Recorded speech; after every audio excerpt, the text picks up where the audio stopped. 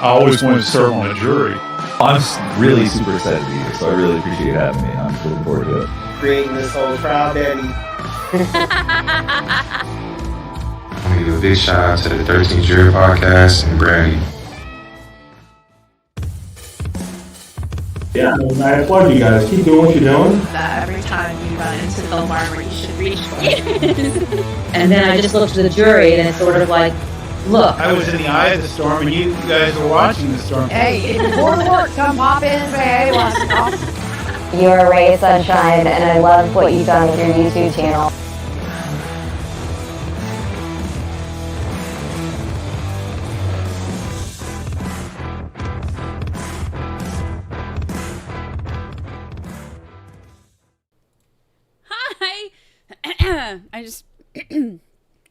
Hi. Sorry, I just got a funny text and I was laughing. Hello, good morning, or afternoon, or whatever the heck it is, wherever we are. It's Friday. Don't say we are in the storm. Don't say it. This is a PG-13 show, ma'am. A PG-13 show. Hello, good morning. Good morning. I am so, there we go. I like it when it has like a little frame thing. Good morning. How was dinner by my kid? It was good. You know, I tell you, that kid, I love him so much. I do. I love him. He is a bright spot in my life. Hello, Shireen. Long time no see. It's good to see you. Hello. Welcome. Music of the 80s. Oh, getting fancy with it now, huh? No storms, y'all. So gross. I can't hear storms without thinking about dumbbell. I digress. Hello, good morning. I am excited to see y'all today. Look at Miss Press over here walking around. Lucy, say hi to your friends. Your friends are here. Say hi to them. Hi. Say hi to your friends. Say hello, my friends. It's Friday. She knows what that means, too. That means that as soon as we finish here, I'm getting in pajamas and that she and I are going to be laying down, relaxing, watching TV for until I fall asleep anyway, which will probably be pretty quick today. Good morning. Bacon Bit just said PG-13. So does that mean I can't streak through the living room through the stream hall? You know, Bacon Bit, you've been watching Family Guy too much, so you just behave yourself. I am so glad to see y'all. It is going to be a good day today. It has been a good couple of days, and I'm happy to see y'all. I loved Lucy's police outfit. How cute was that? It was so stinking cute. So stinking cute. And it's funny because that was one of her gifts from one of her friends here on 13th Juror. And when I first put it on her, when we first got it, it was before I was able to go get her a haircut. And so it was, and you know, she's half poodle. So her fur gets really, really fluffy. And it was so cute because she looked like a little fat man in a little coat. No offense. Cover your ears. It's fine. But she was too fluffy for it. So now that, when I was finally able to take her, get a haircut last weekend, then I put it back on her and now it looked cute. Now she didn't look like now she looks like she went through the doggy academy and, you know, and she fit her uniform well. It's so cute. But yeah, she's our own little canine unit. Our new canine unit. How cute is she? So stinking cute. Tori the Seed Lady gifted a membership. It went to Mrs. Saber. Welcome to look, Lucy's trying to get, hold on, let me see if you can. I don't know if you can see her. Now you can see her little ponytail. She's trying to sniff on the microphone and see what all it is. She's like, what are all these buttons up here? What are all these buttons, Mom? Tori the Sea Lady, thank you for gifting membership. Thank you. I appreciate it. Y'all are the best. Y'all are the best. I'm happy. It is so nice to see you happy and cheery today. I am happy and cheery today. You know, God is good and knowledge is power, and I'm 10 treatments in. I've only got 30 to go, and we're moving right along, and I'm in a good mood. I'm good. I'm very happy. Things are good. And I am tired today, so if I start snoring, y'all just start pressing buttons or something. Do something that makes noise. Wake me up. I almost fell asleep in treatment today. I was reading my book, and it's hard to sleep in there because you've got like this big plastic helmet thing on, but I kept doing like this, and I did it one time, and my plastic helmet thing like popped and scared the bejesus out of me, because it has like these two tube things, and one of them pumps oxygen into it, and one of them's like a exhaust type thing, I guess, where like it, you know, stuff comes out. But however I had fallen asleep, I guess I like when I leaned back, whatever, I guess I kinked the exhaust tube, so my thing filled up with oxygen, and it made it like clasps on to this other, like, I call it the cone of shame, because it looks like a little mini hula hoop that you put over your thing, but it has like plastic that like sticks right up to your neck to keep air in, you know, but it's plastic, and then like the plastic helmet thing clips on top of it. Well, I guess I kinked the exhaust thing, so it was nothing but the oxygen going in there, and it got too full, and it popped it open, and it made this loud sound. I about fell out of my chair. I was like, ah! It was bad. So that woke me right on up. Did not go to sleep for the rest of the time. That woke me up. That woke me up. So it's been an eventful morning. It has been an eventful morning. So, fun times. It still sounds scary. You know, I had to do it the first go around, and so I did 40 treatments the first time. So I'm kind of like, I joke about kind of being like an old pro at it, you know, this time. But you know, 10 down, 30 to go. I got 2 weeks down, 6 to go. So that makes me happy. You know, now I've made it to double digits. 10 down is a big milestone. I've made it to double digits. And so now we're just trucking right along, and it makes me happy. Look, she's back there walking again. I don't know what she sniffs. I don't know if I dropped something when me and the kid were eating last night. I don't know what she's looking for. Anywho, okay, so today I have not looked to see anything about court. So those of you who have peeked and taken a little look, a little look-see without us, don't spoil it for the rest of us. We're gonna watch together and see what happens. I do know they're supposed to be showing the other video today. I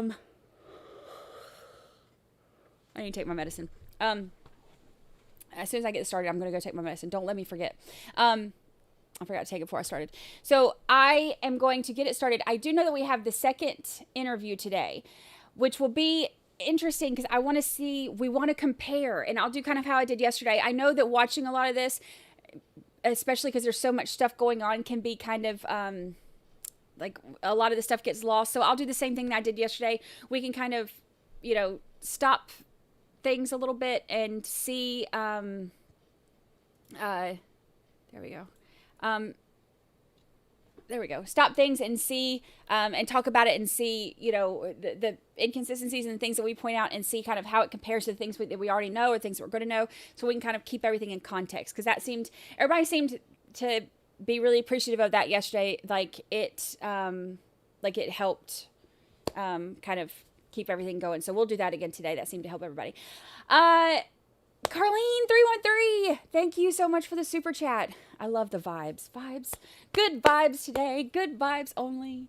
Good vibes. What is she doing? She's still over there? And also, I know that somebody told me I need to go to the post office Tomorrow, I also got a notification from the post office that I have something that I have to go sign for today too. So I have not gone to the post office yet. I was trying to get here as quickly as possible, but I will go this weekend and pick up whatever it is that is there. And more than likely, I'm blurry. More than likely it's going to be stuff for Lucy. So she always appreciates it, but, it'll be good. As a nurse, you would be my favorite patient. You know what? I will tell you this. Nurses, let me say this about nurses. They can make or break everything for you. I spend more time with the nurses, especially when I was like in the hospital for 6 months. Like I spent more time with the nurses than I did I keep getting blurry. Than the doctors, and like they can really make or break. And I tell you what, I had some amazing ones. I had some amazing nurses who really just have made everything so great. There were a couple who, probably should find another career. If you're, if you're, I'll just leave it at that. There are some who should find another career. It takes a special kind of person to be a nurse, like to really genuinely have empathy and care for other people. And man, some of mine just like, I still send them Christmas cards, every year. And, like they can be amazing. I have so much respect for them. Not all of them, most of them. Most of them are fantastic. I'd say like 98%. Fantastic. They really can make or break. I have so much respect. Regina Crawford gives it a membership. Regina Crawford, look at you go. Thank you so much. It went to Susan Bond. Susan Bond, you look good in green. Welcome to the green side. Regina Crawford, thank you so much. You are always such a pleasure to have here. One of our supporters that I just love so much. I love you all so much. Let's see. Did I miss anything else? Before we get started? Kel Adjusted gifted a membership, and it went to Real Naughty. Real Naughty. Look at you go. Look, all that storm talk brought about the congratulations, Real Naughty. You look good in green. My cousin just had the baby. Oh. Aw.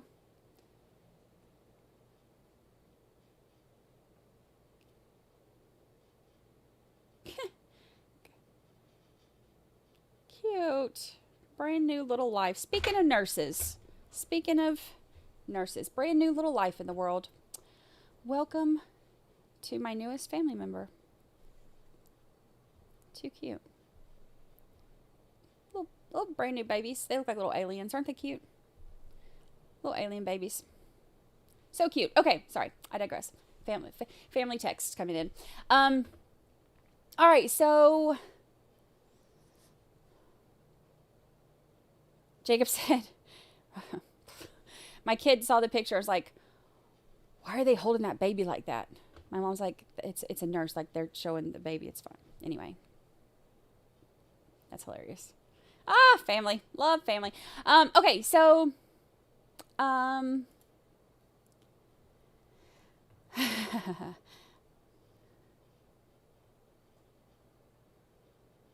he said, it looks like the nurse is robbing the baby.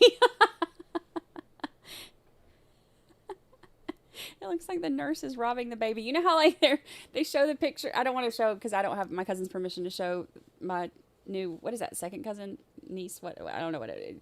Second cousin. Anyway, so I don't want to show it. But the nurse is holding the baby up like this, for the picture. And my kid's like, it looks like they're trying to rob the baby. That's really funny. All right. Sorry. I digress. All right. So we are going to get started and see what shenanigans today brings.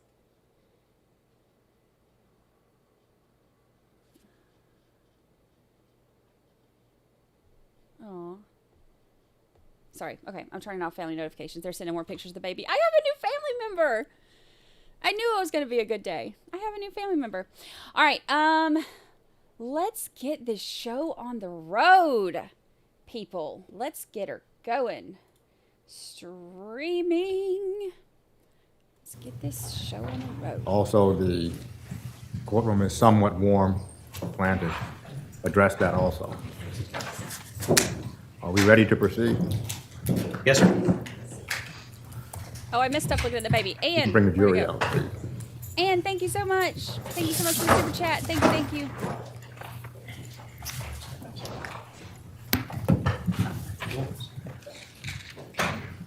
Hello, it's my chair fund.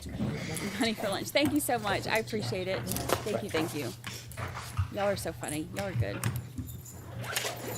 The chair is working. Look, okay, this is what I've got. The chair is working so that y'all don't worry about me. I've got this pillow right here, and then I've got this pillow on this side so that it does.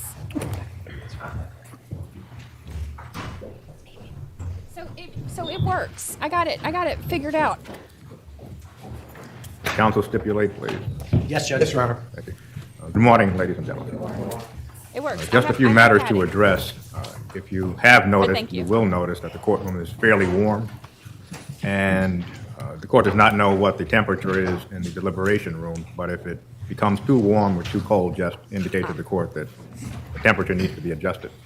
Secondly, because we are going to hear more video evidence today, what the court intends to do is take a break every 60 minutes rather than taking the regular breaks at 11:15 and 3:15. Are we ready to proceed? Yes, Judge. Thank you.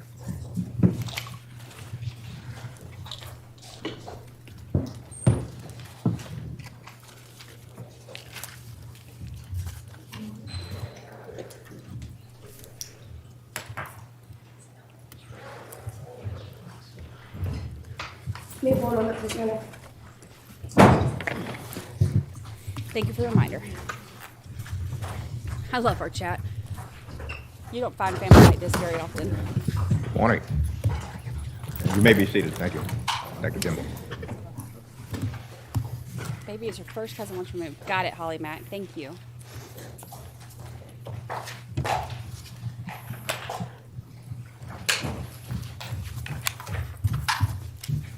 Now I know. Are we ready, Attorney Fawcett? Thank you, Your Honor. Thank you. One Thank you. moment, please. I'm sorry. Thank you.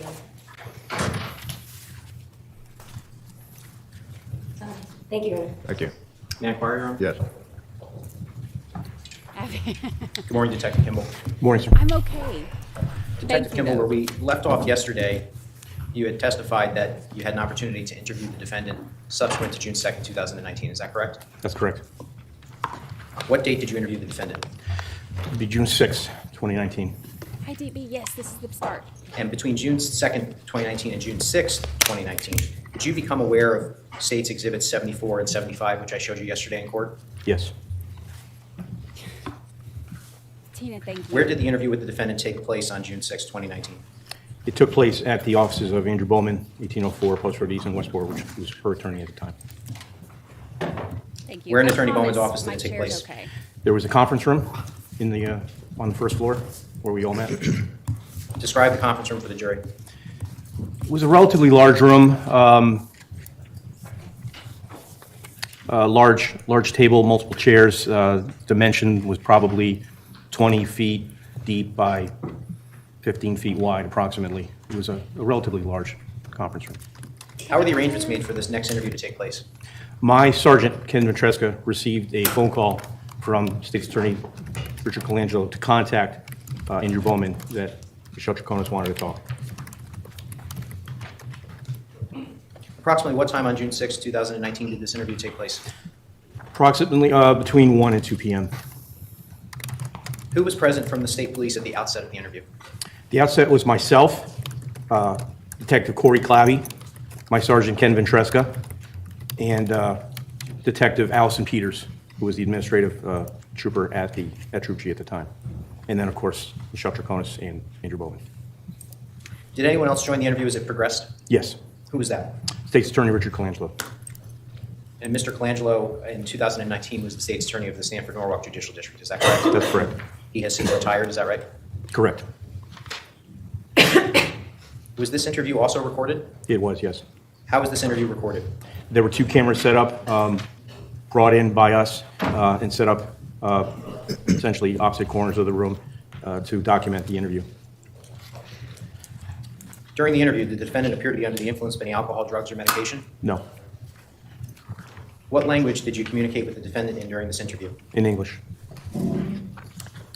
Did the defendant ever request the assistance of an interpreter for this interview? No. Did her attorney ever request the assistance of an interpreter for this interview? No. Where was the defendant positioned during the interview?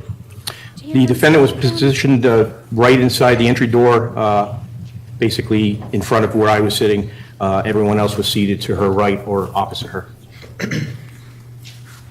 And specifically with respect to you, where were you positioned? I was positioned at the end of the table, adjacent to where she was sitting, on the catty corner to her. You testified that Attorney Bowman was present. Where was he positioned? He was positioned directly to Michelle Troconis' right side.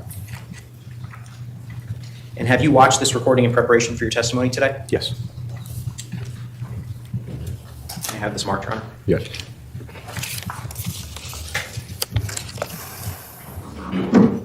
Regina, thank you. This is 78 for ID. Mr. Chairman, do you have an objection? No, I have no objection. Move 78 in. State 78, admitted as a full exhibit.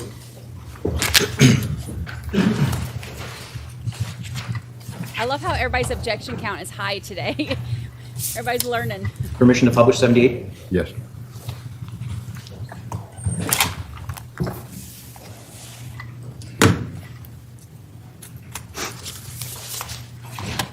Eighty-four objections.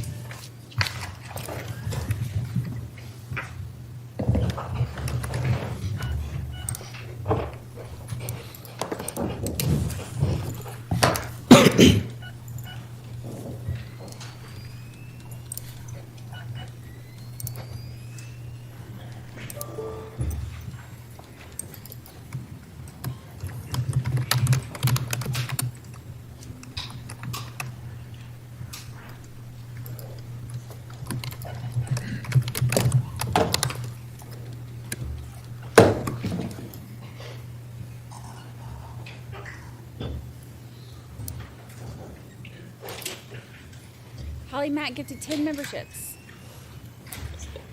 I'm sorry? There should be some. Where'd that just go? I'm sorry, we're just trying to figure out the sound situation.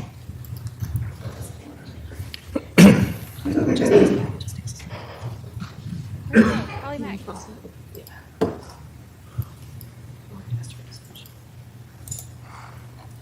It's shut up.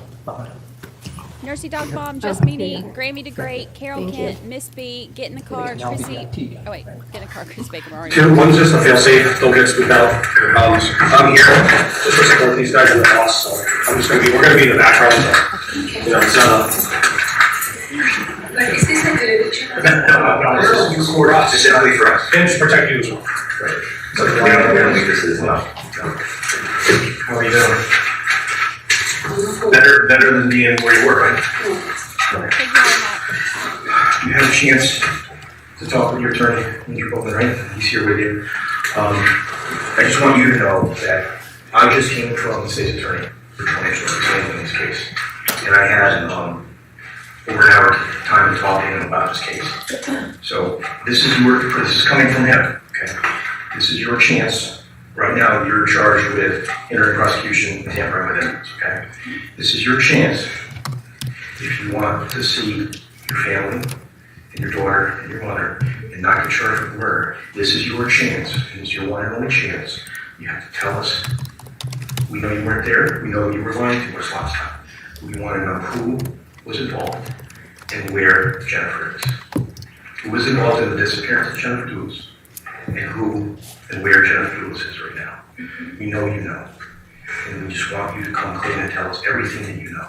That's coming straight from the state's attorney. You want me to convey that. Okay. She understands that she waived her right to us every day. It's still not. You're talking to us voluntarily. You don't have to talk to us. You're here. You're not in custody. We're here at your attorney's office in Westport. He's our other attorney. She understands that she's going to answer your questions truthfully. Okay. We may all have differing views of what she knows, but she's going to answer your questions truthfully. Okay. So you wanted to talk to us today, right?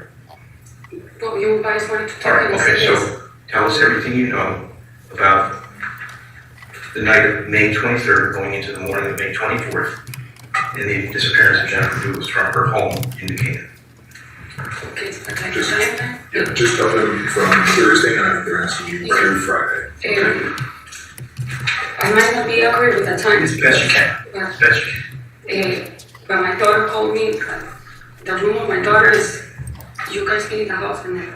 We personally have not, but we understand. The room, it's once you get off the stairs, and then, I don't know, you walk 3 meters and it's. Alright, Jennifer, I'm just gonna stop you just for a second. Or speed for a second, Michelle.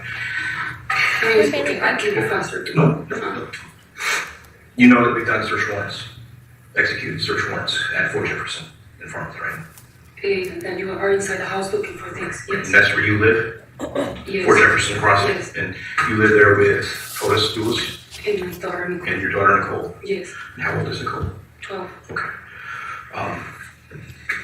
You have to understand that we have more information than we had last time we spoke with you. Okay. Okay. So do you remember when we talked about how we felt that you were going through a list or a script? Yes. Okay. We found that piece of those papers. Yes. Okay. We don't need to go through those. We need to know, what do you know about what happened to Jennifer Dulos on the 24th of May and where her body is? If you have enough information right now for Fotis, for murder. Okay. Right now, you are not arrested for murder. He's not arrested for murder. You both are arrested for tampering with evidence and hindering prosecution. Yes. In all likelihood, he will be arrested for murder. You need to tell us what you know. This is coming from the state's attorney. Just listen. You need to tell us what you know about Jennifer's murder and Fotis Dulos. We know that you weren't there at the murder scene at the time. We know you have information. And we need to know that. We do not want to go through. Listen to me. We don't want to go through the script because we found the script. And if we start to review the script, the rehearsed story that we found documentation of, our instructions from the state's attorney are at that door.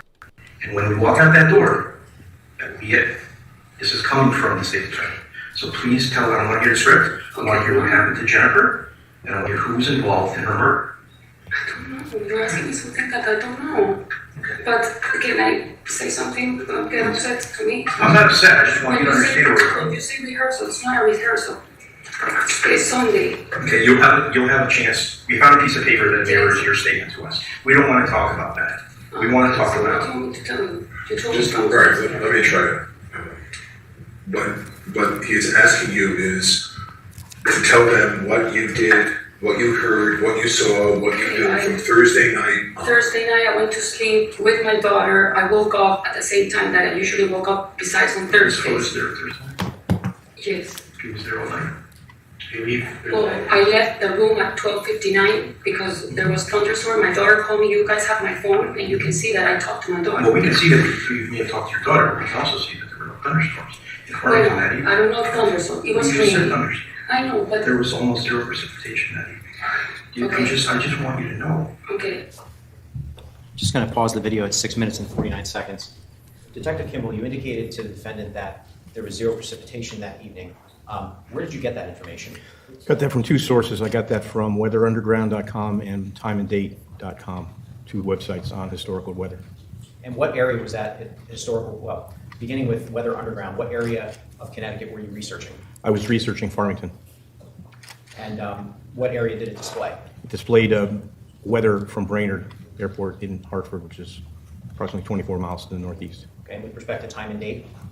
Oh, I'm sorry, 2019, May 24, at approximately between midnight and 1 o'clock in the morning. Okay. And so did you, well, let me ask you this. Were you trying to be deceptive with her, or was this the best information that you had at the time? I was not trying to be deceptive. That was the information I had at the time. Okay, thanks, sir. We're checking out every aspect that we can of your story. Your story has some significant problems. Okay. Okay, so you were with your My daughter. daughter called me at 12:59, I believe. Okay, so you slept And I with slept Nicole with that her night? until 6:40. Yes, that alarm. When you left the bed with Fotis, was he there in the bed? Yes. Okay. Yes. So at 1 o'clock in the morning, you went in with Nicole? Yes. Okay, and then go ahead from there. I slept with her. Her alarm and mine are set up at, I think hers is at 6:35. Mine for sure 6:40. We woke up. She takes showers. I go to my room. I also do the same thing. Is Fotis there? He was there. We woke up. He was there at the house. He was in the house. Okay. So what if I... Okay, so again, she's sticking with her story right now that he was in the house, that Fotis was in the house when she woke up at 6:40. So right now, she's still sticking with that alibi story for him. I would tell you that I have evidence that he was not in the house at that time. Okay. He's saying, what if I have evidence that he's not? Do you understand what I'm saying? I don't want to be over dramatic. I don't want to. This is not any kind of threat. I just want you to understand. You have a daughter who's 12 years old. You have a mother. How old is your mom? 60. Okay. All right. You want to see that, right? You don't want to go to prison. You don't want to get arrested for it. Okay. I was trying to I'm sure you got released from the court, right? Have you looked at the news at all? Have you seen your face last year? I'll be honest with you, you're probably one of the most hated women in America right now. And I'm not being mean. So this is like the golden ticket. If you know where he could have done something and could have, where he frequents, if you could tip us off, maybe he said something in jest, something in passing that you can say, you know what, that rings a bell. Maybe. All right, let me try to, if you want to know where he frequents, where the possibilities are that he could have done something, we have spent time in doing that. But, you're asking her about that morning. And I think she understands, what she's facing. Are you sure that Fotis was there that morning when you woke up? Well, I slept with Nicole, so I believe he was. But now that you tell me he wasn't, he wasn't. Did you see him in the morning? No, I did not see him. So maybe something that helps us. It does. It's huge. Okay. So stuff like that. Okay, so now she's, in case you can't hear it, I know the audio in interrogation videos are always like really bad and echoey, but now if you can't hear it, this is the first time she's like, well, no, I didn't see him in the morning. So that whole, like, we took a shower together and had a moment. Now she's saying she didn't see him. That's the honest thing we're looking for, because our memory was for certain. He was there the other day, and then we... Well, because we take shots almost every day together, so like, I guess Panama, because it's not like, if you tell me what I do, like every Monday, I was trying to do the timeline, and I couldn't think, like, what happened on Monday. Let's take a breath here, okay? You're in my office, all right? I want you to just tell the truth and relax, all right? Can I just cut to the chase here? Do you know where she is, and can you please tell us, or at least lead us in the right direction? I don't know, but And then we can worry about the other stuff later, because right now we need to find Jennifer. Okay, I don't know, but... Can we see what you have? Yes. Yeah, perfect. Just get away from all that. Okay, all right. All right, this is, she's done 2 drawings here, okay?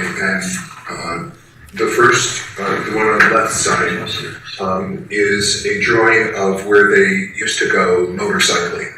In the back of the house. In the back of the house. Oh, for the Jefferson Crossing. Okay, so... Can I explain it? Absolutely. We discovered these roads last year.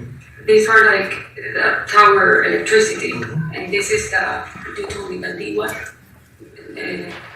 Environmental protection. Could that be? Is there? Just tell them what you know. So we go with the motos, we go into this route. Where's Fort Jefferson? This house. Okay, so this is Jefferson Crossing here. Yes, oh, I'm missing one now. This is the trampoline, the playground. Okay, so you ride out of Fort Jefferson? In the back, we go through the back of these 2 houses. This guy's upset because we're not supposed to ride there. We know that. We know which one. Okay. Hey, Gerard. Huh? So we get to the gravel, we go. At some point, we get out because there's like another road for vehicles that are supposed to be around this. And then we go, like, there's like a trail that's made by people doing mountain bike, walking, the dogs or whatever. Motos are not allowed here. And we go, and this is like more trees and more off-road. Then we go. There's a little stream, we pass that, then this becomes like an open field.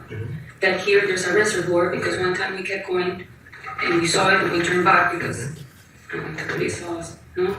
And then we go back, and we go here, and we go back to the gravel, and into the house. Okay. That we started doing it last year. Around September, we discovered, I'm not 100%, but more or less. And the last time we went for 2 times, we've done a different road. Once we get here, this is an open field. Again, this becomes trees. There's a road of houses here. We do moto, and then this is 44, and then we go back on 44 to Jefferson because if we come this way, he gets upset. So this is an area that you're familiar with, and that Fotis is familiar with, you're telling me? Yes, but familiar at the most 15 times. All right, so I see it says 15 times. Yes. This is two times. The one that is longer. And in these 2 times, there's one that was another paper. Because you cross 44, there's like a plant. These are 2 different things, right? Yes. Right. Just ask you, as far as this piece of paper goes, why are you showing us this? When we're asking you about Jennifer Dulos, why are you showing us this? Because Auntie said, is there anything else where you usually go with Fotis or you do things? And I said, well, we go moto. I mean, the pond is like the place where we go the most. Yes, that's where we go from here to the end of when the competition, the King of the Pond, which is at the end of September. We pretty much, if the days are pretty, we go almost every day. Do you know if you or Fotis went to this area around the 24th of May? No, not me, no. You didn't. Do you know if Fotis did? I don't know. You don't know? Okay. The last time I went with Fotis, it was like about 3 weeks ago in Babel. Like 3 weeks ago. And you all went riding your motorcycles? Each, yes. Okay, through that property? Yes. Okay. Just out of curiosity, do you guys normally have your cell phones with you? I do because of Nicole. Fotis. No, I think he lives there. Does he normally, he has that business right before? That's his business. Yes, He owns it. the second one. Does he carry that phone? That's his cell phone, which is the same one from the company. Does he usually have the phone with him? Yes, but I don't know riding because I'm the one who takes a back. How about water skiing? Does he usually carry it? Is it on the boat? The told it's on the boat when he water skis. Okay. Who's in the boat? Fotis, yes. The phone is with the boat, yes, so yes. he keeps it with him a lot, right? Yes. Because that's his business phone, the 8625. I don't remember. 8647. Okay. All right, so you're showing us just because this is an area that you and Fotis are familiar with, where the Fotis is familiar. Auntie's asked me, tell me please, where do you usually frequently go or spend time? So I told him, the pond, one, this we've done, and then the lots. What's this?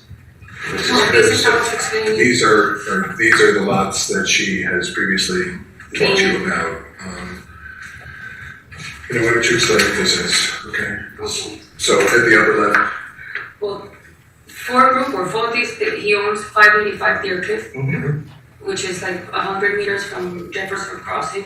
This is a tear down. This is a lot that is for sale. Then Deer Cliff, I was explaining earlier, becomes like Eli Road.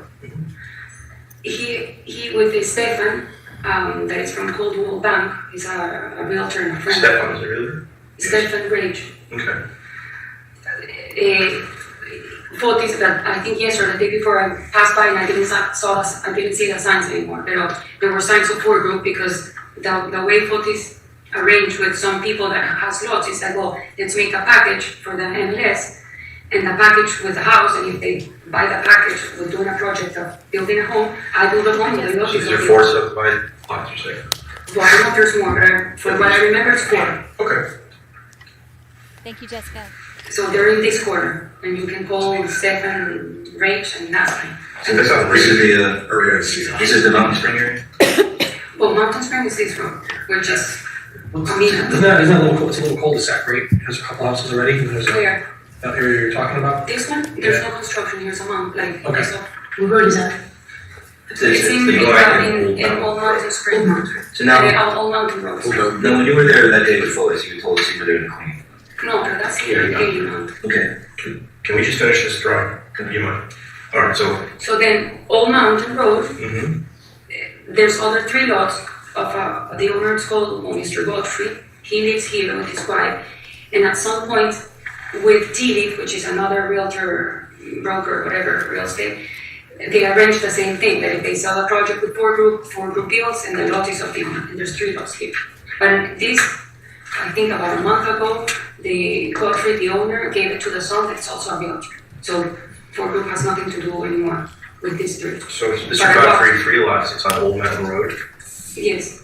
Okay. And it's, how far away is it from these? In car. Is there a crossroad? This is near a crossroad. What is this near? Do you know, or do you know the address, Mr. Godfrey?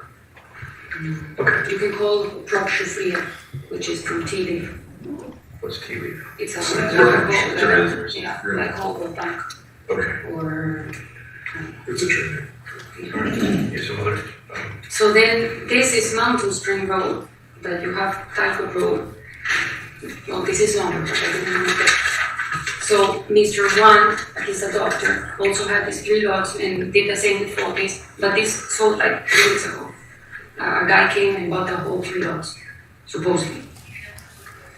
Bro, he was frequenting those lots for us, or that's just some lots that you know they Well, I walked this lot maybe like 3 or 2 weeks ago with the people that bought them. The couple came, the husband and the wife. And we walked all the way up because he wanted to see the highest point to build a home and not be around like other homes. So yes, the 4 of us, we walked this, but that was my only time that I walked this particular lot.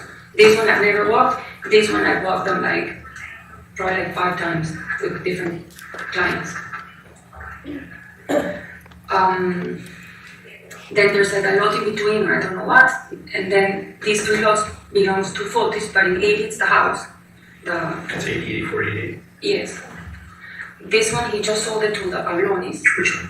The 88. Pablonis. They did a deposit of 50,000. They were working on the drawings. I met with him. I saw him on Thursday, the 23rd, in the office around 3.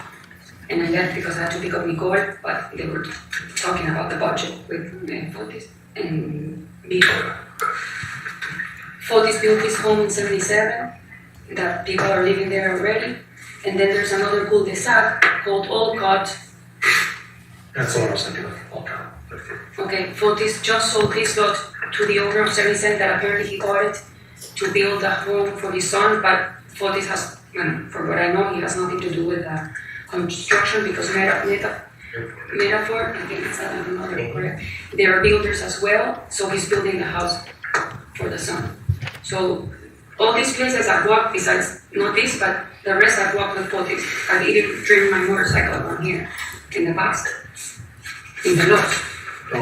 While we're talking about these locations, especially the water property, have you guys, when you guys are back there dirt biking or going for walks or anything, has he ever made any comments? Hey, this is a good place to. This is private back here. Is this? Has he ever made any comments? Yeah, about like a paradise or hey, if you're going to kill someone, I throw him back here. It's a little like fun. I'm just saying things in joke. All right. We talked that this is a paradise for a motorcycle. Obviously, we knew that it's kind of illegal because you're not supposed to ride there, but it was like. Okay. So I just want to ask my question. You can't say that you saw Fotis from the moment you woke up until about 1, 2 o'clock in the afternoon on the day of the 24th, correct? Yes. Based on what you told us. So that you, in my mind, not in your mind, he corrected me. I thought because that's how it is daily based, he was in the office. Okay, so now she's saying, oh, well, I thought that I saw him that morning. Now she's saying I didn't see him until 1 or 2 in the morning. So she knows that Fotis is on a sinking ship at this point, and she's trying to save herself. So the alibi that she had given him before, now she's like, oh, well, I just thought that it was that because that's what our normal routine is. But he corrected me, and now I realize he didn't correct, or the attorney did not correct her. They told her, we have evidence that he was not there, so let's try this again. But now she's saying, oh, yeah, I just thought it was that because that's what we normally do. But he corrected me, and now I remember that I didn't see him until 1 or 2 in the afternoon. You don't know for a fact you didn't see him. And remember, it wasn't just like, oh, I thought that that's what we did because that's our normal routine. She was very specific about them taking a shower together and about her going in and him sitting in the office with Kent. And that's not a normal thing. Those are very specific things that she said. And so now she's busted in her lies, and they're telling her, you're busted, you need to come clean. So now she's starting to change the story. Objection, you're not allowed to call it a story, I get it. But now she's starting to change the story of what she remembers from that day. It's a large home. So when you did see Fotis that day? And drinking water. Stop the video at 24:01. Detective, the defendant just indicated to you that she did not see Fotis in the office. Is that correct? Correct. What had she told you on June 2nd about seeing Fotis in the office? She said that she went to the office and she saw a meeting between Kent Maloney and Fotis Dulos. She saw him. Thank you, sir. Okay, I'm really glad that he's stopping this too, because the jury is not necessarily going to be able to keep up with all of the story. They can take notes, but they're not going to be able to keep up with all of the things that she said. Like, they're not going to necessarily write down the entire timeline of everything that she said happened. So I think that having him stop and say, okay, now she's saying, you know, that she didn't see him in the office with Kent, and on this day she said that she did. Their jury is going to get to see that. So he's doing a great job at pointing all of those inconsistencies out as she's changing the story. Morning.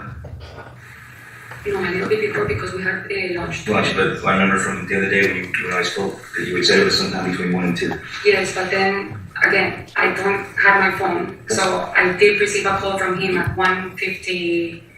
What was it? It's somewhere in the paper, 53 or 57. So obviously we. But when you gave this time to your attorney, you didn't have your phone. No, the phone was taken away. So I got AT&T. I got into AT&T. we're asking kind of like general questions, like is he there or not? But you really shouldn't need your phone to remember accurate. Like, was Fotis at the house? Was he in the shower with you or not? No. On the morning, that's what you're saying. We're not looking to pin you down on time. No, Well, maybe he wasn't, but he wasn't, right? No, he wasn't. I'll tell you, because I'm so used to taking showers All right, with him. In my mind, when I'm nervous. Okay, well, I'm trying to get to a point. Okay. And my point is that when you're eventually at the other properties with Fotis, he's out doing something. Just explain to us honestly how much you really did or didn't see, what he was doing or where he was. Because we've already determined that initially, whether you're meant to be or not, you were untruthful with us about where Fotis was and what you knew. Okay? I'm not saying you were lying, I'm just saying that the information you now come forward that you didn't really know what you were saying you didn't know. So when he was walking around the property where you guys were, which was what? Mountain Spring? 8 Mountain Spring. You mean here? Yes. Yes. Did you really see what he was doing or no? I saw him fix the ribbons. They were like pink ribbons that he covers so people don't step. Because when they do the open houses, people park in the grass and he gets upset. Did you see him for a handful of hours or No, just a few because minutes? I wasn't there 3 hours. I was just there for a period of time. I went inside to clean, and I actually was upset because I'm like, I don't want to clean this house, but I always get upset. I get grumpy of doing something that I don't want to do. Okay. And I went up, I saw the counter, and I even told Andy, they were like, not poop, but something of an animal, like in front of the fireplace. And I went in and cleaned it. So I was inside the house. And then I would go out to talk because the receptions in all this area, you have to look, even in the house from Jefferson to talk, the best is WhatsApp. Or in the end of Fotis' office, or in the kitchen, or outside in the garage. So I'm usually walking around places to find. So is Fotis often in the wood line or in the backwoods of these areas doing stuff other than motorcycling or? No, but we weren't motorcycling that day. I'm just saying other than you suggested. Does he often go for walks or? He likes gardening, like in Jefferson, he's all the time doing gardening. Okay. Picking up, like even, I think it was Monday that I told you. But what the day, detective is asking, that day, what the detective is asking you is, are there areas around Mountain Spring or anywhere that he likes to go, in addition to the motorbike? We go motors here. Me, myself, I've done it a couple of times in these 2 lots, but no, I mean, I don't know if he has another place that I don't know, but with me, no. Going back to the morning of May 25th. It's a Friday, 24th.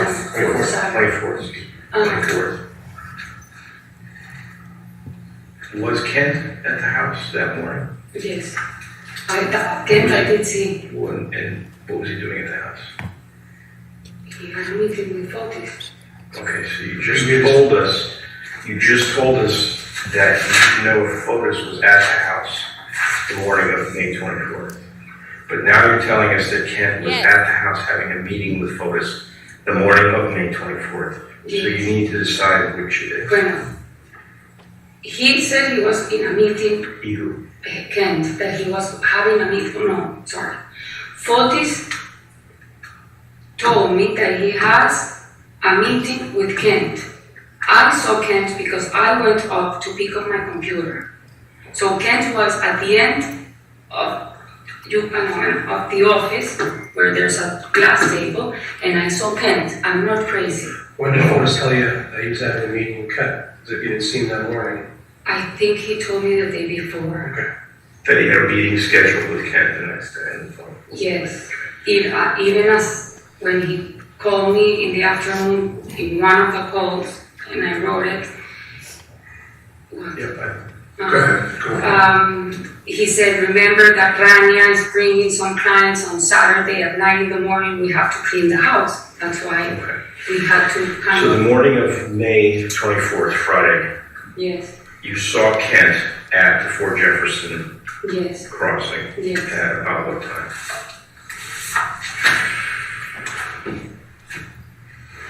If I got home at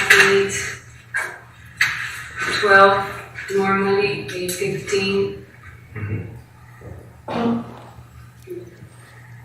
8:20, 8:30. What, did you say anything to him? Did he respond? I guess he said hi. I didn't really pay. She doesn't know how to answer. And what was he doing? He was in the hallway? Near the office? In the far end of the office. So he was in Fotis' office? Yes. Was Fotis also in the office? In my head I thought, but like Andy said, did you see him? I said, no, I did not see Fotis. And I don't want you to, I mean, your attorney can't help you as far as I know. Remember what you saw. He may be able to help you. Okay, real quick. So Kent is Kent Mahini. He is the other one who is charged with conspiracy to commit murder and all of that. He's Fotis's friend and his former attorney, and not criminal attorney, but he's an attorney, but he wasn't his former criminal attorney. That's a totally different guy. But he's his longtime friend.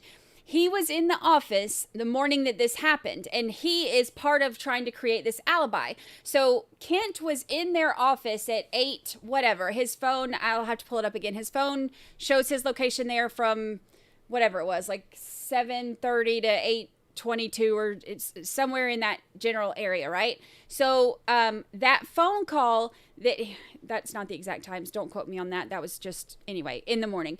But I have it in my notes and in that video that we did. But Kent is very important in this, and he might testify. There has been talk that he is going to testify to get himself a sweet deal. So if he does, we will get so much more information that we didn't know before. But Kent was in the office, and that phone call that they had planned from Fotis's friend, his childhood friend from back in Greece, he called Fotis's phone, I think it was like 8:24 or something like that. Michelle and Kent were in the office at the time that phone call came in.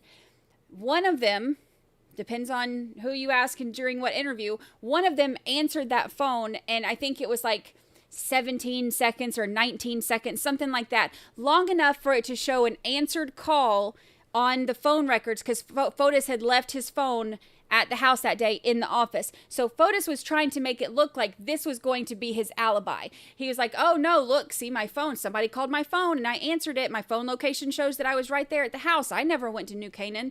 That was all part of his alibi. So her saying in the interview yesterday, oh yeah, I woke up and we took a shower together. That was at 6:40, and then about like 8:15, I went to the office and I saw Kent and Fotis were in a meeting in the office, and now she's changing all of that. Kent was at the house and he was in the office, but he was only there to help create this whole alibi. You express what you remember. I'm not trying to trick you. I'm just trying to ask you. The morning when you saw Kent in Fotis' office, Friday morning, you remember seeing Fotis in the office with him? No. Okay. I did see Kent. He was wearing. And now she's saying, oh no, I didn't see Fotis with him. So this is totally different than what she said in the interview from before. Like a light jacket, blue. I remember it was light, but I cannot tell you exactly. Then I went down and I opened my computer like I do. I made an omelette. I think I sent an email to the school, to Leanne, because I have the record in my computer, in my emails. Okay. Do you know any, do you have a question? I got some stuff in my head that I want to expel upon, but Go ahead. stuff or anything. So, Kent property. I'm just thinking about your property. Where is your ring doorbell system now? Where's the The what? ring doorbell is from the front of your house. Fotis removed that ring doorbell? Do you guys ever have the video surveillance system in front of the house that Fotis had? Like a ring doorbell, you know, the ones that all the neighbors have that do video? Security. It has a camera in the doorbell. I don't know. For what I know, we never had camera in the house. Not in the house, outside. No, the one that has cameras and you can knock, it's a neighbor. Right. And you can ask them and then you can see me going in and out all the time. We already, that was like, secondly, the other thing I was just saying before it slips my mind is, Howell's Red Tacoma. That's common for that to be left at Deercliff because we don't follow that the wrap. Yeah, because the way it works is that Pavel, because they don't, Fotis doesn't want to put too many mileage in the cars. Like, I mean, he wants to keep it. So Fotis drives to Tacoma. We'll drive to Red Tacoma. Do you have access to it? Fotis has 3 cars: the Cherokee, the Suburban, and the Raptor. Right. And Pavel has the Toyota, pickup Toyota. Okay. So usually Pavel doesn't drive the Toyota to New Canaan because it's his car, and he takes cars from the company. Correct. The only 2 cars that he usually takes, because the Suburban is kept more for Fotis to, if he needs it, like Wednesdays or Saturdays or Sundays with the kids, he takes the Suburban. And Pavel uses either the pickup truck or the Cherokee. And me, I use whatever of those 3 cars are left in the house. Because I use a lot the Raptor, I use a lot the Cherokee, and I use a lot the Suburban. Those are the only 3 cars. And Pavel always leaves his car in the... So what did you drive that day, the Friday the 24th, when you went to Stop and Shop at 10 a.m.? You drove the white Jeep, right? Yes. So we can rule that one, right? You what? The white Jeep you drove on Friday morning. Yes. The Stop and Shop at 10 o'clock, well, I think that cheese and a couple of things. Yes, I can prosciutto, for sure, monster cheese. That's very good. The what? Prosciutto is good. And you can look, I mean, the dates of the prosciutto must be in the package inside the refrigerator. Yeah. So you have white Jeep that day, right? It's not my car, it's... But you're driving. Yes, Okay. yes. Pavel has the black Raptor. In my head, yes, I didn't see Pavel, I didn't see the Raptor. But usually, if the white car is there, it's because Pavel took the... So you took the white Cherokee that day to Stop and Shop because that was the only car left. Right? You Fotis was not home. No, but I don't know why I think the Suburban was there. The black car, the black Suburban. Was there? I think it was. Okay. I'm doubting, but... Okay. Because you guys No, obviously... just anything you can... I think think in your mind. it was, but maybe I'm wrong, and I don't know. I don't want to say something, No, but then you told me this. Oh, we know you had the white. We know you had your white Jeep Grand Cherokee that morning. We know you went shopping. We know you weren't down. Yes, I even took a picture. We know of that. the stupid. Yeah, so all that little nitty gritty stuff. What we, I just want to let you know we know where you were. Not where. You went to school. You went to Stop and Shop.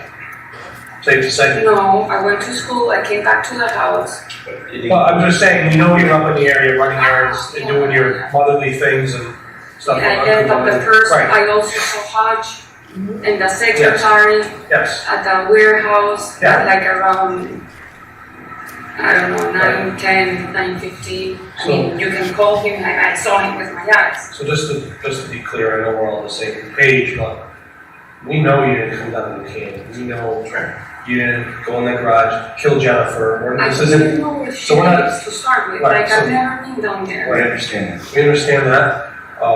So we're just trying to account for some vehicles and possibly you obviously know where Fotis the best. I mean, you guys are a couple, right? You live together. So we were just hoping you could help lead investigators to Jennifer. Okay. And maybe that would be I was telling Andy, in my head, a lot of times he's in the office, in my head. Right. Now, right. I mean, I always, and even my mom will call me, what are you doing? No, I'm here in the kitchen, sending whatever. And Fotis, he's in the office, in my head. Now, I obviously, everything is a doubt, because I don't know 100% if he's in the office. And you look at his track record with relationships, I mean, not too good.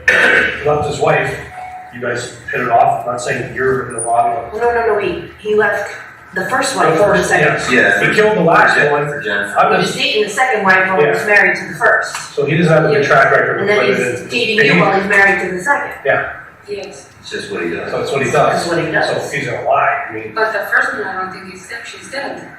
No, I'm saying his track record with relationships and lying and deception. Okay, well, yes, I guess, yes. Okay. Do you, I know. okay, so I think, no question. He's like, stop So talking. you make it a habit of keeping receipts? Yes. You do? You have a lot of receipts? Yes. I keep them, if He said, I don't know if you can hear this. This is something that was interesting too. He said, do you make it a habit? Oh Lord, I've become the cougher. He said, do you make it a habit of keeping receipts? And she said, yes. Where do you keep them? What? Where? When you keep a receipt, where do you put it? I put them in my purse and they're like all messy. And then after a certain time, if you check my computer, I have a folder that says in Spanish, gastos, which is expenses. And I put them monthly, and then I go in my computer and check with the credit cards with my receipts, because sometimes what you see the bank, it gives you numbers, and I'm like, okay, I don't remember, but I go with my receipts. You do that for monthly? I get the 3 months. Okay. Now, So you can also go, and I must have another folder that says Vail, This is what? Vail, Colorado. Right. And I keep all the receipts too, because at the end of our stay in Colorado, I have to, with the father of Nicole, I have to make expenses because he gives me part of that money. We go half and half with everything that is with food, hotels, races. Well, if it's an equipment or something, he pays Yeah, you want a fully. business expense. Right, is it a business expense? Right, you want to keep receipts for business expenses? Or you just want to keep No, for receipts? him, because he's never asked me, let me see the receipts to see if it's true that we're spending, but I keep them, and it's all in my computer. If you go and it says gastos, and it says 2018, 2017, 2019, you will find. So if today you went to Starbucks and you got a receipt from Starbucks, what would you do with that receipt? I put it in I throw it in my purse, And then what? and it stays there for probably 2 months. Okay. So do you only have? And I keep mostly, the ones that I carry is the ones from my credit card, but I also use Fotis credit card mostly for supermarket, for gas, because he puts the gas for the company. Supermarket he used, but I think it changed the law or something, and he said, I don't need any more of the receipts, but I leave them there in the kitchen. You only have your purse with you? Sorry? You keep your purse with you, generally?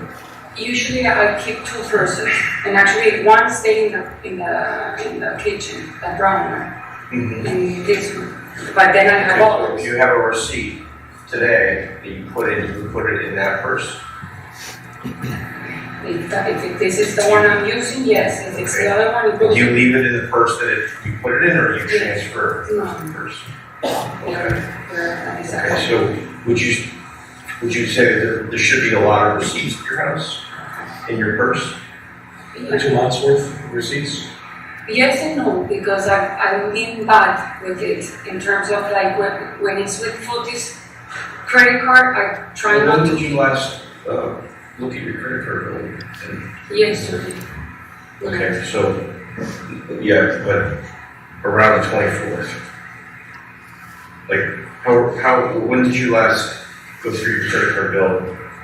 Early in May or earlier? I think on the 20th when Fotis said that his lawyer said that we have to do a timeline to remember where we were or whatever, I think that day I went through my purse. Jacob. Jacob. Yes, I think it was Jacob or Venmo. Okay. Now, and I went, I want to keep track so I like verify that I was. Alright, so you don't have to tell me what your lawyer told you to do, but. So I have the receipts and they stayed, I think, in the other person, the brown. Okay. And the ones lately I gave you yesterday. The ones. So there should be a lot of receipts that you're trying to find out in the brown purse that was at Fort Jefferson Cross. Yes. Okay. And probably ones from months ago. Mm-hmm. What if there, why would it be that there aren't a lot of receipts in that purse? Is there a reason why? Why there is a lot? Well, why there are a few. In other words, why perhaps in the purse are the receipts that you were referring to on the 24th and not other receipts prior to that? Because I fixed them when I had to do the timeline. I think this was Sunday that we did, like, to write down in a paper that's probably the Sunday the 26th, right? Sorry? That would be 2 days after the 24th. The 26th. Yes. Okay. I separated and I said it was a way to prove it myself that I was informed. Go back over your timeline.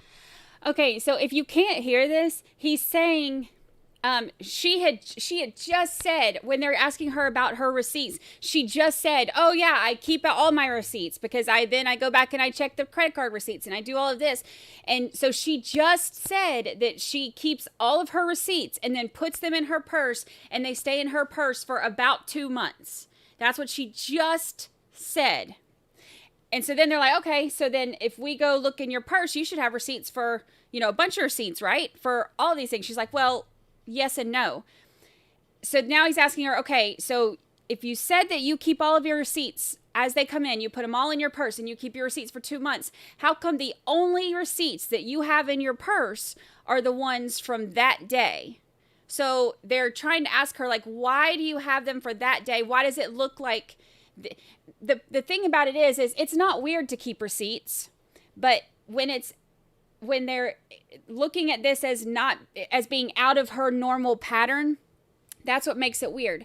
It's not that she's keeping the receipts. That's not weird. It's that that's the only day that she's keeping the receipts. So if it's something that's out of her normal routine, then that can be something that triggers suspicion, of course, because now it's like, okay, well, so are you only keeping these because you're trying to make it, trying to prove your alibi because this isn't what you actually normally do? I wanted to establish your whereabouts for a time. And she said the reason that she kept them is because the other attorney, the Jacob guy, was telling them, they need to keep up with everything that they did during that time. So she said she kept them in case they needed to talk to her about what all she did. Not to prove it's the police come like this, and I went to the supermarket, I went to, and I didn't buy that. So you took the receipts, you gathered all the receipts at that time in order to construct the timeline for your whereabouts? No, is that what you're saying? No. To have it as a proof in case you guys ask me, what were you? And I can go and say, listen, yes, it's true. I was in Stop and Shop at 9. Sean, I have a question. So all those receipts that you discarded I don't discard it. I keep them they're in my purses. All of them for the last 2 months? Yes, they are accumulated. So I just gave them yesterday to you, but can I open my purse? Yeah. Yeah, you do whatever you And want. I have... You can leave the room if you want. Tell us something. No, but I tell you, like, this is a...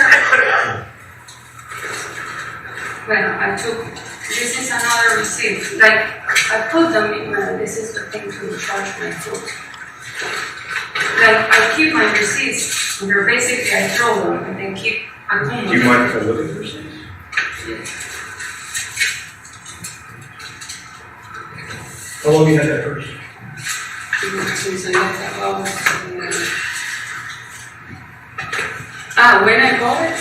No, how long have you been using that receipt as a receptacle for your receipts? Or that purse for the receptacle of your receipts? How long have you been putting receipts in that purse? Since you had to leave before Jefferson? Yes, Okay, I have 2 receipts here, one from the 5th and one from the 5th. So 2 from the district. Any other receipts in there? No, I gave him all the receipts yesterday when I came here. Do you understand how it looks sometimes? And then my mom, since I arrived here, my mom has been paying a lot, so I haven't bought that many things. Look, you have to look at the fact that you're in the car when the trash is getting dumped.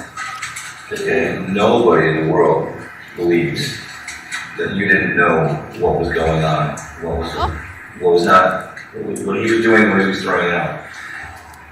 There's no way you weren't asking, what are we doing, what is this stuff? This is abnormal. This is abnormal behavior. You did ask him? Did y'all catch what he just said? So they're like pushing her on it now.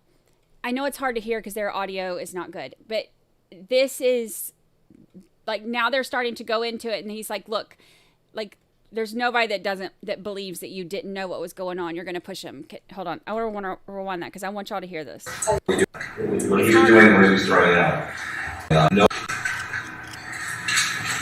Look, you have to look at the fact that you're in the car when the trash is getting dumped. Okay? Nobody in the world believes that you didn't know what was going on, what he was doing, what he was throwing out. There's no way you weren't asking, what are we doing, what is this stuff? This is abnormal. This is abnormal behavior. You did ask him? What did he say? No, but can I Absolutely. explain? That's what We've done this in the past. To throw garbage. We've done it in Avon Pond.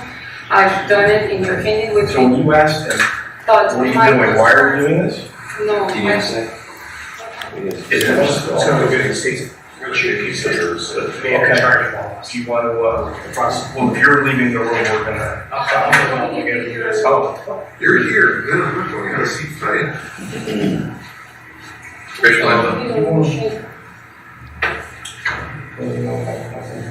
Yeah. Jerry Bowman, nice to see you, sir. Jerry Bowman. Now, we're here for you. We want to get. Everything I say, I'm saying it wrong. So. No, we're not expecting you to say like spot on. The things that we're asking, the information we're asking you for. Can I go back? Just listen. The information that we're asking you for is not required, should not require you to have your phone to be precise with times. We're asking in the morning of kind of questions. First, and what happened to her, and who was responsible for what happened to her. Because we have a pretty good idea what happened. We need to find her for the family. And when the state's attorney Lansville walks back in here in a minute or two, I think he may have a few things just to explain, because I feel like you're not telling us everything. Okay, what I was explaining, that throwing out the garbage, for me, it's not, this is something new that we've done. Okay. What I was concerned was that I'd never been in that area. Sure. So I was like, why here? And yes, it was like construction, cars, I'm like, he would stop, someone honked, I'm like, you have to move the car. Mm-hmm. Then he moved it 3 meters and he stopped again. Like, it was like too much. So what kind of question did you ask? I said, why do we have to be doing that now? And what did he say? No, nothing. He's like, relax, everything is fine. It's just a few minutes. I was on the phone too. I was texting, talking, so it's not like I was like, let me see, like, and you have my phone, you can see that. Right, we're not worried about showing that you're there. You placed yourself there. We understand. I know, but it's not like, we're he just said, going you by. want to go to Starbucks? I said, yes. Right. If I would have had my daughter, which I usually have her after 3:30, when she doesn't have activities of school because she had to play that night, right? She had a play. I would have stayed at home. I would have not gone to Starbucks. That wasn't a plan that I was like, yeah. I went to Starbucks, I was alone in the house. I had to wait to pick up Nicole at 9 at night because her play was from 7 to 9. I went as a companion, but if I knew he was doing something wrong, I would not even walked into that car. that's the part that I'm like, wow, I mean, if he really did this and he's putting myself. You have to see from our side, when we first spoke to you, I asked you specifically about something you dropped in the sewer, and you pretended like you didn't know. 20 minutes later, now all of a sudden you know. The first time we talked to you, Fotis was in the house. The first time you told us that you were in the house and woke up, you took a shower with Fotis. Now you didn't take a shower with Fotis. Okay. So this is all going to come out and it makes you look like you're not telling the truth. Like you're not telling the truth. You told me that I'm like in panic and that I'm like. I'm not trying to panic you, but we want you to relax. We want you to relax. How can you relax if I'm like, like a murderer? I'm not trying to upset you. She's panicking now. Stop talking and take some deep breaths. I understand you're nervous. Just tell us, okay? We're not here to make you nervous. We want you to listen. Well, I'm trying to tell you how you can be less nervous. Breathe and just listen to what I'm saying. We want you to take your time and give us as accurate information as you possibly can, but give us all the information you can. Okay. Because if this comes down to a trial, you would have a jury of 12 people, and they would be told the story, and then they would have to say, is that a believable story? And I'm not sure if they would believe your story. I'm saying. That's the same thing I said. Those of you who are saying, why didn't she go to the play? That's the same thing I said a few minutes ago when she's talking about the play. I'm like, you know, I get it. Like if you have, you know, like working parents, you know, you have stuff going on, whatever. She's on La Tour de Trash Cans instead of going to see her daughter's play. To me, that also is kind of strange. You can tell that she's starting to kind of panic a little bit now because like she's getting kind of emotional because they're starting to push her a little bit more now, but they're still trying to, you know, be like, okay, we know that you know what happened, but you can tell that they're still trying to be like, you know, like we want to help you. We know that this is Fotis, but we know that you know, so help us help you. Like that's how it sounds right now. You can tell that she's getting upset. She didn't say play practice. She said it's a play. That she had a play and that at school and she was going to be picked up at 9. She was in a play, I think is what she said, and she's going to be picked up at 9. So unless she was just going to it, but she said in it. Did she not? I don't know. When I was in plays in high school, my mom came to all of them.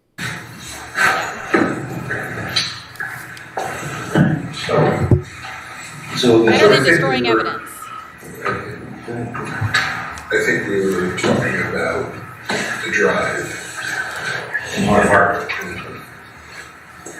And I think you asked her, John asked, what did you say to, what did he say to you? Trip.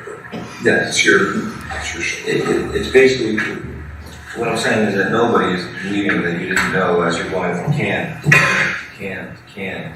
throwing stuff out, dropping stuff in the sewer. No one's going to believe that you didn't know what was going on. And then we retrieved these items, and we've already told you what we retrieved. So, license plate. more than that. More than that. We're not going to go over what we retrieved. Just I suffice to say. remember the license plate Right. Can you tell us anything about that license plate? a kilo with blood. Okay, Sean, can you tell us anything about that license? I didn't even know. Did you ever see it? No. Alright, but you saw the mailer? The FedEx, Box.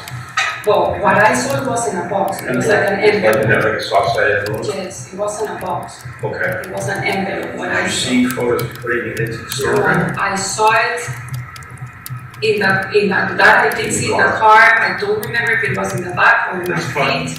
That's fine. That I do remember seeing. Now that they had license plates inside, I did not know. I did not know those license plates belong, and I didn't know that they existed. Okay. And that's possible, that's feasible. But given all of the information that you're driving. And sorry, Absolutely. I don't remember if it was you or you told me that I handed it to him. That was. And I said yes, but don't worry about because that. I was nervous, I don't know if I handled it Don't or worry not. about that. That's not, you saw it in the car. But it's on video being, okay. all of you or someone of you Don't that night worry about asked that. me if Disregard I that. did. Ignore that. All right, we've passed that. That's not an issue. It's not an issue. But when I said that, yes, I passed it. Okay, we're starting over with that. Point, it was in the car, it's on video going into the drain, we pulled it out of the drain, we found what was inside. That's all we need to know. As far, and you're telling us you never saw him doing anything like that? No, I've seen those envelopes before in the office, underneath his printer, because he sends a lot of, supposedly, he sends a lot of But given what's going on, where he's driving the Raptor, you're riding, he's stopping at multiple locations, people are beeping, you're saying, hey, let's get out of here. And I remember a fire truck. When a fire truck goes by, and you ask him, why are we doing this? No, why we're here in this Why area. we're here? And he says what? He said, relax, it's okay. It's just a few minutes. And are you saying that there was no other conversation about what was going on there? I was on my phone texting. You can even verify I it. don't need to do that. I'm asking you the conversations that aren't on the There's phone no that were going on between you and Well, I Fotis. was a little bit upset because I didn't want to be there. I didn't want to be in that area. I've never been in that Because you said area. what, creepy? You called it creepy. It's not a nice area. I right? told it creepy to you guys. I don't think I said creepy to him. Okay. But you knew you were somewhere you don't normally go, right? Actually, when I went to the guy to see the GPS, I was driving with my mom, and the GPS almost got me there, and I'm like, I remember this, like this area, I think, and I told my mom, this is where I think we drove, because again, I think some of you said, or you told me that there was no construction. I remember seeing. We're talking about today. We're having this conversation now. Don't worry about what you said. Well, because I said things. Just listen, please. Well, this is a good time to take a break. So after you guys were driving down, he was. Okay, ladies and gentlemen, we'll take our break until 11:20. Please do not discuss the case. We'll skip forward. Whoa. Yeah, aggressive typer was back for a minute. I'd rather have aggressive typer than the copper.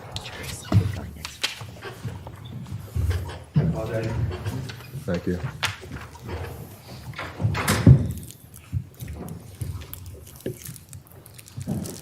Yeah, she knew he put the FedEx envelope in the storm drain. Because he did it right in We front can of her. bring He the came down jury and did it back right in in. front of her.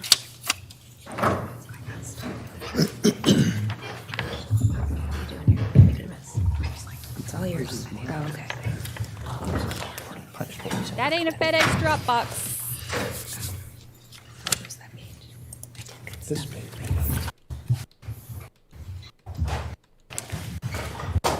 Side roads. All right, here we go. Do you remember any of the side roads?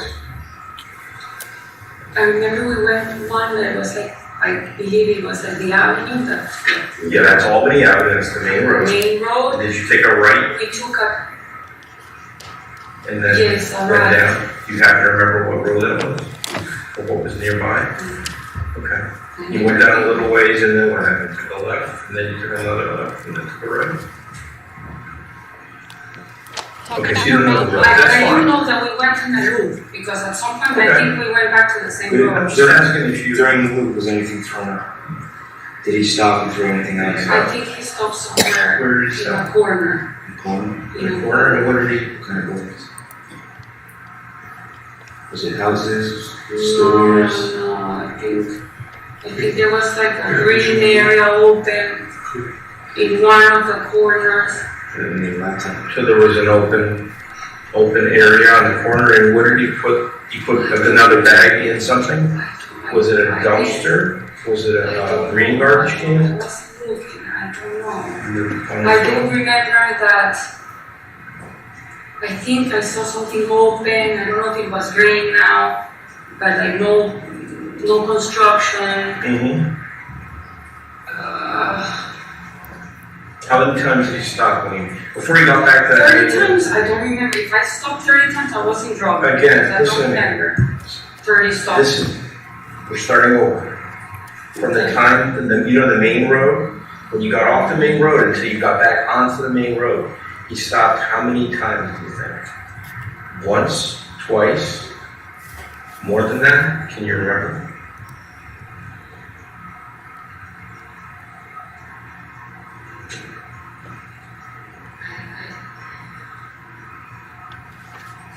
We're just asking. Let me think. I mean, Okay. one for sure. Otherwise, I would not remember. And I think one, but I'm like scared to say because if I say 5, you say no, it was 30. If I say 10, you say 6. No, we're not getting just your recollection. My recollection is that. One stop. One stop that I remember in a corner. Okay.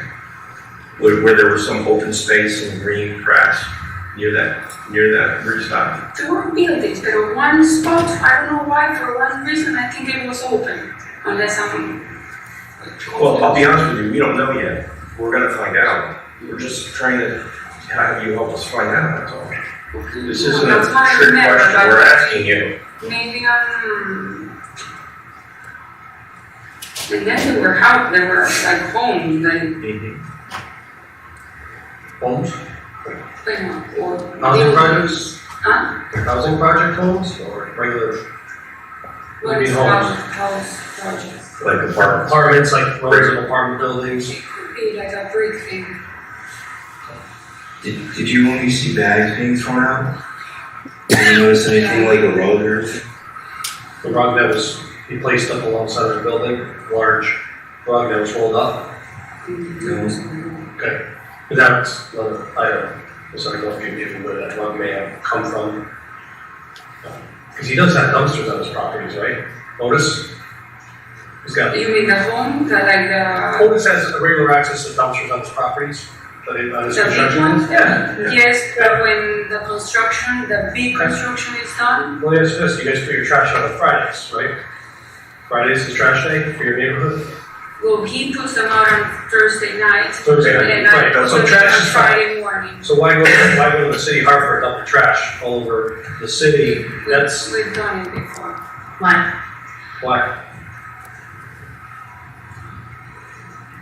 I don't have like a... You're a very smart woman, Michelle. You know I that. know, And you're not- but because I don't know, he doesn't, because he doesn't want to keep the bags in his house or in the construction area. But I don't know, like, Oh, So your clip is right up the road. So if we've done it in the club. So we look at historical phone records, we're gonna put you guys in Hartford together in the task dumping trash all over the city. No, I said I've never been in that area. So we're gonna put him in that area dumping trash in Hartford. I don't know if he's done before. You said he went to Hartford before, doesn't he? If he doesn't. No, I said that we've done it in the past, not in that area. I've done, well not me, don't, but he's done with me in Avon, in the club, in the pond. We've done it. Would you remember of? You remember? Yes. Okay. Yes. That's fine, you have a dumpster, you wanna throw something, I get that. Yes. Okay. And we did it once when there was a home parade of something I think it was last year in New Canaan. I helped him in New Canaan. In New Canaan? Yes. Okay. New Canaan is Have you where been to New Jim Canaan lives. before? Yes. How many times have you been to New Canaan? In my whole life. So before you said you'd never come down this way, so. Well, just I trying to never make do. sure. I mean, like her house, I've never. Okay. But to 183 Hemlock, it's a house that he constructed. Probably I've been there with the home parade. I think it was like 4 days in a row. I went every day. When was that? Recently? No, that was I think last year. It's like a tour that they do of homes, and one of his homes was in that tour. I went once again to take pictures of that house with a photographer. Well, we met there with the photographer, so that can be filed. I've been once that I went to interview last year. I kind of want to stop you for a second, because especially now that it's Maybe all right. 12 times I've been in New All right, Canaan. Now, State's Attorney Williams here, I want to distribute. This is not a meeting where we want to expand. We don't want to expand things. We don't want to name a whole bunch of things. We want to focus on what we believe you know. Right now, like I told you before, you're under arrest for certain things, not for murder. Access order. What? Access order? No, you're not. No. She said accessory? We're not. No, listen to me. Try to listen. Okay, can we just take a moment and talk about how stupid that was? When they say you're under arrest, right now you're not under arrest for murder, and she said accessory? Don't start giving them ideas. We went down in Canaan with Fotis on Friday the 24th and murdered Jennifer. And Who just admits? That's why we are here. We are not here to go back. Several times during this, I've heard you going back to the script. I don't want to go back to the script. I want to go forward. Okay? You have to know you lived with Fotis. You lived with him you lived with him during that time. Let's talk about what led up to this. Fotis recently shaved his head bald and all the hair off his body, correct?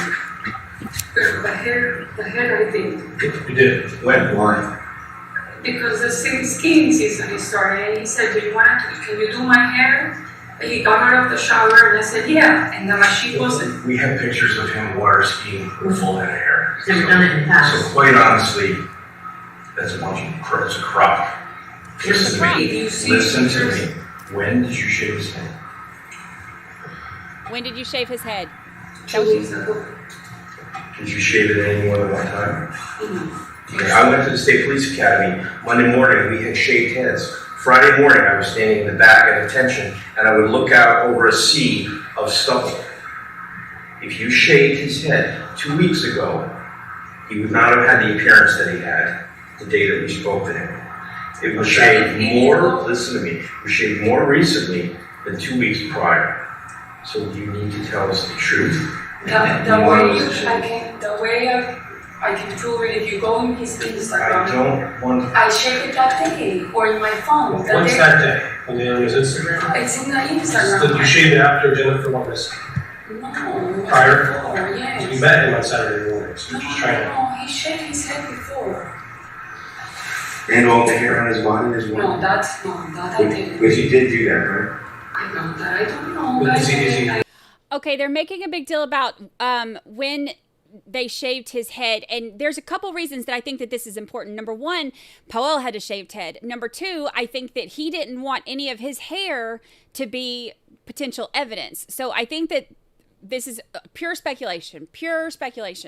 But I think that the reason that they shaved his head is for those two reasons. I think that if he were to be seen, he would look more like Powell, whose truck he was also driving at the time, and that he wouldn't leave any hair evidence. Because remember, there was a couple of times when he mentioned being worried about, I held the cat when I went to pick up the kids, so, and I hugged her, so maybe there's a hair. I think that he was thinking about that. I think he watched a little too much CSI and not enough Trials. But those are, again, just my theories, pure speculation, but stuff to watch while we're listening to this. But they're making a big deal about when his head was shaved, and I think that those are things to think about. Routinely, a rumor. No, he does. He does. The back, he walks in the same place where I walked. I got him the gift card for waxing his back. And he goes there or to a Chinese where I do my that's called fancy nails. That I don't get control of, like when he walks with shave or the head. He asked me, can you do my hair? I said yes. If he got out of the shower, I went like this, the machine doesn't work. I turned the thing, I went again, it didn't work. I put it in 0 and obviously I got him bald. But and the picture is in Instagram, and we made even a joke that. Listen to me. We feel confident. Listen to me. We feel confident in a few things. First of all, I'm going to say you planned this. There was a lot of pre-planning that went into this. Okay, but I think listen to me. There's a lot of pre-planning. Michelle, tell me this. Absolutely. So we're trying to find out what he did. We wouldn't be here. I wouldn't have talked to your attorney and asked you to come in if I thought in a second that you knew what he was going to do. I wouldn't waste our time, because I would have just said, we'll arrest her. We're here. We're here because I think you could help, like they said, you can help yourself. Because there's information, whether you think about it, and it might be something simple like, hey, you know what? That day, he got out of the shower, he asked me to shave his head. It's the first time, I don't know, 2 weeks, whatever it was. And he never asked me to do that before, but he asked me to do it that day. So for you, it's a normal day. He gets out of the shower, he shaved my head. You say, oh, I never did it before, but okay, I'll shave your head for you. Yes, I think that. Right. So, but that's information that they need. We're not saying you do what it is going to do, but that's the stuff that they want to talk to you about. Okay. That's what we're trying to, when they went to your house. No, it's not in my house. When they went to his house, there was things that they found that weren't there. They look at the closet. There's a section of stuff missing out of the closet. Of which closet? I don't have that until knowledge from the band people. I'll find out. In the shoes, your shoes in the closet, there's a section of them missing. My shoes missing? Shoes, yeah. I only took this and one. No, that's what I'm saying. So maybe you don't know what he did with them. With my shoes? But maybe you could say, hey, my closet, all the shelves have shoes on them. No. That's something. Like, I don't have that many shoes. Okay. Yes. So but this is what they're asking. The shoes I took is this and a New Balance. Okay. From my shoes, and I think a lot stayed like in the floor. Okay. Do you have any flats that you wear? Yes, I just bought 2 pairs on Saturday. A red one. That's we're talking about before Friday. Friday.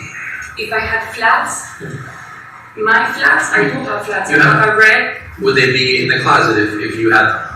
They can be. Should they be in the house somewhere? Yes, they can be in the mudroom, in the TV room, in the family room, in Nicole's room. So would it be weird to you if the police went in there and they searched the house and they didn't find any of your flats? They weren't? I'm asking you, would that be? I know, yes, of course they're all. Okay. I didn't know they took shoes. Well, then, we don't know. We searched. We didn't find any flats. We can't No, things that aren't there. I have flats. I have 2 that are exactly the same, black and gold. That they have like a gold and it's like this. Attorney McGinnis, can you stop the video, please? Flats. Yes, sir. Court would like to see the photographer, please.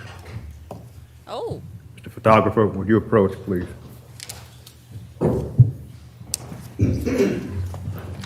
What did the photographer do?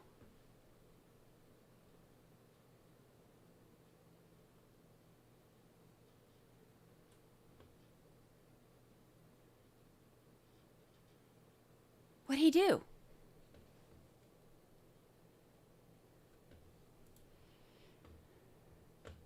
Yeah, there was the one footprint on the ground. I want to see what happened.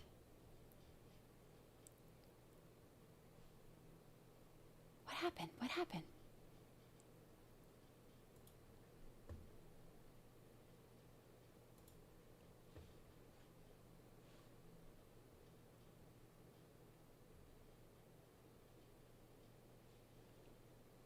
Could you whisper loud? Oh, now you're quiet. Cough right in the microphone. 1 hour, 7 minutes, and 12 seconds. We're going to resume playing from there. Thank you. Ones that have like a buckle that is in silver. So this is what the point. The point is not to trap you. Right. We're not looking to do that. Okay. We're looking for information that can help us.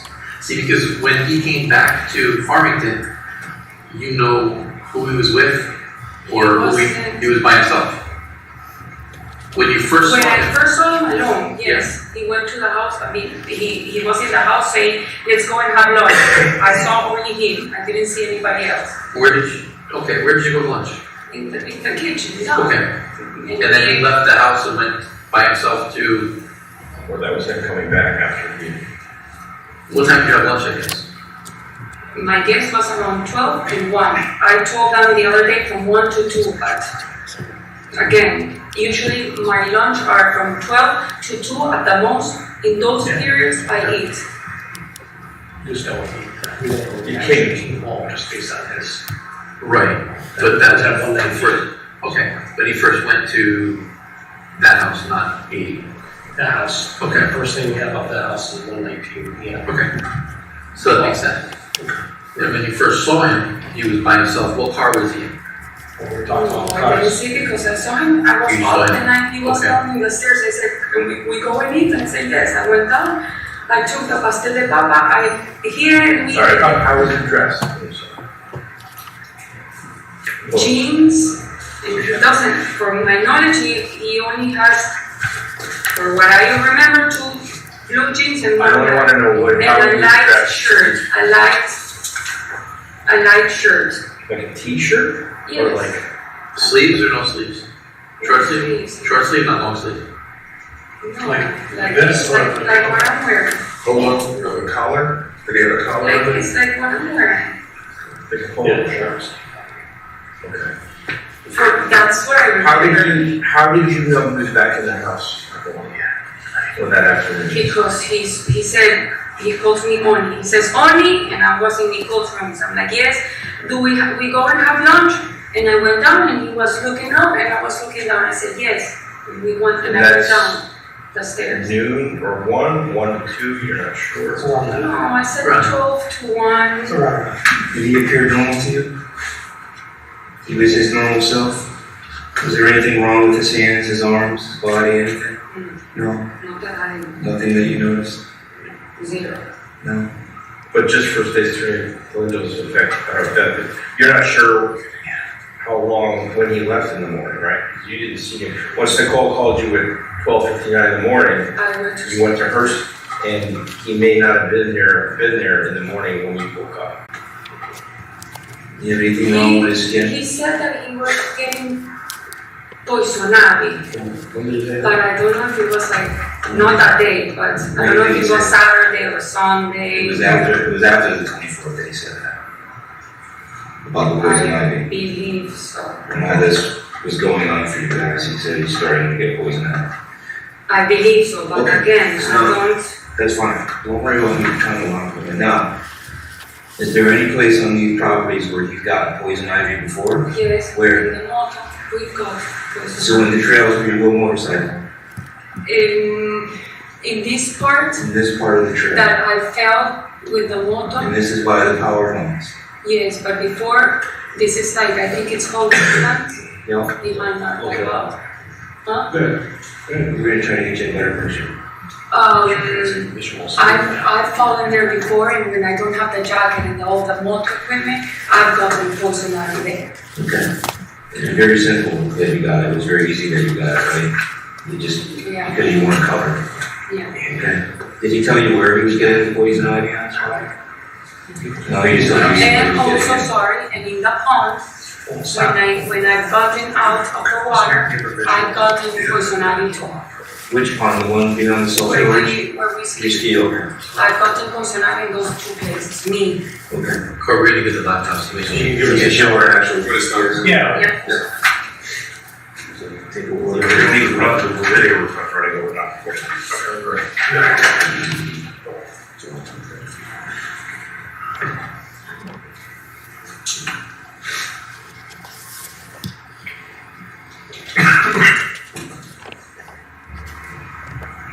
Yeah, they're talking about poison ivy, places she gets poison ivy on the property. The way he usually dressed, We show her. That's all right. He gets all the way to the attorney. say that.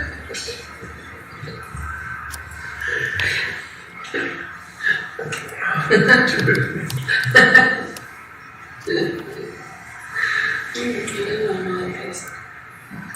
And just make sure you're cleaning your hands. So then we'll talk.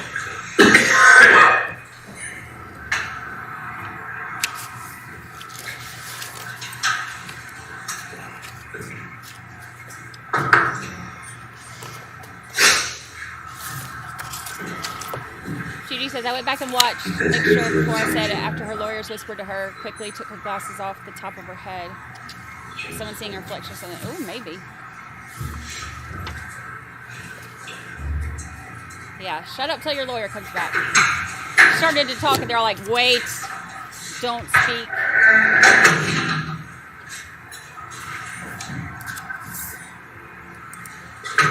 Yeah, this part is very interesting. That he got poison ivy after Jennifer was missing. So they're asking about, like, are there other places in here where you've gotten poison ivy before? You know, if he got poison ivy, one of the things that has been, like, one of the theories has been that, you know, she ended up in the waterway somewhere, and, you know, if he's trekking through woods and stuff, and, you know, like, if like, you can get poison ivy through there. So they're asking, you know, is there a place on here where he's gotten poison ivy before? Can you tell about the poison ivy? Yes, please, yeah. Well, did we ask you any questions while your attorney was out? Sorry? Did we ask you any questions while your attorney was out of the room? No, you said not to talk until he... Perfect, thank you, go ahead. About like 3 weeks ago, we went to visit this, there was this guy that he called Fotis, his name Nick. And he called... Is Nick somebody new to you that you know? Oh yes, I saw him once a day and I said, that guy's creepy to Fotis. And he has, I don't know how many acres, like 20, 30 acres, close to the ski resort in Sundown. And so that area is called New Hartford. Hartford. And we went with the pickup truck to look at that land around 5 o'clock in the afternoon. And the place is like very scary. And the guy was American, small, with mustache. He had like what you use to carry your pants. Suspenders. He had an old pickup, and he showed us that piece of land for Fotis to see if he knew someone to sell it, but he was always talking, I have a helicopter, and this is to sell it for celebrities. And Giselle Bundchen has a helicopter, and he was talking about Bill Gates, and I mean, I'm like, okay. We got, Fotis got there, I got ticks, Fotis got ticks, and he got poison ivy there too. And this guy started calling Fotis like at 4:30 in the morning, like for 4 days in a row. I said, please block this guy, because this guy is like a... Do you know what Nick was calling Fotis about? Because he wanted Fotis to help him sell this property. Yeah. If you go to that place, like he's in construction, he has machines very old, and they were like all parked around the place. Okay, but honestly, she really did just describe Super Mario, even down to the suspenders. And we passed by a place, and he had like chainsaw, but like the size of this table, like a ghost with like a scary face, like everything he had, it was like a meat thing with a hook, like very creepy. And I remember I said, Fotis, call Pavel, because we're gonna get killed here. And he called Pavel, and Pavel was checking on us all the time, like calling us. And then I don't know what happened to this guy. I never heard from him. Alright, so we have a laptop here. It's a satellite view from Google. So here's Jefferson Crossing, here's 4 Jefferson Crossing, and here's Eli and Deer Cliff. So you guys would ride out. So wait, this is Fotis' house. Okay, alright, so that's fine. Yeah, we So- go up here, all this is the line. Alright, so Okay. you're traveling east through the woods, behind the We property. go behind here, that this guy gets upset. We go up here, because this looks like a power. Can you open it I'm more? doing it. Alright, so you're traveling along the southbound side of Jefferson. Yep, We and, go up here, yeah, go ahead. how do I go? You gotta push down and then drag it. We'll zoom Yes. out there. So, see, we go this, It's a trail, this is where the power lines are? all this is power Yeah, line. because they gotta cut them. Okay. And is this the reservoir? or That there's looks like, more? I don't know if that's all of it. There's a body of water here, There's a body of water here, I'm not familiar with it. Bueno, okay, I don't know. I just know that we go out here, we do this, and then at some point we go in between here. Yeah. Here we turn around and then we go back. So all this. Okay, I want to see this map that they're talking about. She's talking about they go through these woods, like through where like the power lines are, and he's like, there's a body of water here. If there was poison ivy, and she's sitting here talking about where they went through the woods and where they go through the woods by the power lines, and there's bodies of water there, that could be, which I know they've done searches, but that could be something that, I mean, that could be something. This is like trails. Let me zoom in. Are you guys motoring on the cleared portion or in the woods? In both. All right, in the clear and then it becomes like wood. I mean, I can take you right there. I just need. Well, we'll see what. I'm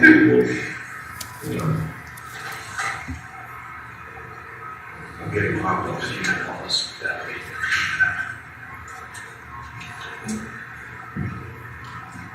That whole loop, when we do it in motor, it takes us about 40 minutes. So it's a big area. Any idea? All right. Is there any like landmark where you guys turn right? You're going up here. No, I mean, if you put it bigger and it shows, I can. Well, I mean, the thing is, if it's bigger, then it's hard for you to see. I was trying to zoom in for you so you can. But anyway, we can go all the way up to Route 44. So look, Route 44. That's where we've done this.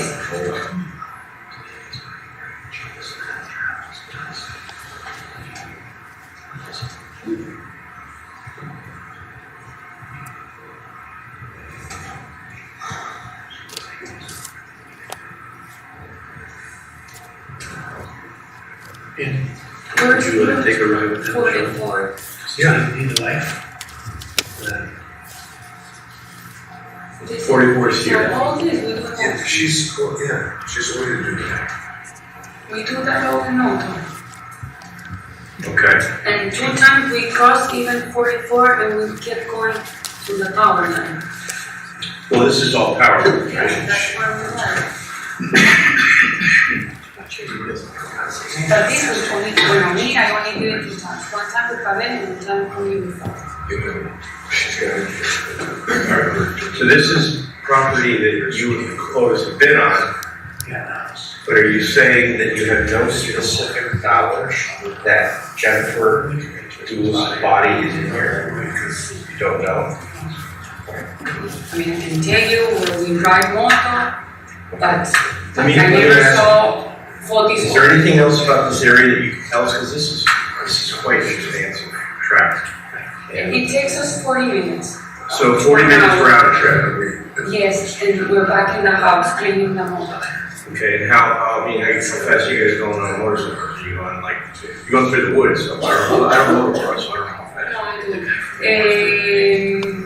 30, 40? No, yeah, 30, 35. Okay, so 20 minutes out at approximately 30 miles an hour is basically. In the gravel, when we go between the woods, a little bit less because I fall, it falls, there's rocks, we sometimes stop, move a log. Is there anywhere if you were to hide something, like a body? That's like a parrot. Is there, it's like how, when you say a parrot, so it's big anywhere you can put someone. In what, like a cave and holes and water? Any idea? Let me ask you a very simple question. What do you think happened to Jennifer Dulos? Where you said you got okay, what I know, and I've seen in the newspaper that she got in the garage. No, they're asking you for only your knowledge. Not what you read in the newspaper, not what you think And I think that she's still somewhere, hiding. Pero bueno, you guys said that you find blood, so obviously she's not hiding from who.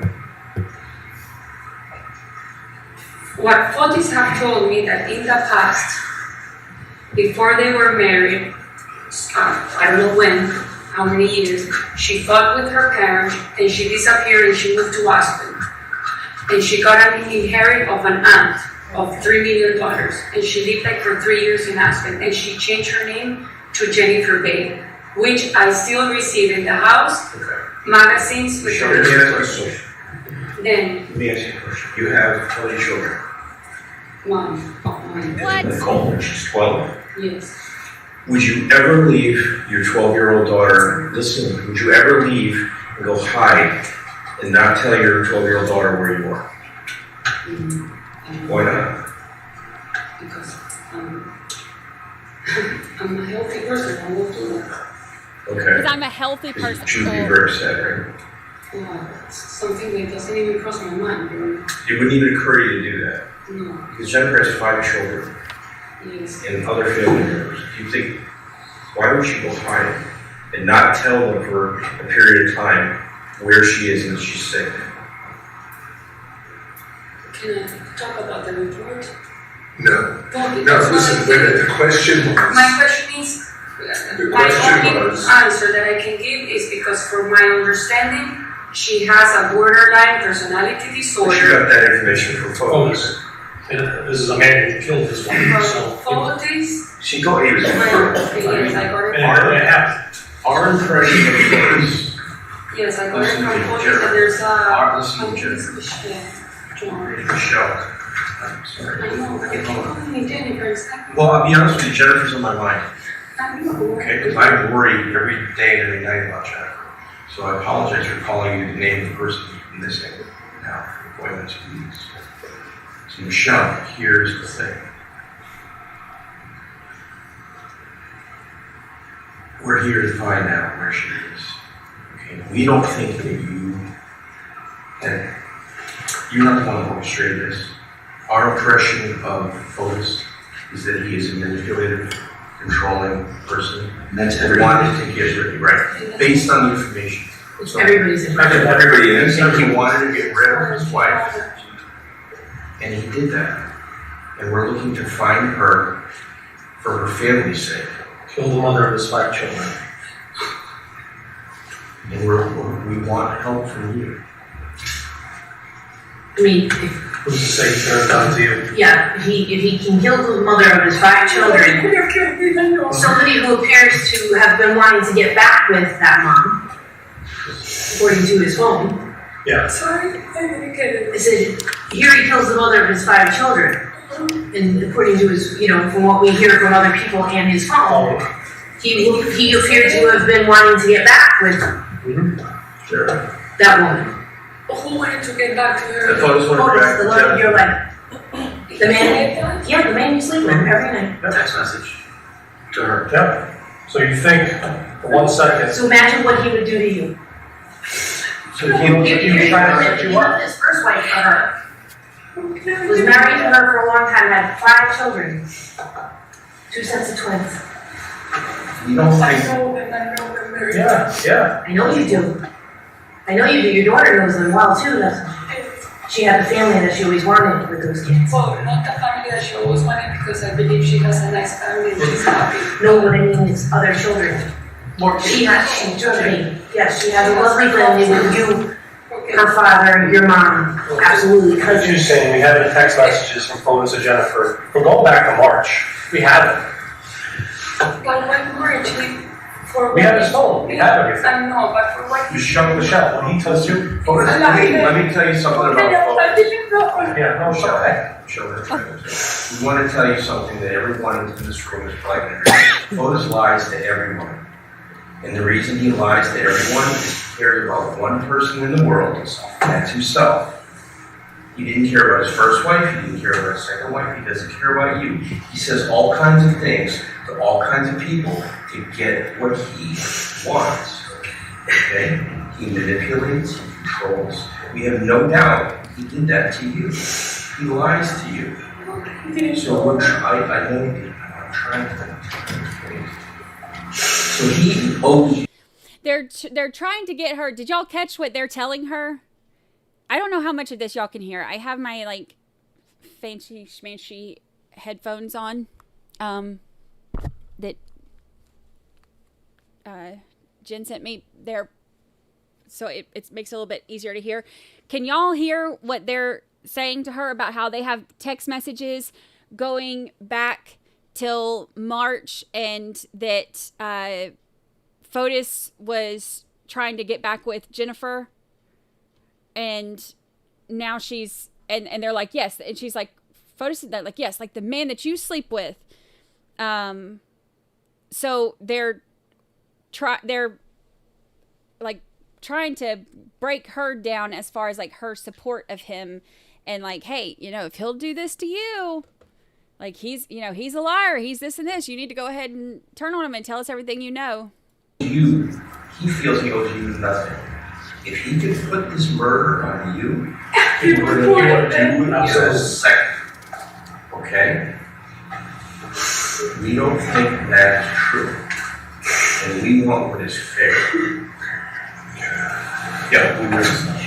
Return to sentence just for me next time. No more talking. When your attorney comes back.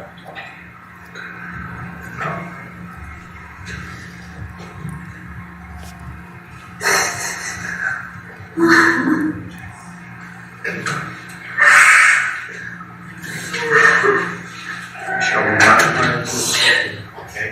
We want you to understand what's going on here. You love a person. You love a person to have a relationship with a person who loves only one person, and that's himself. He will do anything he can to get out of what he has done. We have no doubt that he has killed his daughter, his wife, Jennifer. We think you have information. I know you have, John, but I can walk the whole world with you if you want. I can take you like a motor, please. I can walk, I can spend a month with you guys. I can do whatever you want, but I didn't do it. You know what I want you to do right now? I want you to stop talking to me and take some breaths. Just take some deep breaths. Okay. Okay.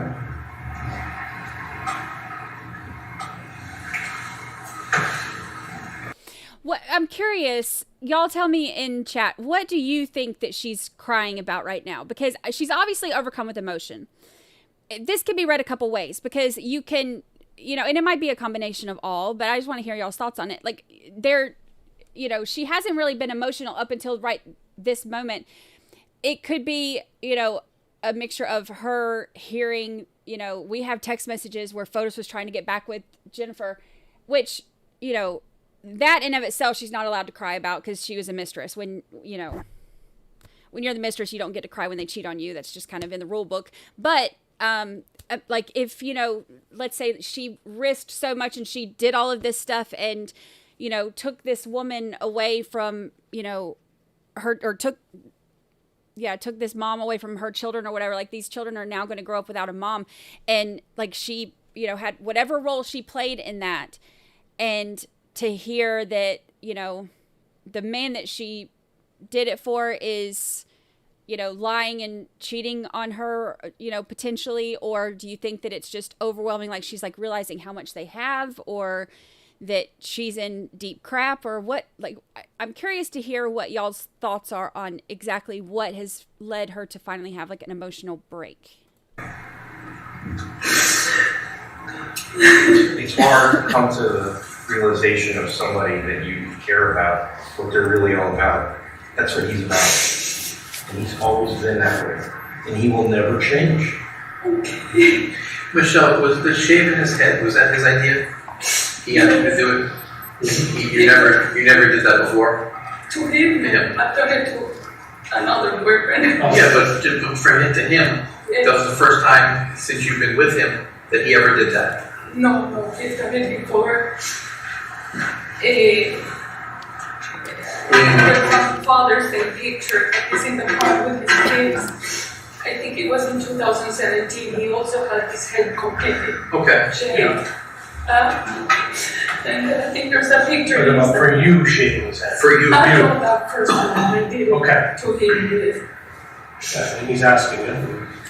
Yes, he asked me that. You know, we made fun of it. It was something. You didn't know what Yeah, is no, right. But but that's the first time he asked you to do it. Other times he did it to himself. He done it in a barber shop. Right. He comes, but it wasn't that short, that's true. Not that short, but that short was my fault, that I put that thing. He was bald. Yes, less than you. He was bald like who? Like Pavel? No, I've always met him without him. Fotis was very similar bald Like to the way Pavel was, right? When you shaved his head, or was it Bam. more like me? Bam. See? Or more like Ken. Sorry. No, it's like when I shaved it, it was like him, but he has gray hair.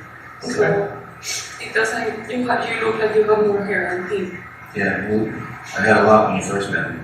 I finally shaved it up. We don't think you. No, I think I made you like that. It was like this. I don't know, I don't remember. Don't worry about it. We're not saying you knew why he was asked for you to shave his head, but it's important for us to know that was the first time he asked you. Yes, Okay? it was. Okay. So these are the kinds of things that can help us. Can I ask you something else, Michelle? I know I kind of follow all the things, but that Friday, when Jennifer was reported missing, when you were at church, you saw Fotis in the early morning hours, that whole day, do you find it's kind of odd that he didn't call you at all? Did you talk to him all day? Is that odd too? Because let me tell you, we have 20 times, and there are days that we talk zero. Did you try calling him that day and ask him where he was? No, I can't do that. I mean, in my head he's in the office, but again, it wasn't. Okay. For what you say. And what did you do the next day? Me, You and Fotis. at 9 we had a meeting with Brandi and the couple. Like for an hour, he explained all the process of work, blah, blah, blah. I showed the maps, I brought my computer because his computer wasn't supposed to be working for the server. I got into the server with my computer. We showed them the map of the whole of another project in that Fotis budget for this lot here. And they were from the home residence. And then he said I have to go because he was supposed to leave his kids at 11. And Rania took them to the lot in 80 Mountain. And this is Saturday, 25th. Yes. Yes, okay. And Fotis left, and I stopped in CVS to buy a gift card for Nicole's birthday girl, a $25 credit card. Then I drove to Edward Walker. At 11:30 we were there, and Nicole with all her friends, they got into a bus. So let's stop there. What did Fotis do for the rest of the day on Saturday? Well, he supposedly was with the police, with his lawyer. You figured if your mother and your 5 kids were missing, you would want to help your children out and give them everything, anything. Maybe you can help out where she is. Fotis did not do that. Fotis actually was extremely uncooperative with this whole thing.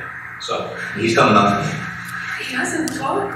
He's said a word. He won't say a word. He told you he was going to talk to the police? No. No, okay. He just might get a lawyer. He told me, no. He told me, because the night before he talked to Lauren, and he said, we have to meet at 11. I don't know where. They were meeting with the kids and Puebla, which is the supervisor. So we mostly drove. At some point he called me. I don't know if he was already with Jacob. And Who's Jacob? Jacob. Oh. It was his lawyer, and he said we're going to the police because the police called me to testify, to help, or I don't know what. Which is normal for a missing mom. When you go to find out. Yes, and supposedly he went, I don't know, I wasn't there, and he went with Jacob. But you would think that he would drop whatever he was doing the minute he heard that the mother of his 5 kids was missing. He'd get his ass where he should be out wanted in to the go to game. New York, but I don't know who told him, you cannot come here, better stay. I don't know if it was Jacob or Mike Rose. Yeah, I told her about that. Bueno, that this conversation did listen because we were in the office at the end of the office talking. He was. Now, Then the police called me 2 times and Jacob you said. dumped in trash in Hartford the day before was extremely bizarre, right? And then the next day, Jennifer's missing and it's all No, news. that day we found out at 8:20 that the police came to the house. Okay, did you look back or yesterday and say, you know what? We're dumping trash all over the city of Hartford. No. Well, I didn't see Fotis yesterday. Why are, you know, it's not piecing in your mind? This morning. Does it make the connection? Okay. No, it's not just. No, I don't think like that. I may am stupid. I may. No, you're trusting, and that's understandable. You're loyal girlfriend. It doesn't cross in my mind that I'm sleeping with someone that is thinking of killing someone. If I would have, I would have not been there, with my daughter. Well, not only did you think about it while you were sleeping with him, he involved you in the cleanup. Yeah. Wait, that's even worse. I hate him because of that. Got you in trouble. According to what you're telling us, and what could be the case. But I was cleaning the house. I wasn't cleaning the only reason you got arrested, according to your story, was because of Fotis. Yes, of right? course. Right. What else? Going back to that Friday, to that phone call. Do you know where Fotis' phone was in the morning? Oh, good question. It was picked up. Would he normally have his phone with him? Doesn't he? Yes and no. We kind of talked about this. Okay, this is an interesting question because now they're saying, okay, going back to that Friday, which is the day that she just appeared, they said, they're asking about Fotis' phone. Did you see Fotis' phone? Does he normally have it with him? And again, she's giving it sounds like she's trying to give non-committal answers because that was all part of the alibi stuff. So she's saying yes and no, which is the same answer that she gave when she was trying to give non-committal answers the last time she was caught in something. Yes, sometimes he leaves and he's very... Well, listen, he has a business. It's a big money business. He has a phone, business phone, and the business phone is his cell phone. Doesn't he normally carry that cell phone with him to accept business calls? Because his wife is missing doesn't mean his business is ended, right? Right? Yes. All right, so Saturday, wouldn't he have his phone with him? He didn't have it. No, I'm asking him on you. Saturday. On Friday, right. On Friday, wouldn't you expect him to have his phone with him? But he didn't have it. First things first. So listen to the question. On Friday, yes. when you didn't know where he was, yes. Wouldn't you expect to have his phone? He had his phone be with him? Yes. Okay. What if we said it wasn't with him? What if we said it was at the house? In the house? Right. What if we said that? Would that be unusual? That he left his phone behind? All day.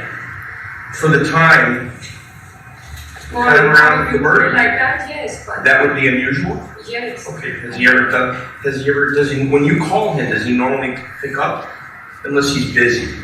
Or he left the phone in the pond, and he comes back and then he said, oh, come with me and let's pick up the phone because So the pattern for Fotis is to generally have the 8625 cell phone with him. Is that what you're saying? Yeah, I don't know his number by memory. Okay, it's the business phone. The only one that I know. It's the AT&T phone. It's 860. 478-8625. It's the one on the Ford Group business site, right? Yes. The one on the Ford Group business site. So if he doesn't have that phone with him, that is unusual? Probably I would say yes. Okay. But he has left it in the past. He leaves. So when he leaves it in the past, he leaves it and says, oh, Michelle, I left my phone, we have to go back and get it. And he realizes it within a half hour or an hour. Not 6 hours, right? No, not 6 Or in this case, Does he get a lot 14 of hours. Does he get a lot of phone calls throughout the day? How often does his phone ring? Right now, once an hour? So, Like once an hour? I don't know by hours because I don't This is an approximation. Like how many phone calls? Like right now, I know that the business is going slow, so he doesn't get as much as. So how many calls do you think he would get? During the day? During the morning? No, I don't know. Would he get at least one? Bueno, yes, at least one, I guess. But Yes. you're his significant other, he's got guys on job sites down in New King, these guys aren't calling him saying, hey, But boss. I'm not in the, I'm No, I not know, on the but- phone with Well, him. for example, this case alone, I work in this case, I'm on my phone all the time, my significant other's phone. Jesus, you're on the phone a lot, because I'm working. That's But Fotis is. when are you talking, please, I don't understand. On Friday? Yes, right. No, these patterns of behavior, this subject. Anything. So Yes. you're gonna spend Tuesday with Fotis, you're gonna go to breakfast, you're gonna hang out, he's not gonna work, he's gonna spend the day with you. No. He doesn't do that? Okay. On Tuesday to hang out and have breakfast? No. On a Saturday or Sunday? Probably, yes. Is his phone ringing Saturday or Sunday? Yes. This is his regular patterns of behavior, right? We're just looking for He talks behaviors. over the phone. Like how often? I cannot tell you. He received 100. He's not like in a stock market. Because there have been times when you're out to dinner with him or you're having breakfast and, or hang out, the guys are calling me on the job site. They want to know if. Each time he talks, he Right, walks. He right. walks all over the house. Okay. And not over all the house. This is because good. the house has bad reception. So he either goes to his office, One spot. Right. the kitchen, or outside the house. Those are like the three best spots to talk in for Jefferson. When he arrived home that morning or that afternoon, Friday. Also, this would be really unnerving. They're all asking her questions. And there's 1, 2, 3, there's one right here, 5. So there's 5 people in there asking her questions, and then her attorney's in there too. And they're all like questioning her on stuff. Like, you can tell that she's getting very unnerved now. Did he mention his phone at all? No. Did he ask you where it was? Did he mention you that he had left it at home? Did he ask you if you got any phone And calls? he actually called me like at 1, I have it down, like at 1:30 something, he called me. He called you to say what? Like, he I called thought me. you walked in and you wanted to. But you remember the time that he called you, but Okay, after. And even me and my daughter, and even him, where are you? I'm in the office, I'm in the house, like, even inside the house we call each It's a other. big because house. It's a big house. So Absolutely. for me that's normal to say, even with my So you didn't daughter. get any calls to him that morning? No, I didn't. No. Oh, well, okay. So we go And back when in he's, here. when he's with the kids, I cannot call. So So, here's- obviously I'm used to not talking here's to the- him during the day. So here's what we do, is we do have phone records dating back, I can't give you the exact date, we have a lot of phone records. We have your phone records, we have Fotis' phone records, we have Fotis' second phone records. Sexual? He's got another phone. So. You didn't know he had You didn't know he had another phone? The phone that, when we took you guys to the Litchfield State Police with all that stuff, that phone, No, he bought a phone with Jacob on Saturday when the police took his phone. That's Or not this is what part he of it. told That's me. not true. He So told that's me another lie Jacob. he told you. He told me Jacob bought me a phone. No, That's a very lie. It's the nice. same stuff. Sure, that's a Okay, bold, I'm telling you no, what I'm he just told me. saying, Like, I'm just I telling agree you. with you. He had that number and has a line prior to this.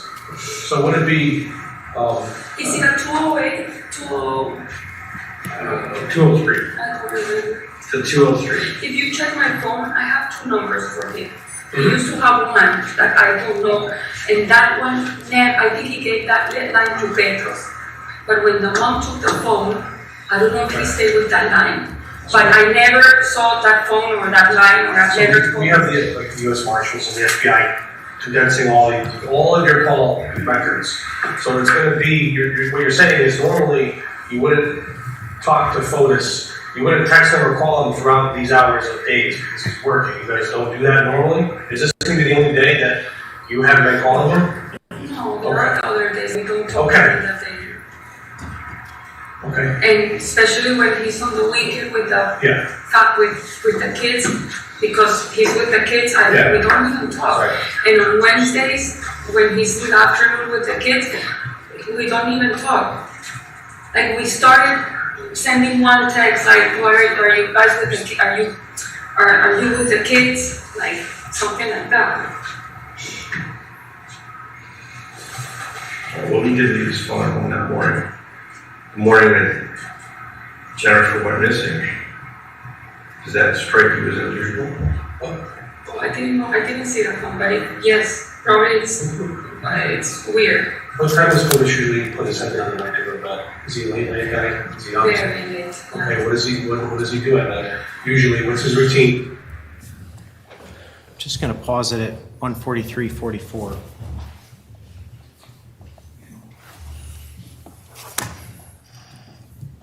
The defendant indicated to you that she did not see Mr. Dulos' cell phone. Is that correct? That is correct. Did there come a point in time, specifically August 13th, 2019, where you had an opportunity to speak with the defendant again? Yes. What did she tell you about Mr. Dulos' cell phone on August 13th? She indicated to us that on Friday, May 24th, Fotis Dulos' phone was in the office of the Core Group. And did she speak with you about anything she did with the phone? Yes. What did she say about that? The phone rang and she answered it. Keep playing at this. It probably is a good idea to just take a 10-minute break at this time and come back at 12:25, and then we will go all the way until 1 o'clock. Please do not discuss the case. Yes, Judge. Judge is like, I need my afternoon cigarette. Y'all are stressing me out. Before they come back real quick, this has been a kind of mess of an investigation. I think everybody in here can agree to that. I want to kind of listen to this too. Like, we're all, you know, a lot of us are frustrated with her because she was the other woman, you know, and because she has obviously lied about stuff. And, you know, I think it's pretty clear that, you know, like, it's definitely been proven beyond a reasonable doubt that she had, you know, the lesser charges, like she's guilty of, like, the, you know, hindering an investigation and that type stuff, especially because she does finally admit that, you know, she's lying about her alibi script and stuff. So that stuff we know. But think about the big charge here is the conspiracy to commit murder. Obviously, we don't have any of the information on that part yet. Like, if if they were to go into jury deliberations right now, she would not be convicted of that because we, you know, 100% have seen the other stuff, but we have seen none of the, like, pre-planning, preparation stuff. But I want to kind of start looking for some of that too. I think after all of this, we can see, you know, those lesser charges, like, dunzo. But the conspiracy charges, I want to start kind of thinking about it. Like, I know that we all have a tendency to be like, look, she knew, you know, she obviously knew. Like, you don't go on Le Tour de Trash Cans without asking questions. But I want to start thinking, too, about, like, the actual evidence against her. And is there evidence against her for the conspiracy part? And whether or not we think, you know, one way or the other, is there actual evidence that could convict her of that? And that's what's going to be interesting to see come out. Phone evidence is going to be a big deal with Fotis. But remember, we don't, like, they suppressed her phone evidence. So we don't get to hear that because that was suppressed since they got her phone without the warrant.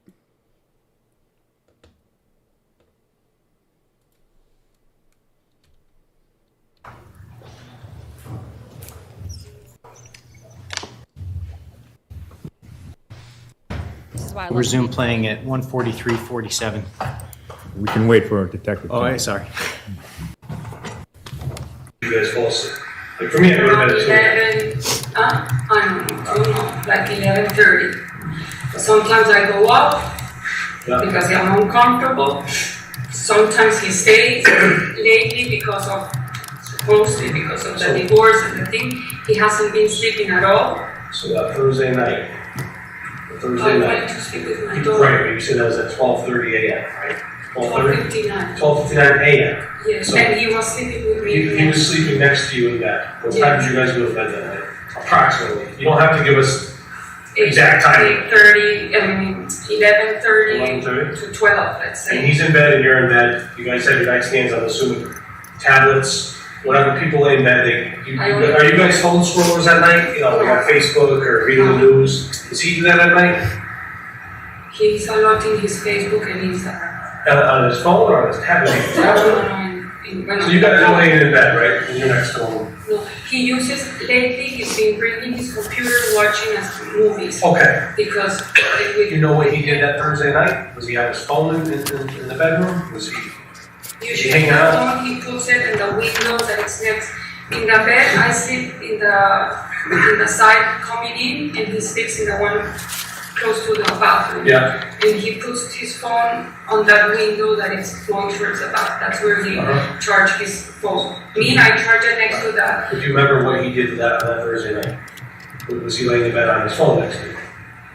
Or was he, I mean, if you can remember. I think it I know was it's- just him. I don't remember him. What time does he usually wake up in the morning?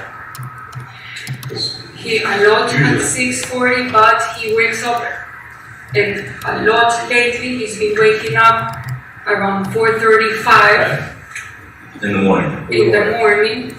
And 4:35. I don't know. He. what are you doing while he's up? You stay in bed? I get upset and I Is he loud, changing? He's very Yeah. loud. The couples thing, someone's loud in the morning. Yes, and when I cannot stand it, I go to Nicole's room. Did that morning, did that No, happen? because I was in Nicole's room. I mean, I don't know what happened in that room.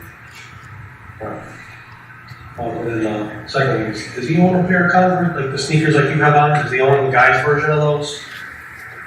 He Shoes? has Converse, I don't know, but it's another brand, black. Like similar to those? Yes. A different brand, but black? I think they're golden goose ones. Yes. And he was wearing what when you saw him downstairs on that Friday morning calling out? Pair of jeans and a light shirt. He has a lot of like similar to that one that you're wearing. So could be that one, it could be one like this, or like with it was light. And as far as you can remember, Michelle, that was the first time you saw him. So you don't know if he was wearing something different at that time. When you were during that morning, that Friday morning, do you know what car? Was there a car missing? From he has three cars. Well, usually they sleep all the cars inside the garage. Okay. So the way we usually park. But Friday morning, do you know if one of you have the Suburban, the Raptor? Cherokee that I parked next to the garbage was man. there. Yeah, that's the But one you I drove. did when you took the And call I to the don't- school. Yes, and I don't know why I think in my head that the Suburban was there, but maybe I'm making it up. Okay, so you're not sure if the Suburban was there when you were taking Nicole to school, right? No, I thought in my head, and I think I told them yes that I saw the car, but now I'm doubting. Right. Okay. Was the Raptor there? Well, the Raptor sleeps on the other. There's two other garages, and I don't go there if I don't have to. Okay. More than. Okay, so real quick, they're asking her about what cars were there when she took her daughter to school. And she said originally that the Suburban was there. We know it wasn't because he took the Suburban to the Mountain Springs house, the workhouse, to get the Tacoma, to take the Tacoma to New Canaan. So we know that that one wasn't there. So now she's saying, oh, well, I thought it was, but now that I'm remembering, I don't think it was. Now they're asking about the Raptor. We also know that the Raptor was not there because that's the truck that Powell drove that day. But you said before that you'll take whatever vehicles are left over, right? Yeah, but in this case, I took a Cherokee. Yeah, and the Suburban could have been there. It could have. I mean, obviously, for me, the best car to use is the Cherokee because it's a more like little. Yeah. The Raptor I hate, but I have to use it a lot. And the Suburban, I don't like it, but man, if there's When one did the damage happen on the Suburban? that was me. I crashed it. Would you remember when? Yes, Friday before the 24th, I went with Petu. We went down to Massachusetts for a flea market. There was a big flea market. It was raining and in Brimfield? In Brimfield, Mass? It was like an hour away from Farmington. Yes, it's a big one. It's A couple miles long? Sorry? A couple miles long? Yes, you just walk like a road and there were like tents and it was raining, disgusting. But my friend, she has a store, so she buys things and they do restorations of furniture. She and her partner, they do. And so on the way back, like around 2, I was on the right line to get exit 67, and a girl with a Toyota, a blue Toyota, obviously didn't look, and she turned, and I put the brakes and I didn't stop. So after the accident, you came home, and when did you plan to get it fixed? That was Friday, the crash. Saturday, Sunday closed. Monday morning, Manfred, the girl's insurance calls me, and we arranged. They said we're gonna send you an email so you can take the pictures of the car to do a quote. So I did that, and they say it takes 24 hours for the quote to arrive. Then they said you didn't put I think it was the registration, so I sent the registration. So anyway, I think on Wednesday or Thursday, I spoke with insurance. They said that yes, and they sent me the quote, 600 and something. Then I called, because they said we can give you the body shop, or if you have someone in mind. Fotis said use Davidson. So I called Chevrolet Davidson in Hampton. They said I can give you a time for after Memorial on Tuesday morning. So you dropped it off on Tuesday? Yes, in the morning, like around 8:45. I called Enterprise. We arranged the cars, and then, Tuesday I dropped off Nicole. I came back home, and then I went to take the car, and they gave me another car. But Fotis said, please ask for an 8-seat car because he was supposed to see the kids. His intention was to go see get his children. Yes, so that his wife is that soon to be ex-wife is there. Yes, because that was Tuesday that I took. After. Yes. And then the girl gave me another car, I don't know the brand, but you guys can call them. And so I drove to the house, and she came like around 1, and we exchanged cars. She got me a Yukon, similar to the Suburban. Well, that's the car that I was driving. Yeah. Now you have to sue it. Well, I rented because Andy said to get rid of the car, don't have anything to do with Fotis. We were staying in the hotel where you guys arrested us. I'm in the same hotel. I changed rooms, and I got out of the Fotis account or points, and I changed them, and I'm staying there for a moment until the 12th, until I know, because I have no house, no car, no nothing. So you're upset with Fotis? Yes, of course. Because he implicated you in this whole mess? Because of that, because of what you told, I don't know. What's upsetting what's the biggest thing that's upsetting you? Probably no. Is it your house? That's upsetting you? Okay. Is it your relationship's over with Fotis? Is that no, it's like the whole thing that I can be in prison because of him. What's the thing that's getting to you most right now? That Which part? That I can be like taxes or I don't remember what's the title because of him. That you could be in jail because of that? Yes. Does it upset you that Jennifer's him? Yes, everything, but it's a mix. Like obviously I have to see myself right now, and I'm worried that I have a daughter and I can be in a jail for I don't know. We don't want that to happen. Me either. No. Me either. We're actually trying to keep that. Right. To minimize whatever kind of jail time you're facing. You have to break away fully though from the idea that you and Fotis are together. Yeah, that's what you rack your brain. No, but you have to understand, like it's hard for me to see this person that supposedly was because with me, well, at least I never felt that he did. He never hit me. He never talked aggressively to me. Yes, we have fights as couples, but I'm also very dominant when it comes to a fight. I don't let myself down because I don't want that. I don't know. I was in Colorado And one night I didn't call him because Nicole's dad and I, we were having a conversation. The next day the text is like, you're a liar, tell me where to take your things, or where to send your things, and send me my 2 pairs of skis. And I said, what are you talking about? Like, and I got so upset, I said, yes, put them in a container and send them here to Colorado. And then like 3 hours after, he was calling, oh, I'm sorry, I know I was upset.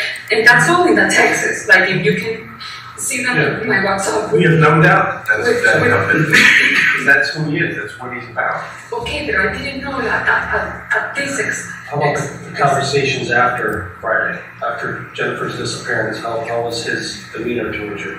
Was there any headbutting going on? It's not just starting to break the news, like you said in your last meeting, there's cops on your road. So what is your conversations with him during this? I mean, honestly, excuse my husband. Yes, I said, this is enough, this is too much, this work has really gone completely out of control. I'm fed up. After this is finished and she appears, I'm leaving. I'm going to Colorado. I really don't want to be involved anymore. It's been 2 years of torture, of courts, and upset, and I'm not used to this. And my life has never been in conflict. And since I met you and I moved to Colorado, to Connecticut, it's been like a nightmare. And how did he respond to that? And he's like, everything's gonna be okay, don't worry, I'm sorry, please don't leave me, this is gonna get better, don't worry, we're gonna go through this, like. So he keeps talking about we, and he keeps asking you not to leave him, right? Right? Yes. Why do you think he's doing that? I'll tell you why I think he's doing that. Because he knows that you have information that if you're away from him, separated from him, that it's gonna get you in. That's what we're trying to find out. He is keeping you with him to control you and to make sure that you don't give up some information accidentally. He said that shows you. It could be information that you don't even know. Yeah, you don't know about, so we're trying to extract it out of you. So in his mind, he said what to you?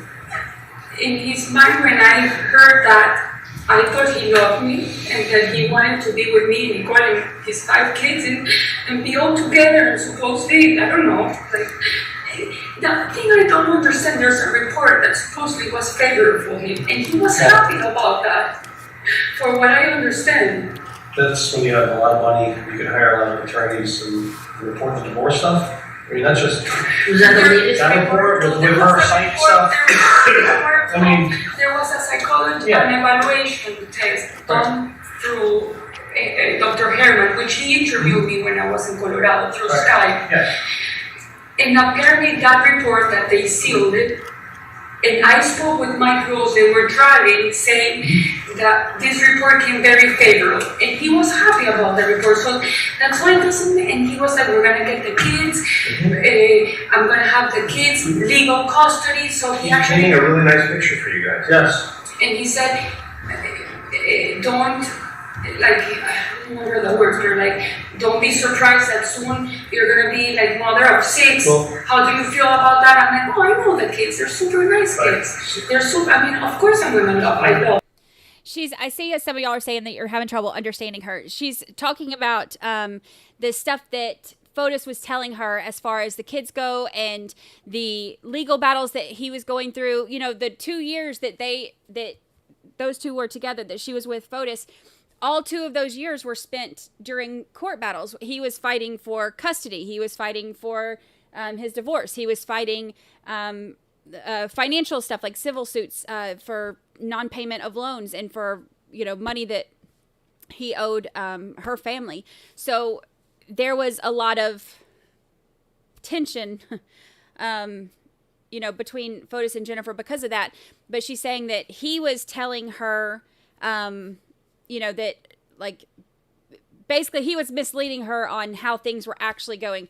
She, because in reality, he was only allowed supervised visits. He wasn't even allowed to have private phone conversations. All of his phone conversations, it was court ordered, had to be on speakerphone so that they could be monitored.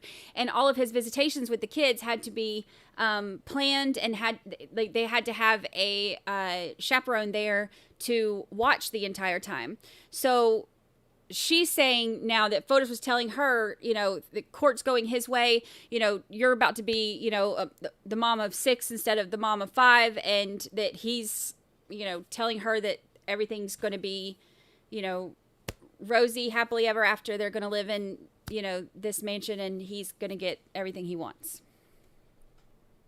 Because when was that? When did he say that to you? Don't be surprised. Yeah, that's another thing too. Like, he was telling her, which I think we've all seen this before. Like, he was telling her a bunch of really bad things about Jennifer, and I believe that. I've seen it before. Like,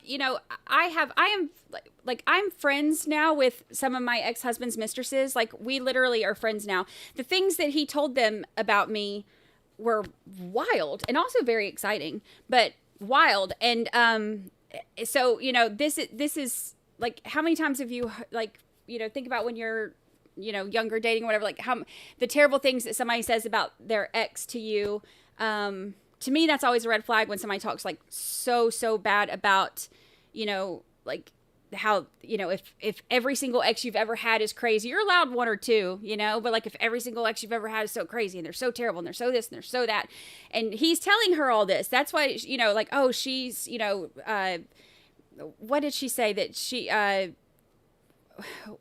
multiple personalities and that she had ran away and changed her name and went into hiding because of her multiple personality disorder and all of this stuff. So he's telling her that Jennifer has all of these, mental health issues, and that she's a bad mom, and that all of these things are going on. And, she, more than likely, with her being the mistress, probably wants to believe this. It probably relieves some of the,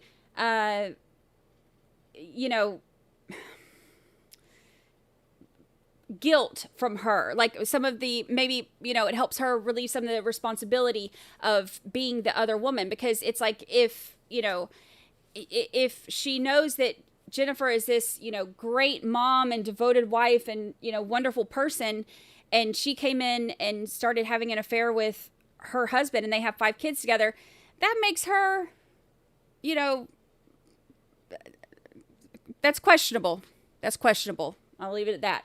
But if she's like, oh, she's, terrible and she's an awful person and she does all this, like, of course she's going to want to believe that. So it sounds like, he's feeding her all this stuff and she's buying it. You're going to be the mother of 6. When he got the report, I'm talking about like when the report came out. How long ago was that? Was it 2 weeks, 3 weeks before? You guys can have, do you have the report? Yeah, no, just. When did that report came out? It was like before Greek Easter, so it was before the 28th of April. April 28th? No, before that. Before, because the 28th of April was Easter. My family came all the way from Miami and Cincinnati to spend Easter, and it was, the report was within that week, because he told everybody he was super happy. We even did the Greek dance. He was happy about the report, and my girls came to the East Greek Easter, and he said everything's gonna be okay. The report came good. Fotis told me that she has like a borderline. We even went to talk to Humphrey, to his. He's very good at what he does. You have to realize when he comes to what he told you, it's probably self-serving for him. All right. Have you ever noticed Jennifer to be unfit with the children? I never met her. You've never met her at all? The only time I saw her, 2 seconds, was in summer of 2017, at some point in August.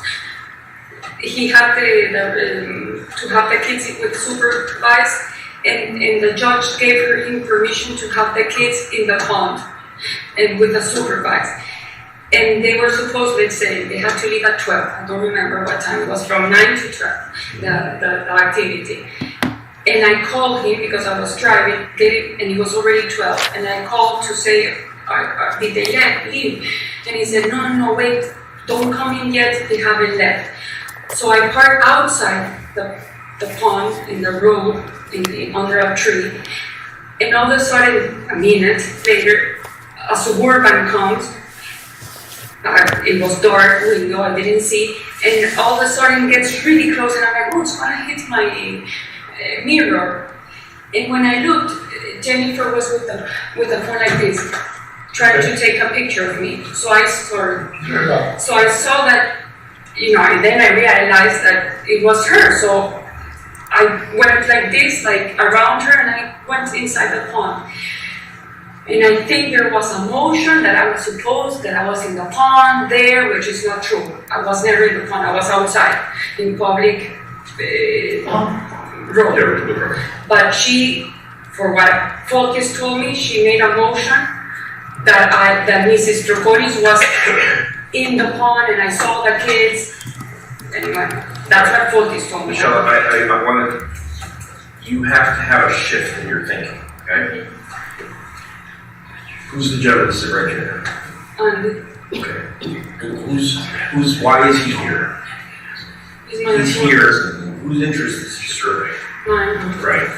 We actually are trying to kind of serve yours as well. But Jennifer. And Jennifer. Okay. Whose interest does Fotis serve? What? Who's Fotis interested in? In himself. In himself. So everything that Fotis has told you is suspicious. I'm not saying everything's a lie, but everything is suspect. And probably a lot of it is false, and it's to serve himself.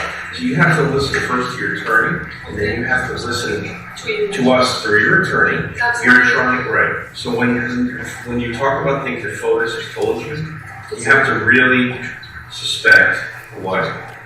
Okay. So who is Fotis' good friends? Who are his best friends? His right hand. Mark. Marciano. Okay. That he lives in names. And then Andreas. Okay. That he's a Greek. And he's Are these workers? No, friends. They're here in the United States, or are they? Mark, yes, he lives in Providence, and they went to Rome together, but they met way before because of the water ski world. And they, I think, Fotis said him, they're friends from like 18 years old. Andreas, the last name is Greek. Is he here? Is Andreas? No, he lives in Greece. Andreas was here like in December. Here's what I'm trying to get at. And I'm not saying you have any information about specifics of Jennifer's disappearance, but if Fotis wanted to hurt Jennifer, and he wanted help, or he needed help, who might he use to help him? Well, his best friend is Mark and Andreas. Andreas lives in Greece. Okay. I guess he's Mark here. lives in Providence? And Mark lives in Providence. And he's also going through a divorce, and they laugh about it because they say that they're going through the same. And he actually, his trial ended over what they did. I don't know what they went to edit. I don't know about the court things. But he said that he was over with his case, with his divorce. And what about Kent? Kent is the lawyer of Ford Group. Okay. So Kent and Fotis are kind of business partners. He's a lawyer, it's his business. Well, Fotis always said Kent is a nice guy. I worked with him all my life, and he's Did you ever meet Kent's wife? No. Do you know if Fotis ever communicated with Kent's wife? Yes, they were communicating because supposedly, which I think it's weird, the wife apparently put like a rape case against Kent. Yes. And then Fotis, like a week, like or 3 weeks ago, told me that Kent and the wife want to go back. I'm like, well, how did they want to go back? Has Fotis ever talked to Kent's wife? That's what we're asking. That you would know. Is there a reason why you would do that? Why Fotis would talk to Kent's wife? Okay, so they're asking, is there a reason why Fotis would talk to Kent's wife? Now remember, Kent, I went over this in that first video, but in case you missed it, like in the intro video, but Kent, the other one who's charged with conspiracy to commit murder for this, and then the tampering and hindering investigation, all that, the friend who was in the office that morning when the call came in for the alibi and all that good stuff, he was going through a very bitter divorce as well. And his wife, soon to be ex-wife, also even told police, I think that Kent, which was her husband at the time, and Fotis are planning on killing me. She told, not Jennifer, this is Kent's wife, told police, I think that Fotis and Kent are planning on killing me. So they're asking now, would there be a reason for Fotis to have ever talked to Kent's wife? Kent was also charged with, I can't remember the exact way that it's worded, but it's basically spousal sexual assault. So they had a very, very messy, dirty divorce going on. I don't know if they know each other. Well, they met. Oh, they did? Oh, in public. In public? Yeah, he was even inviting her to your house. Mm-hmm. When? In the last couple months leading up to when, just before Jennifer went missing, to come over and be intimate in your house. He even met out with her at a bar, trying to work back to get Kent back with his wife. No, that I remember he saying, Kent wants me to talk to the wife, so for them to but they can't because he has a restraining whatever. You can't have they contact. cannot, exactly. So you're aware of that? No, yes, but I didn't know that he The intimate part, right? You didn't know about that. He was asking her to come to your home, where you live with Fotis, to be intimate with her husband. To be intimate with Kent? Yes, correct. With Kent. To be intimate with Kent. So no, Kent and his wife, no, not with Fotis. Kent and Kent's wife would be intimate in your home. Yeah, sorry for that confusion. So, I mean, that's again, that's another thing about Fotis that we have just found out that you didn't know about. There's always a little bit of truth. I knew that Kent wasn't a divorce or a restraining. So there's always a little bit of truth with a lie. So he told you the little bit of truth was that he has to call her. And the whole truth is that it was a little bit of a different motivation. We're just trying to show you that he's not the person that you thought. Not always, and not in the important stuff. Like really don't. Actually, it should be the opposite. I should be interviewing you. The dumpster on 80 Mountain Spring. There was a dumpster on 80 Mountain Spring in that property that was for sale. There was a dumpster there? Now, no. Not now, but there was. Yeah, a long time ago. A long time ago. Any dumpsters recently on that property? You know, clean up and last minute stuff? No, the way we've been always cleaning it for the last year, speeding between the cleaning ladies and us and me. There's no dumpster on site for debris? There's no, like the big dumpster? Yeah, like a regular, just, little no, 5-yard dumpster. No. They, after the after the construction, they cost like, I don't know, I think by budget it's like $5,000 and that's too much for Fotis?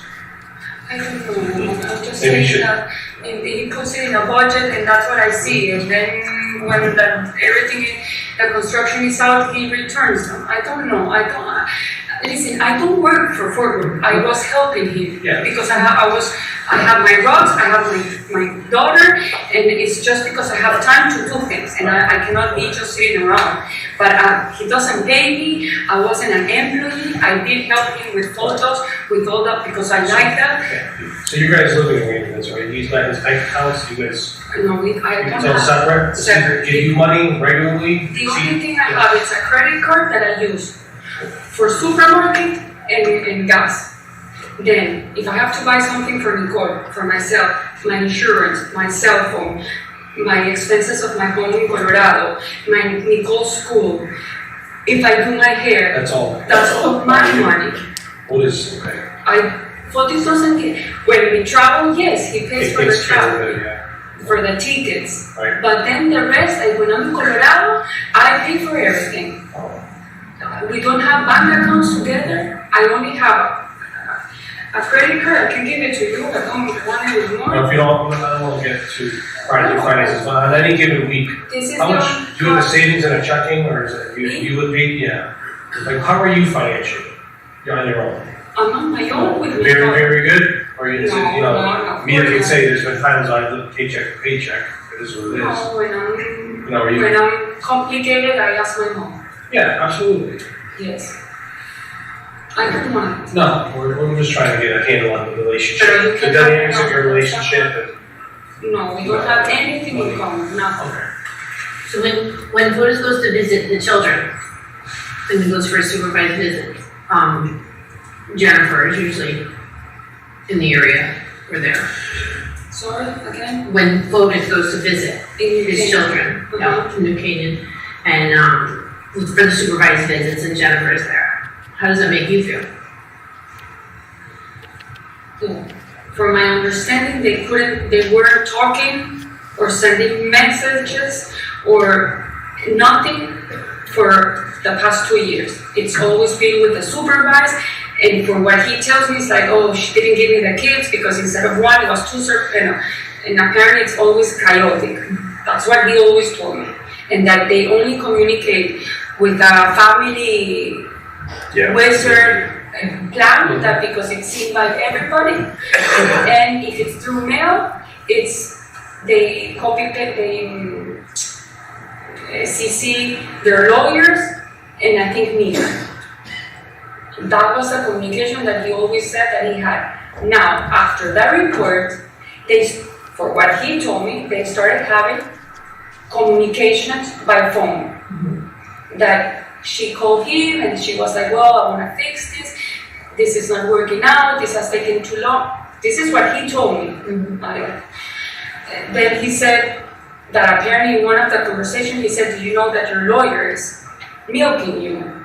Because, I mean, this report was to be favored to you, and he was the one who wanted Herman to be in the case. And he was the one pushing for me to go to New York and talk. And I was the one, I think for what he told me, he put a motion to not have Herman. So apparently she said like, yeah, I get it.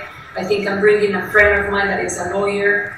And that apparently, saying what he said, that Jennifer was getting it, that what's the name of Ruben, I think it's the name of her lawyer, was kind of like, taking advantage of the money and making this case long. This is what Fotis told me.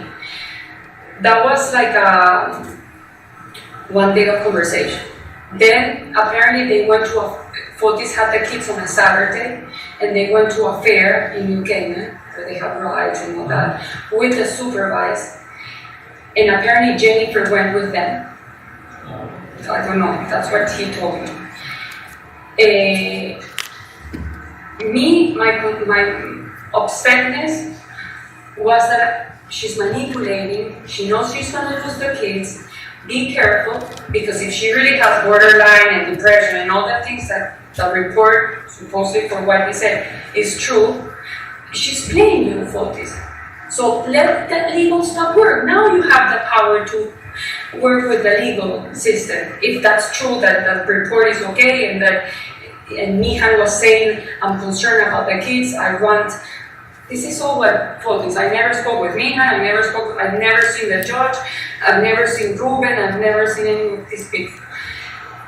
And because he was so like, no, don't worry, it's been nice, she's actually being very nice, she's being cooperative. I'm like, okay, I said, I want to talk to the therapist, because this is not normal. For me, she's making like a plan. And we went to talk to Henry 2 times. Together or separately? Together. Fotis and I with Henry sitting in front. And he's in West Hartford, Henry. And we explained the situation, so he said, Michelle, you stay out. If the kids come to the house, you don't mention Jennifer, don't talk bad, but try to do your best to, and if the kids mention, listen, and Fotis, you have to manage the situation, and you, Fotis, have to deal with all the divorce and everything. Okay. What I didn't know, and I told Brandi yesterday, I think, the Wednesday before she disappeared, that Friday, he goes supposedly to Grace Farms. When he goes to Grace Farms, usually I help him cook the food for the kids. That day I had to pick up Nicole, so I said, go to buy food in the Capo, So apparently he called the couple and ordered salad and I don't know what else. And he goes in my mind, Grace Parks. I go with Nicole and Kim and Lauren, a friend of Nicole's and the mom. We go to Ichigo, to a Japanese restaurant in West Hartford to eat. And then we went to Icy Rose, and I get home at 9:30. He was already in the house. And so how was it? How was the kids? Good. We played basketball. It was amazing seeing them. They all say hi. Okay. That stayed there. On Saturday or Sunday, when he's talking to Jacob on the phone, Jacob said, Fotis, you have to be very precise how you write, like a timeline. That's why we started writing the timeline. Well, because it's just interesting that Hartford wasn't in the timeline. It's just interesting that Hartford was not in the timeline, talking trash. That's pretty interesting. No, but this is, wait, but let me go back. I'm just throwing it out there, this is kind of why we're all looking for this. Jacob says, write down exactly where you guys did on Wednesday night, if you went inside Jennifer's house, and I'm like, what do you mean? Like, in my mind. And Fotis goes, no, I did not go in. And he said, make sure, where did you guys eat? And he was like, and it wasn't Puebla, the supervisor, I think it was someone else that day, I don't know. And I'm still listening to him, I'm like, what he's talking about? Like going to Jennifer's house? Like, he didn't tell me that. He told me he was going to Grace Farms. So, all this conversation, and Fotis was like, no, I didn't, but yes, I have the kids, we played, I don't know if a hair went in, and I'm still like, but why I don't understand the house, Jennifer, Grace. So when they hung up, obviously, in my mind, I started getting very angry. And I'm like, Fotis, where were you on Wednesday? Because you told me you went to Grace. Oh, I didn't tell you. I went to Jennifer. She bought a basketball arrow or whatever it's called. And we ate outside. Why you didn't tell me? Like, why you have to hide that? Well, because maybe, I don't know, you can get annoyed, you can get worried. So have you been annoyed and worried in the past? Or is it just that one time? No, that one time, because supposedly they never had contact. And I got so upset. I grabbed the phone, I threw it on the floor, and I said, okay. I mean, you're being very disrespectful for me. And I walked away. He goes, Michi, no, come, let's talk. I don't want to talk. And he goes, please, let's talk. And let me tell you what happened. I don't want to hear it. I don't want to know anything about it. It's enough. And I go to Nicole's room. That was the conversation after Jacob, which I don't know if it was Saturday or Sunday. We can stop it right now. Did Doc go into the house on Wednesday? Ladies and gentlemen, what we plan to do this afternoon is start at 2:15, and then we'll go to 3:15, take the 15-minute break, and then from 3:30 to 4:30, if there's that much video left. If there isn't, we'll go to 4:45. The court does not know what the order of presentation will be with the state after this video concludes. Nevertheless, again, 2:15 to 3:15 video, 3:30 to 4:30. If there is video, we will watch it at that time. We'll stand in our lunch and recess. Please do not discuss. Stand in our lunch and recess. All right. Lunchtime, but not really, because they're already done with lunchtime and we get to go right back into it because we're speed trialing and that's what we do. All right, let's see. Get this show on the road. Show on the road. It's my karaoke for y'all.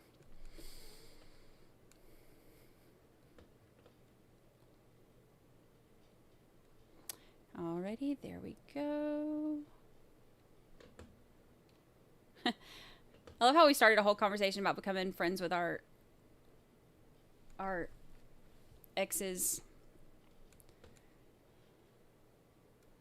first wives and mistresses and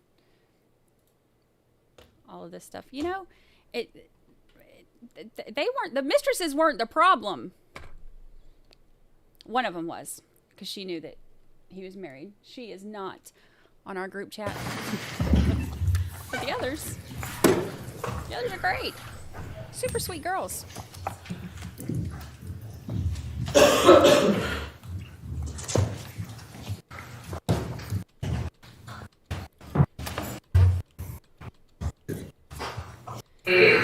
Which I think is weird. The wife apparently put like a. It's not 1657. Who started this? 216. We just got to scroll a little bit. Sorry, Judge. We're just going to get to 216:57, which is where we left off. We had closed out the file. Thank you. And he goes, please, let's talk. And let me tell you what happened. I don't want to hear it. I don't want to know anything about it. It's enough. And I go to Nicole's room. That was the conversation after Jacob, which I don't know if it was Saturday or Sunday. Fotis told you he did not go into the house on Wednesday? No, he told me that the kids said hi, that everything was fine, that they had a nice time. He wasn't precise about the place. Were you saying something about a hair? What were you saying about Jacob was saying, write down everything as you were by the time you spent in Jennifer's house. Where did you eat? Did you put any plate inside the house? Do you remember going to the bathroom? And Fotis said, no, I did not. And Fotis said that to Jacob. To Jacob. To Jacob, that he had never been in the house. Yes. Okay. And Maybe then a hair went in? Or you said maybe a hair went in? Because he said, well, Jacob, I don't know if maybe a hair went in because we were playing, we were hugging, and maybe the kids. Okay, so here we go with the hair thing again. So she's trying to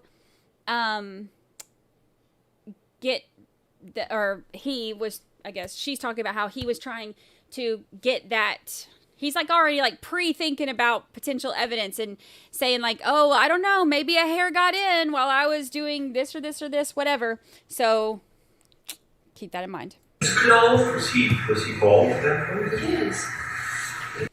Jacob is, I see a bunch of y'all asking this. Jacob is the former attorney.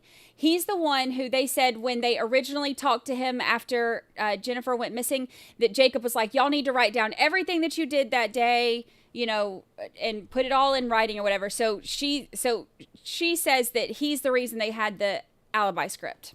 But Jacob is the former attorney. She had his whole body.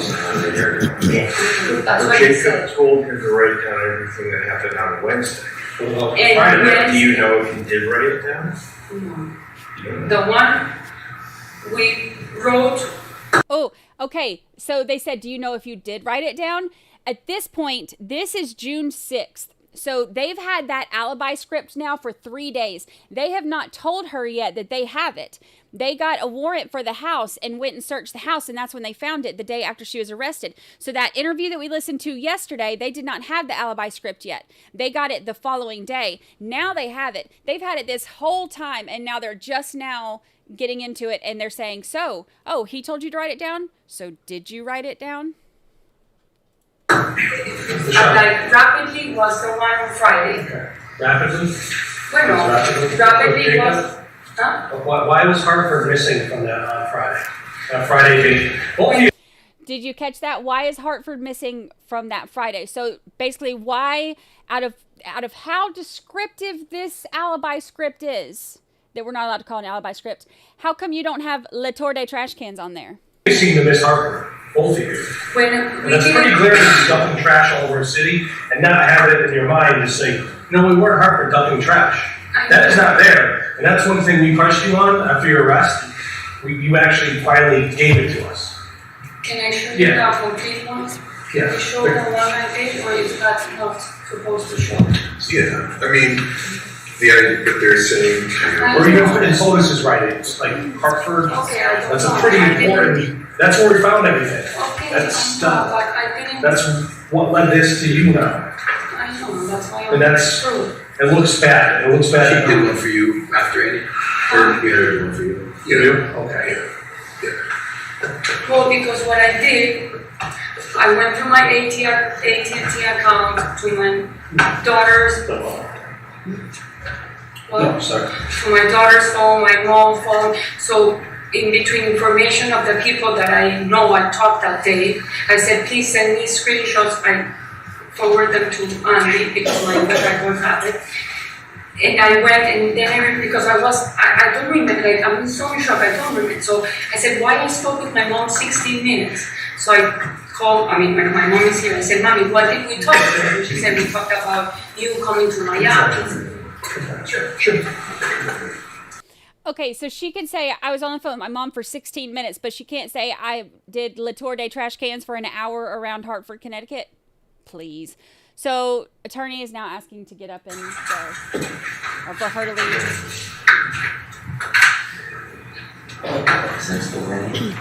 This don't look good. That one's, yeah, this one's 3 hours. Yeah. Here's the thing, too. Keep in mind, if, and this is, just my opinion on the matter, if you're in a situation like right now where, let's say all you did was, like help clean up stuff and you had no idea what it was. This would be the time to be like, I had no clue that's what happened. Let me tell you everything. And she still didn't do that. She's still covering for him and she's only giving information of the things that she's caught in. So if it were a situation where they were like, presenting her with information that she didn't know before, and now she's like, oh crap, I had no idea. If I found out that something that I did wasn't just, regular work at my, at my boyfriend's job, whatever, like, helping him, and I found out that it was something like that, I would be like, oh my gosh, I cannot believe this, like, let me tell you everything. But she didn't do that. She's only giving the information about the things that they've busted her on. Still red. Still going? Yeah, still red. Red beans. Yeah, we're still Red dot. So we are, looks like we're at 2:20. I mean, I don't know what you guys thought was good. I just don't think I don't think she's holding anything back. I don't think she knows. I don't think she knows. No. She's very adamant about Starbucks in West Hartford.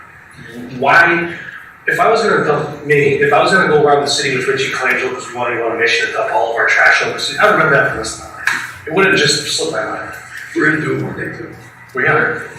Unless she's legitimately on the phone, talking and texting, and she's not paying attention. Right. Yeah. I mean, and she's outside the car.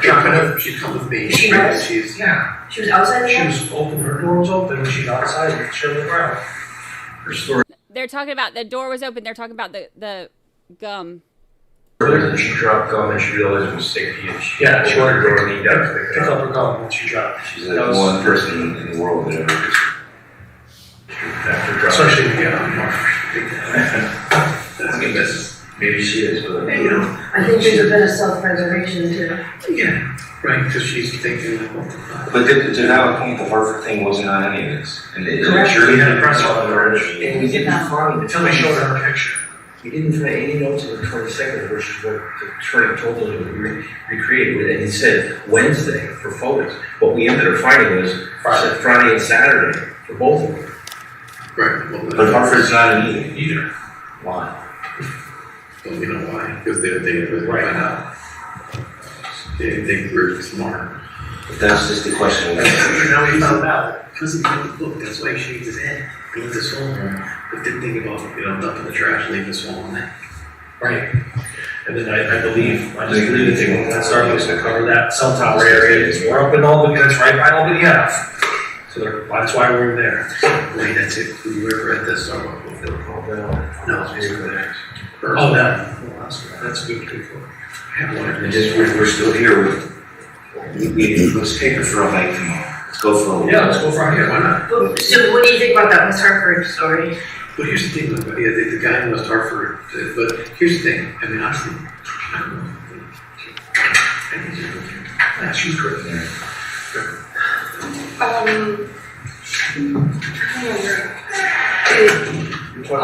You were right. What? You're talking about The Harvard thing. Yeah, another thing, I don't know if this helps, when Pavel on Tuesday in the morning, or when before going supposedly to New Canada, Fotis also said to Pavel, write a timeline. And Pavel said, why have to write a timeline? No, I memorized everything, I know it by. So Fotis was making us make timelines. Of what? Of that day, I don't know. Of which day? Wednesday? No, the Friday? the Friday. Okay, so she said that. Did you? I don't know if you can hear that. I know a lot of y'all are saying it's hard for you to understand. She said that Fotis was making her write down timelines of what happened on that Friday, and that Fotis told Powell to write down times from that Friday too. Because. But Pavel questioned, like, why do I have to do this? Yes. He was confused. Oh, and this was in the kitchen. So Pavel was there. There was the three of you having a conversation. This one picture. Yes. And which day was this? Do you recall? Monday was Memorial Day, no? So this was Tuesday. Tuesday? The following Tuesday. Yes. When Pavel, I guess, came to the office, or at some point during the morning. That's normal for the office. Yes. Like routinely, he shows up, goes to the office. That's normal. No, this wasn't in the office. This was in the kitchen. Is it normal for Pavel to be in the house like that? Yes, normally? because he takes the keys that it's in the drawer to pick up the car that he's taking, and because usually we're sleeping, he comes in. Where does he leave his keys? Does he ever leave his keys at the house? No, With you guys? in his car or inside his bedroom. I'm just trying to figure out patterns of behavior, that's all. Yeah, and Fotis did say, right, he said, I am here, and I said, no, I have it in my mind. I don't need to write anything. That I remember happening. So yes, Fotis wanted us to do a timeline because supposedly Jacob told him. Did Fotis tell you what? Hey, you know what? Do the timeline, but don't say anything about Hartford, about throwing in the trash. Mm-hmm. Well, that's what you asked me. No, he said, let's do a highlight. You know, smart like Andy? Wow. Huh? I came up with the same question Andy did, so I feel smart.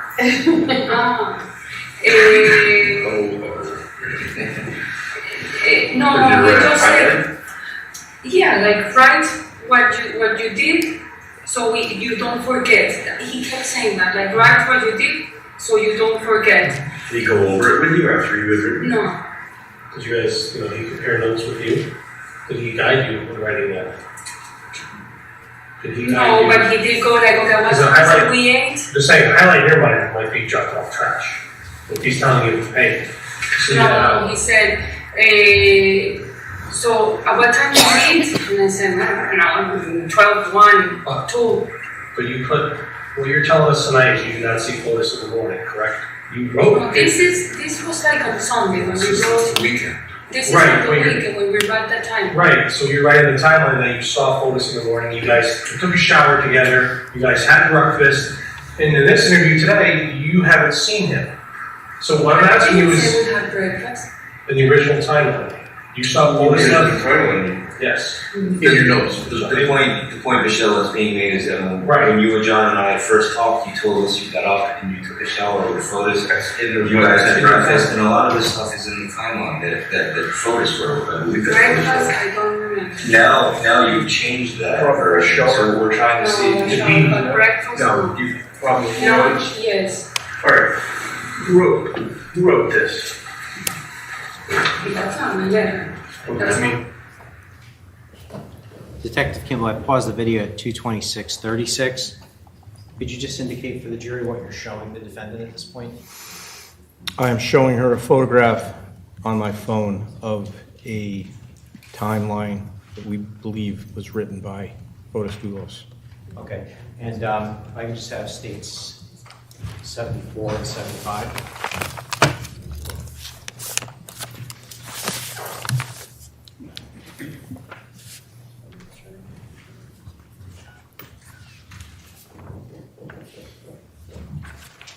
Do you have gloves, sir? Do not have gloves.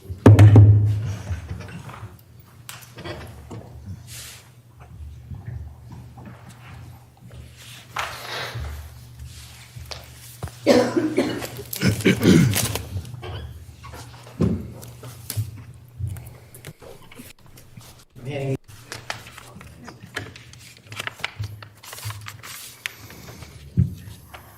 What is state 75? The alibi script. This is a single sheet, double-sided, handwritten timeline for Friday the 24th and for Saturday the 25th, 5/25/2019. Okay. Does that appear to be a photocopy or an original? This appears to be original. And is that what you were showing the defendant on your phone? A photograph of this, yes. I'm sorry. Yes. Photograph of this exhibit. Is that Ugh. right? That is correct. Okay. Go get a cough drop. Could I just ask the witness to just hold that document up so I don't have to come up there, just split up so I can see which one it is? Thank you. And actually, I'll ask you to show it to the jury as well.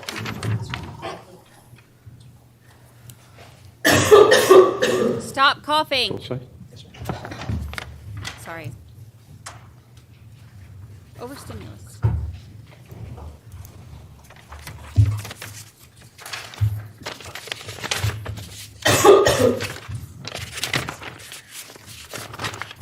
Now, did the defendant, you've indicated that you interviewed the defendant also in August, is that correct? Correct. And did you show the defendant a handwritten, or a photocopy of a handwritten timeline in August? Yes. Okay. And hand you state 74? Before you open it, did the defendant identify which timeline she had written to you?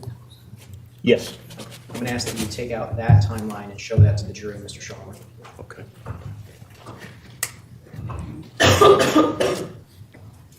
Oh. This is number 74. 74. Can we DoorDash them some cough drops?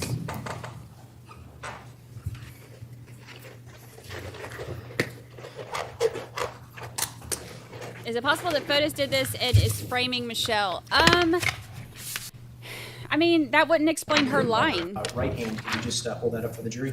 I think that's the hardest part. Yeah, Daffy, the mics don't work until someone's coughing. You okay, John? Yes. Yes, could you just somehow identify that, since there's 3 separate sheets in that same envelope, which one, please, for the record, please? This is a photocopy of a handwritten timeline beginning at 6:40 a.m. That's enough, I think. And I'm actually going to ask you if you could just indicate to the jury the last time entry on that timeline which the defendant entered. Last time entry is 5:10. And is there any mention of dumping trash in that timeline?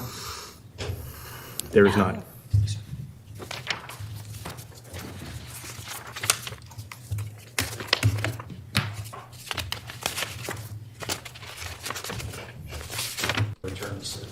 We're going to pick the video back up. Did you write this code?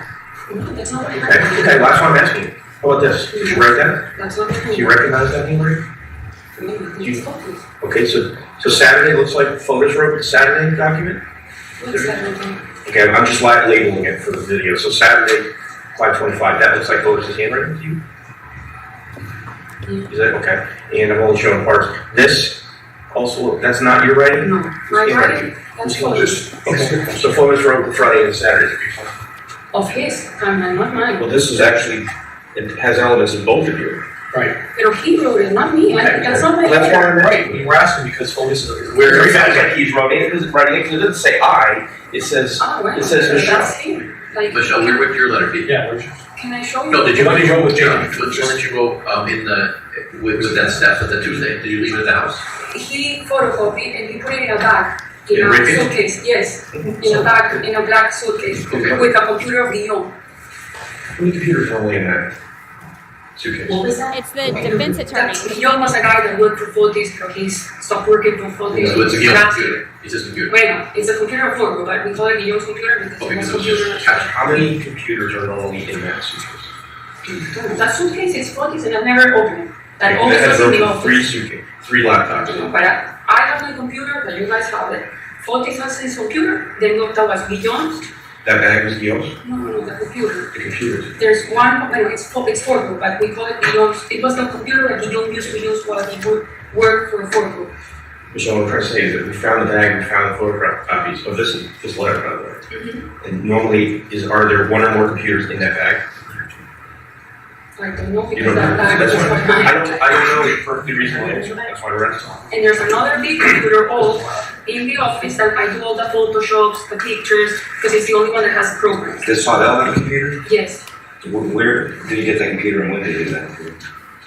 I've worked with Fotis before I met him, so I don't. So you don't know. Perfect. So you said you. And Andy, there was another guy working. He's called Andy Lewis, and he was there that week. He went for a day, I think Tuesday or Wednesday, to work on Troconis budget for what Fotis did. But I did see Andy in the office on Tuesday or Wednesday. I don't remember. So you said you made a photocopy of the letter you wrote. Where did the original letter go? Because if you made a copy of it, and you put the copy of the thing, where's the letter? The letter Yeah. is the one that I gave you. That's the one you wrote with the other attorney the day after. I think I wrote anything with him. No, you wrote it because Fotis told me that Jacob Yeah. said, right at time, and you have the original. You have it. and I have. She gave it to us. Yeah. Oh, okay. That's what I was wondering if you left your original there or what. That's what No, I I was put it asking. No, in thank you. my Now purse. we got it. And I took it with me, and there was a copy supposedly. Maybe there's not. Did you find my copy in that I bag? don't know, I wasn't there, so I can't really answer that. Can you talk about Andy Loomis? You brought his name up. No, because he was there on Tuesday or Wednesday for a day. Okay. You had, what was the last time?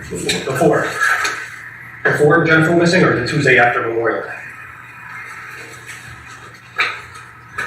I think it was before. Before. And prior to that time, when was the last time you saw Andy Loomis? Is it frequent he comes by? Or? You know, he used to work for Fordo. He was hired, full-time job. When I was in Colorado, apparently Fotis said, Andy, I cannot pay you. I didn't know until I arrived because I asked him, where's Andy? How long ago was that? What? That you're talking about? No, this is in March. March. Well, yeah, this is good. So back in March, Andy Loomis is gone with the business. With the business. From Fordo. You for Fordo. Yes. Since March till Jennifer's disappearance, did Andy come around often? Do you see him? How was his relationship with Fotis? Was Work. With Pavel, he has a better, stronger relationship because he knows Pavel. Pavel used to be the one that would do his walls of the house, so he would be like an independent contractor.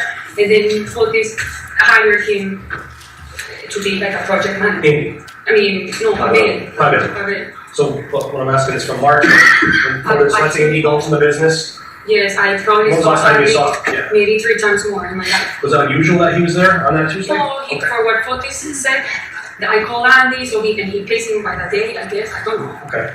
But I called Andy to help me work on the Pablo's budget. Okay. Does Loomis and Pavel, do they dirt bike together? I don't know if he just brings them back, you guys have a lot of property. Pavel's bike, the Honda that he's riding, and you can see it's mine, it's under my name. Does he go back there with any friends other than you? Who? And Pavel, you and Fotis go back there. I only traded motor with Pavel only one time. What's that? That was this road. Okay. This big loop. Only one time, and that was like 3 weeks ago. What was it? I don't ride with I thought I'm just kind of losing track here, but the 15 times. What was with Fotis and me. Smaller group. Gotcha. All right, I don't really get. Of the 15 times, some of them, there was 1 or 2 of the big ones. Gotcha. And then you just mentioned Pavel goes back there too. Only one time with me. With you. That you know. That I know, and I think it's supposed for what his impression was, that my impression that I got from him, that he'd never been there before. Was it just you and him, or Fotis was there as well?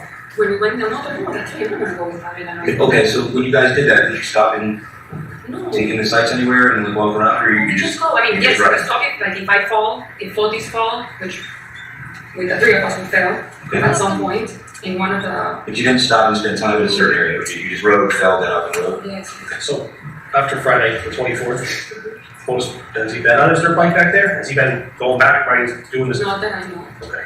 He came back from the backwoods dirty, you know, sweating. When Fotis dirt bikes, does he wear anything on his hands? Yes, we What also. does he wear? And we just bought them in Miami. He did? What kind of gloves? You know? But brand, Yeah, well, what color? Are they black. black? Are they It's like rubber? Are they leather? Mine are like leatherish, and it has protections here, mine. Okay. And I think he bought the same like mine. Okay. I think it is. So black leather gloves? Or grayish. Either two. No, because he just got them. He used to use my bicycle gloves that are gray with black, that are Do Trek. they have any markings or anything like Trek. Trek. The brand Trek, they were my Oh, Trek. Trek. My bicycle gloves, because at some point he lost his gloves and I gave him my bicycle gloves. But those are not moto gloves, they're bicycle. Right, so they don't have fingers. They don't have, no, they do have the fingers, they don't have the protections for moto. And when did you lose those gloves? No, a year ago. What brand are his gloves? She's not sure. I don't know, it can be Fox, it can be KTM.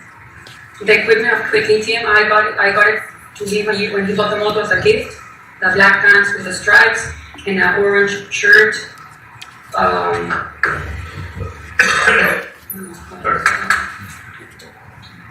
The photos generally wears black leather gloves when you motocross. The new ones that he got, if they're not leather, they're kind of, but they're more like not neoprene, they're like a little bit stretchy. So we talked about what happened Saturday after Jennifer went missing. What did you guys do on Sunday? Sunday? Yeah. Sunday, he went to meet Eugene, supposedly. Who's Gene? Eugene, his lawyer. Me, at 11, I was having brunch at La Salle in Collinsville with Nicole, Hatch, Aaron, Quinn, and Jules. Quinn and Jules are their daughter and son. Mm-hmm. We ate there. Then we probably stayed there like an hour. Then I took Nicole to a place that they sell, I gave you the receipt, I don't remember the name, something Jake cake or something like that. So she got a muffin in like a popsicle, a cake popsicle in Canton. And then we went to the pond, Nicole and I.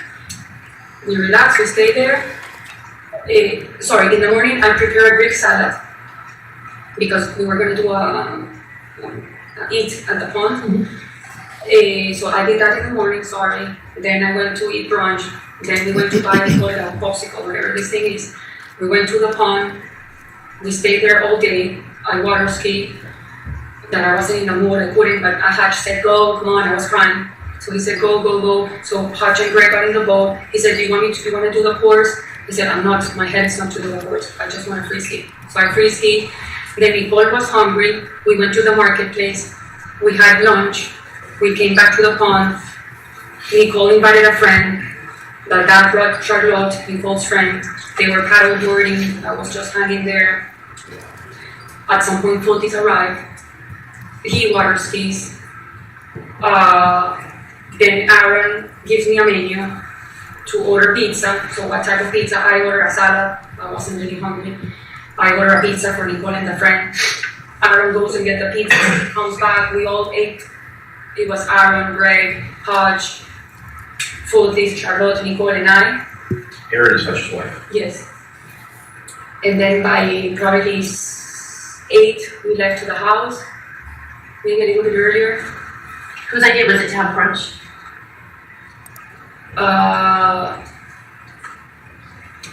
Hodge wanted to have brunch. Well, no, wait. They were going on a bicycle ride, and they said, you want to go? I said, no, Nicole doesn't do 20 miles of bicycle, so I'll go in the car. I didn't want to stay in the house, that's the truth. Why? Oh, I was scared. I was like worried. About what? Jennifer disappeared, and like, she's gonna come and she's gonna like kill me and Nicole. That's what was in my head. You thought Jennifer was going to come and kill you and Nicole? One of the thoughts, yes. That was one of the thoughts. What would make you think that? You've only seen her once, and that was car to car. Because apparently she had all this illness, and for what Fotis said, that she was very angry, she was throwing motions every time. So I always felt, and I actually one time went to the police like a year ago and I went to the court, but this is like a year ago, and said I'm worried about my safety of me and Nicole. But the police said that, and I have that paper in the house, and you can check it. I don't know if that's in records, but this is like a year ago. can't help me do it.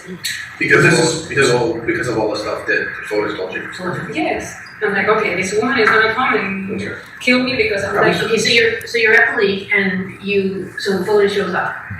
Yes, and he said I spent time because he went to New York. Did he get That's what he told me. To see his children? And the police was there. He called the police. It took me an hour. He couldn't see the kids. Who called the police? Fotis told me he called the police, and the police came in New York City. Maybe the police got called out. Okay, I don't know. And what was his? Did he get to see his children? And what was his look like when he came back?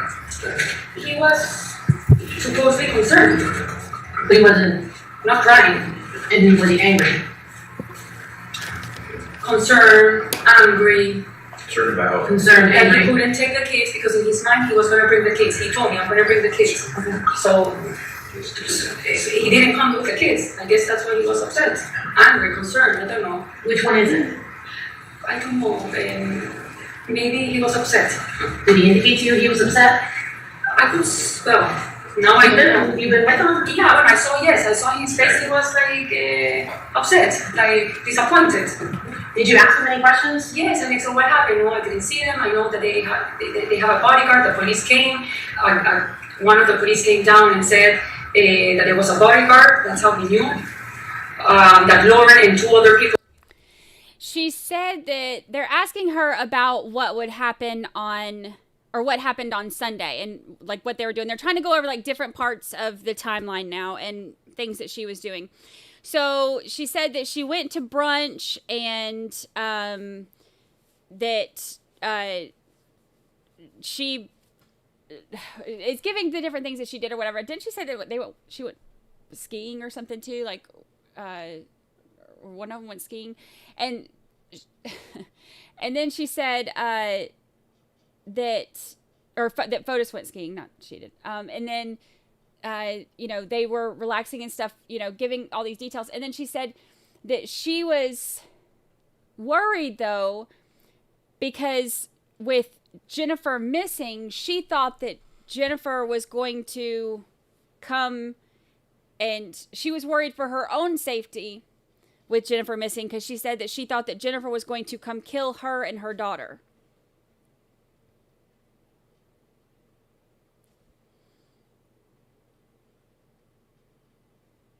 That's the first I've heard of that.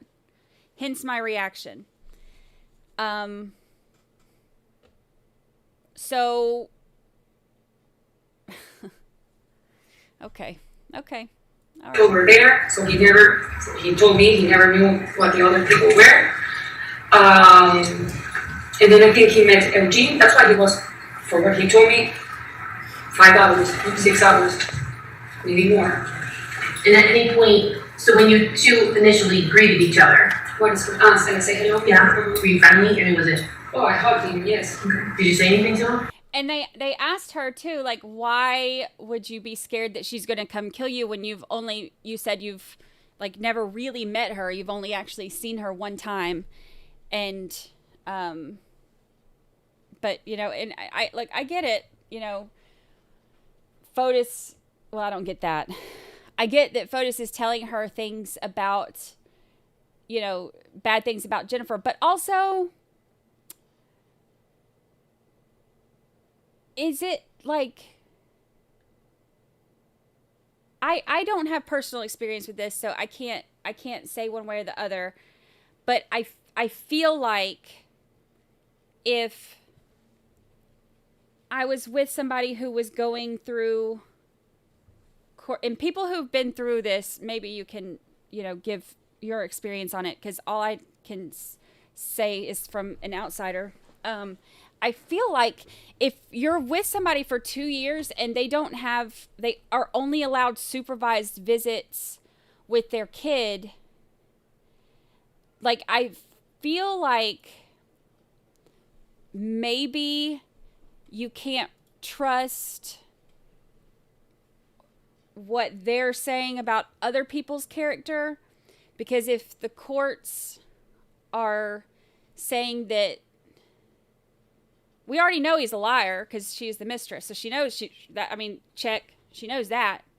But as far as like a character thing, I feel like if this has been 2 years that they've been going through this divorce process and this custody battle, and he's not allowed to even see his children without a chaperone or have a conversation with them without somebody listening in, I feel like that would have me questioning more of what he's telling me about the other parent being the crazy one.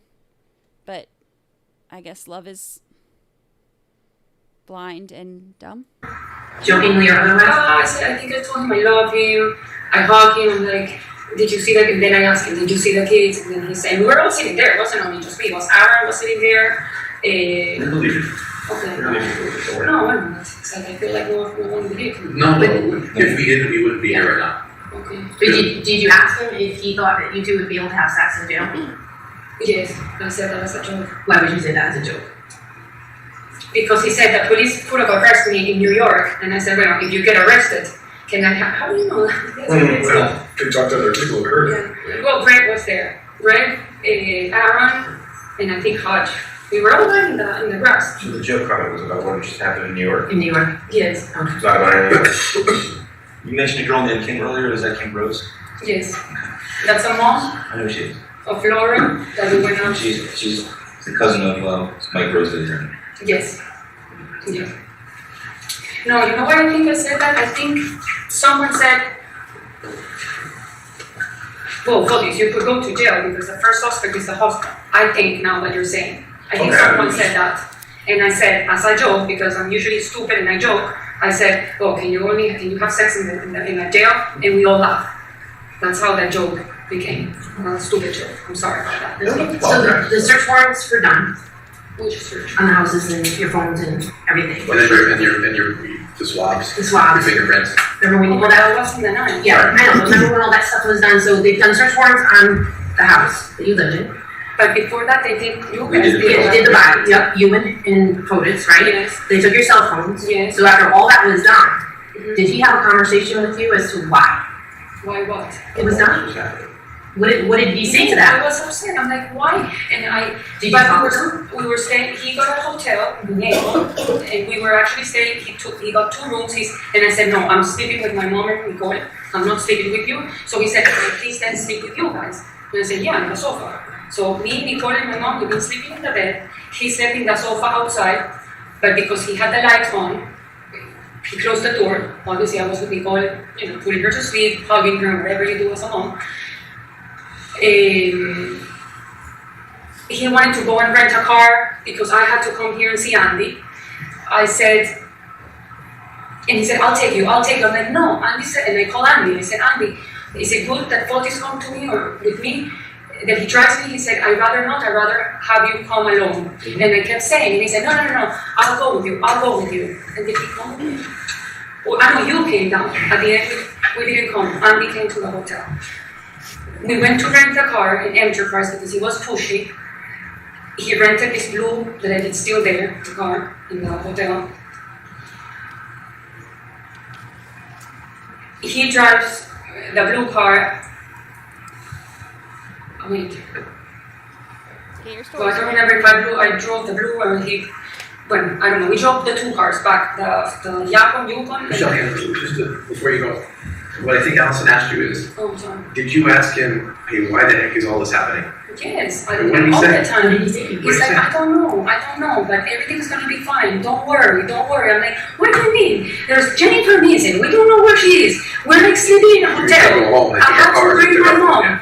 Like travel all the way here. Nicole is like in the middle of exams, which I was concerned telling Andy. It's like too much. Like and like what's gonna happen? Like my question is always what's gonna happen because I don't know what's gonna happen. And I still don't know what's gonna happen. And he kept saying it's okay, stay strong, it's gonna be okay. Like that's what he kept saying to me. And I'm like, okay, but I was upset. Was he talking? Sorry, was he talking? Was he talking with you? Phone call with to Venmo to the guy from New Fairfield, whatever the guy's name was. Hartford. Was he talking to Nick? Was he talking to No, I don't know. No, but when he's with, is he on the phone talking to anybody? No, he's talking all the time on the phone. And he was each time that you guys took the phone, his first mission was to go and get a phone. Which even my mom said, why? And you want two phones, and there's two phones. And Who got a new phone? Who did he call to give his new number? Sorry? Who did he call when he got a new phone? To make sure they had. He said Jacob and OG. And like me, I always speak with my mom phone. I just got a phone like 2 days ago. Like, I didn't even. So she said that every time they would take, like, when they take his phones, every time they would take his phone, he would go get a new phone right away. They said, who did he call? She said Jacob, and I didn't hear the other one. I don't want to talk to anyone because Jacob says if the police calls you, don't answer. They'll leave a message. 2 times the police called me, and they left a message. I didn't hear them. And you guys have the phone. The voicemails are there. Then the reporter started calling, and I didn't want it. I'm like, I don't want phone. I don't want to talk to anyone. I don't want to be in this mess. I'm sure you don't. You definitely don't. I'm trying to help you guys for that. At any point, while all this is going on, did you, at any point, think that he did it? This information, yes. No, that weekend. That weekend before. Before you got arrested. Oh, before Yes. She disappeared? No. Before. Let's put it this way, before Memorial Day, at any point. It was probably after Memorial Day. I mean, I started to see my I did have the EB1, like all of those million questions because I said, can be the mom that wants it because supposedly the mom also is crazy and was in a psychiatric and tried to kill her. Like, I have so much information that maybe it's a lie. Did you get it from Fotis? Okay. He told me that in the report it says that the mom at second time committed almost suicide, but what she didn't suicide herself. Did you ever actually see that report? No. Physically see it and read it? No, So this because, is just him? because this report is in my close office because supposedly it's sealed. But this is all what Fotis told me. I don't know if it's true or not. He told me that a woman at 79 tried to kill herself, she couldn't, and she ended up in a psychiatric for 3 months. That the sister who was bipolar was in 7,000 of treatment of medication. That Jennifer was borderline personality, depression, and a slightly eating disorder. Minimum. I don't know. This is all what he told me. So, Michelle, your gut, Okay, listen to the going question. back to this your question. In your gut, in your mind, in your heart, in your stomach, based on what you know, not what we told you, what do you think? Sorry, it won't let me show it. For some reason, it disappeared, but I didn't want to ignore it. Debbie, thank you so much for the super chat. I'm sorry it won't let me show it on screen. It won't. It disappeared from my thing. But thank you so much. I appreciate it. Things happened to Joe. No, the Fotis killed her. That's what. So now your feeling is that Fotis killed Oh, Jennifer? you're telling me? Okay, No, now I feel yes. My what? God says yes. If you're were you married before or just you had a common child? So now So the mother of your daughter, the father of your I child. have a very good relationship. He's Go ahead. actually coming. Okay, good relationship or bad relationship? Yes. He goes missing. How do you react? If hypothetically, With if they said, hey, that's the whole what dad is I'm missing, in Argentina looking you for. try to help. You leave the country and fly to Argentina. Of course. If you found out the father of your child was missing. Yes. Okay. Of course. And he wants to come. He's been Okay. calling me every day. Now- Should I go, Michi? Should I Just leave listen to there? this first. So, Fotis is, assuming We the are ex-wife the opposite. goes missing, he gets an attorney, he doesn't want help, and then tells everyone not to talk to the police. Would you That do that? attorney said to me not to talk to Okay, the is that normal? Would you do that? Would you do that? I thought it was, in my mind, Right. no. I agree with you, yes, of course. Right, you're in it, you got television, they're all around you, I think they understand. No, in my mind, if I would have been told this, I would have gotten Did you see that in Fotis? No, I didn't. But because this has been 2 years of torture Well, it was for what Fotis divorce, told me yes, of divorce the is not bad. divorce. I understand. Oh, my parents are divorced and they're together like with friends, and I never went through torture like this. So that's rare. Oh, It's nice. Sure. It's refreshing. No, we've been sleeping in the same room. I mean, they celebrate still their anniversary. How has it been hell for you with the third divorce going on? Why has it been hell for you? Because Fotis gets angry each time he comes from court, he's upset, because on the weekends that obviously I cannot be with the kids, and because Judge Heller, the last court order was that the kids spend a Saturday or Sunday, I don't remember which days, 6 hours in Farmington, so I have to move out of the house. So you're not allowed to be around. No, I can't. I Did cannot. that make you angry? No, because I have to change. I have to look for plans on the weekend. Absolutely. So that's It's why I went an one inconvenience. weekend to New York. I took Nicole to stop. Another weekend I went to Boston, and I took her to the Ballet of Boston. Another weekend we went to Rhode Island. So you and Nicole. Yes, and then Fotis appears at night because he spends time with the kids, and then he sleeps at It night. seems like your personal life is getting uprooted during these visits, and you have to go elsewhere, and that's a huge inconvenience. Of course. So she's talking right now about how she's not able, like, there was the court order that she wasn't allowed to be around the kids, Fotis and Jennifer's 5 kids. So she was saying that, it was torture for 2 years with all the stuff that they were going through. But when they were like, okay, so was that hard for you? Then she was like, oh, no, we got to travel. So now she's talking about on the weekends when Fotis would have the kids before he lost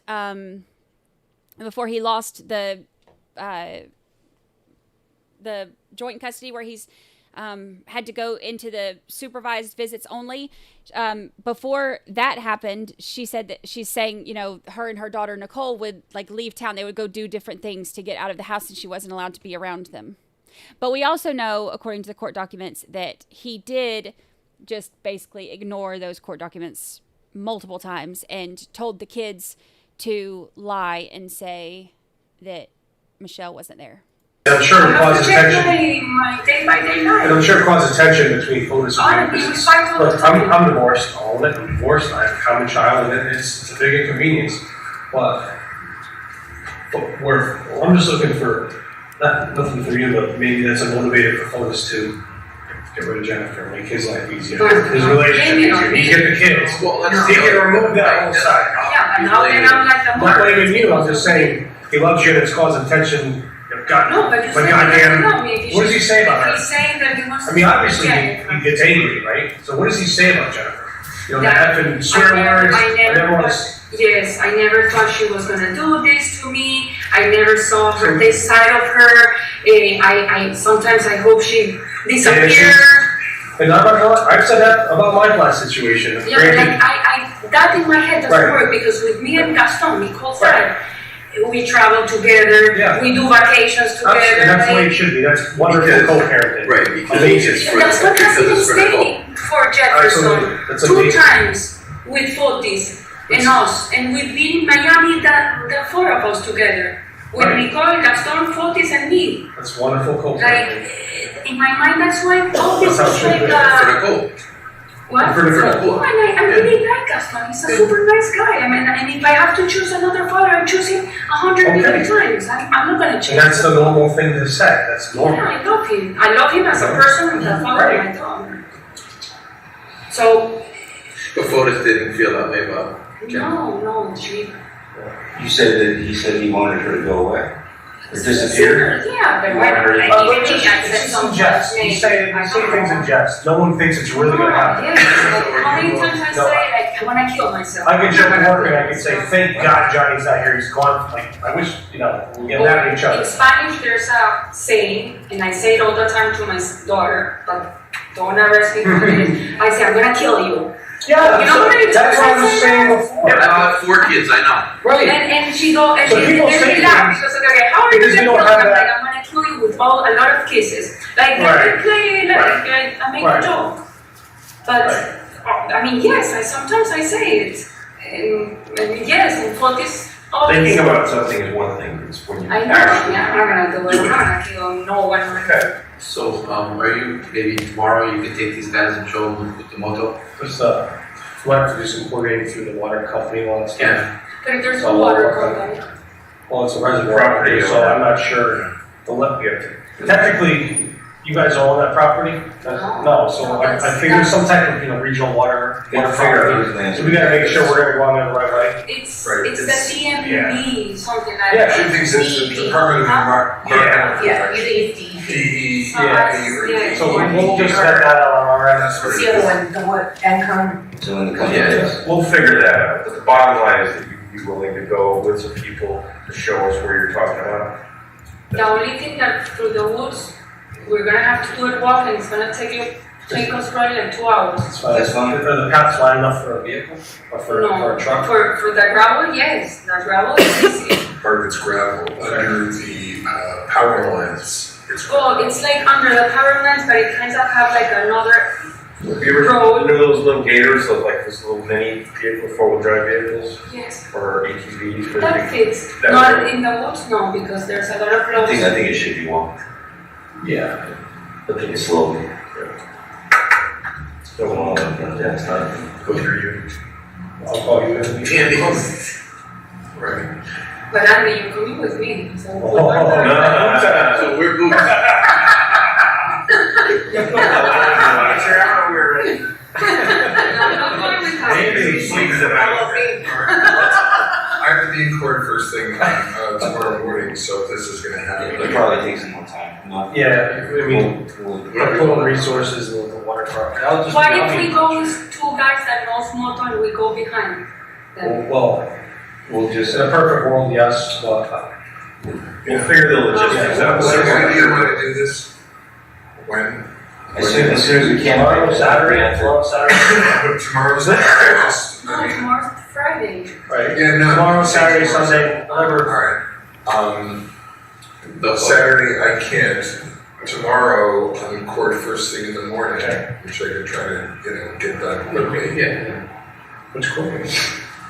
No. Oh, God. Don't have to take care of that. All that. Well, you want to take care of it? I mean, if you want, go. I can get out of there. Hopefully I'll be able to get out of there quickly. When you get there, just text me and I'll tell them they give you whatever date you want to get you done. It's easy. Okay. Well, I don't have that much clothes, guys. I'm like without home, without. Yeah, she's homeless. She has no So what do you clothes. want to arrange now? So, and I have this thing in the foot that I cannot put a boot. So, the So we GPS. can probably set something up. Okay. So, but I need another shoes. Otherwise, I don't have clothes. I can make. Look, I have no problem. You can meet her here, bring her in, and let her get what she wants for her and shop. Okay. That's right. They're Nicole's already come. Okay. I can give you. That's another thing I have to ask. Can I give you like a list because Nicole is living on the. They're gonna let you go in. If you don't care. They're gonna let you go in. Oh, it's fine. Okay.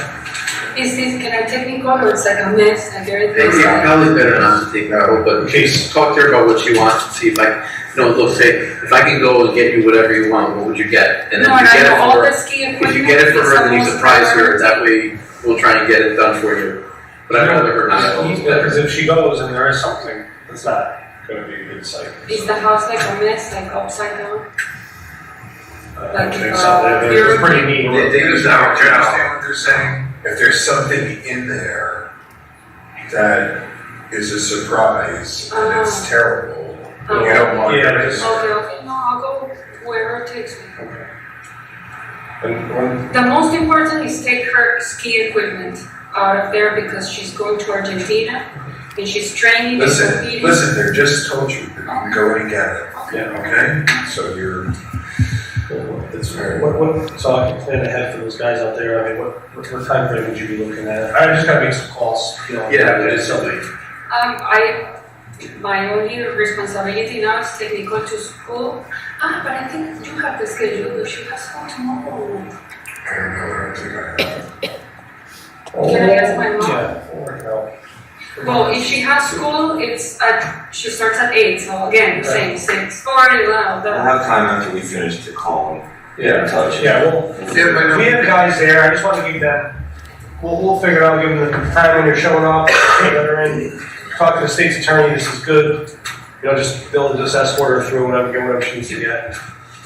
Leave. And then we'll find a day where we can all go for a little hike. Is it going to be tomorrow? Hopefully. Well, my only thing is if we go on that. If not, It doesn't matter. That's what I mean. I'm just saying if we found something. Doesn't take. No.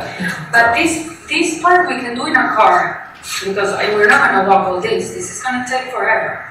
I gotta lose some weight, so. Yeah. We're going to know, I lost already 3 kilos. This we can do in a car. This is the part that we need a moto or walk.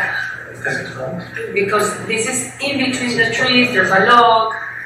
I mean, this part we can do perfectly in car, and this takes in car maybe 5 minutes. Well, there's a part that we go, I think, yes, we can. They'll set it up, don't worry. We'll get it figured out. Do you want to see if they want to do that? Yeah, I can call, they're there, so holding the house, so they just have Might to be able to swing in by the way home to get the stuff she wants. They're talking about, the police at this point have seized the, they've gotten oh gosh, I can't even speak. They had done the search of the house and everything. They've got her and Fotis, who have both been arrested and are not allowed to communicate anymore because they don't want them to, try to get stories together and all that. She's saying that she needs to get some stuff out of the house, so they're coordinating times for her to go be able to do that, like get ski equipment and stuff like that for her daughter out of the house. We better get going. Where is she? It's 5:04. In the school. You gotta go. You gotta go now. Well, I know, but we do. No, what I'm saying, we gotta do that, let's do it. Well, I'll call up there. But. No, so we'll do it. We'll coordinate. Yeah, we'll fix that, we won't do it today, we'll do it tomorrow. Yes, You're gonna pick her up, you're gonna be with her, don't spend her time with her tonight. Don't do that, be a mom tonight. Tomorrow you drop her off at school, we'll figure the rest out. Yeah. Yeah, because otherwise I don't know we're treating her. And I don't wanna, and in the house I'm not gonna go with you. Is it okay? You can go in the house. But you guys are gonna ask me questions? No. Nobody's gonna ask you anything. No. You're gonna get the stuff you You're want. gonna get your stuff, aren't you? Isn't that what you want? Get Nicole stuff, and I Yeah. if I can And take things yes. from me, yes. Yeah. Okay, thank you. You won't talk, you won't ask you questions. Okay. We'll figure out what time. But I have to get the suitcase, all the boots, helmet, so I'm gonna have to walk. Yeah, and just keep in mind, you don't have to answer. Like, we're not gonna be asking you questions, but don't ever feel compelled like you have to answer. I mean, like, you can think quiet. Yeah. Like, it's your right. Tell us to be quiet if you want. Tell us, yeah. Yeah. If you want complete silence, we're not gonna say. No, but These are your rights. if Andy's not there, they're not gonna talk to you tomorrow. Look, we're not trying to do Is it anything gonna be- bad to you. We just want to find Jennifer, and if you can And help you're us, not that's gonna put like, wonderful. okay, my fingerprint and stuff like that. That's already been done. Yeah. You're done. You're ready to do it. You're helping us at this. You're helping us, in which. We're walking with No, you. but I seen the movies like, these are like the typical setup. No, there's no sense. Have we treated you? Have we in the room here done something different than what we told you ever? Other than when we took photos of the second phone that first day? No, we've treated you well. We're not lying to you. We want to find him. Thank you. Okay. Yeah. Thanks, Michelle. Yeah. Go ahead. Take your stuff. Yeah, go get her. Go back. And then Andy will talk to you tomorrow Okay, and you can go pick up stuff, okay? okay, thank you. Can I take this as mine? Yeah. 13, 15 hours, or This is 15 mine. tonight? So you stay with the 15, first part? yeah. You watch 15, yeah. Hallelujah. All right, I'm going back to 1.25.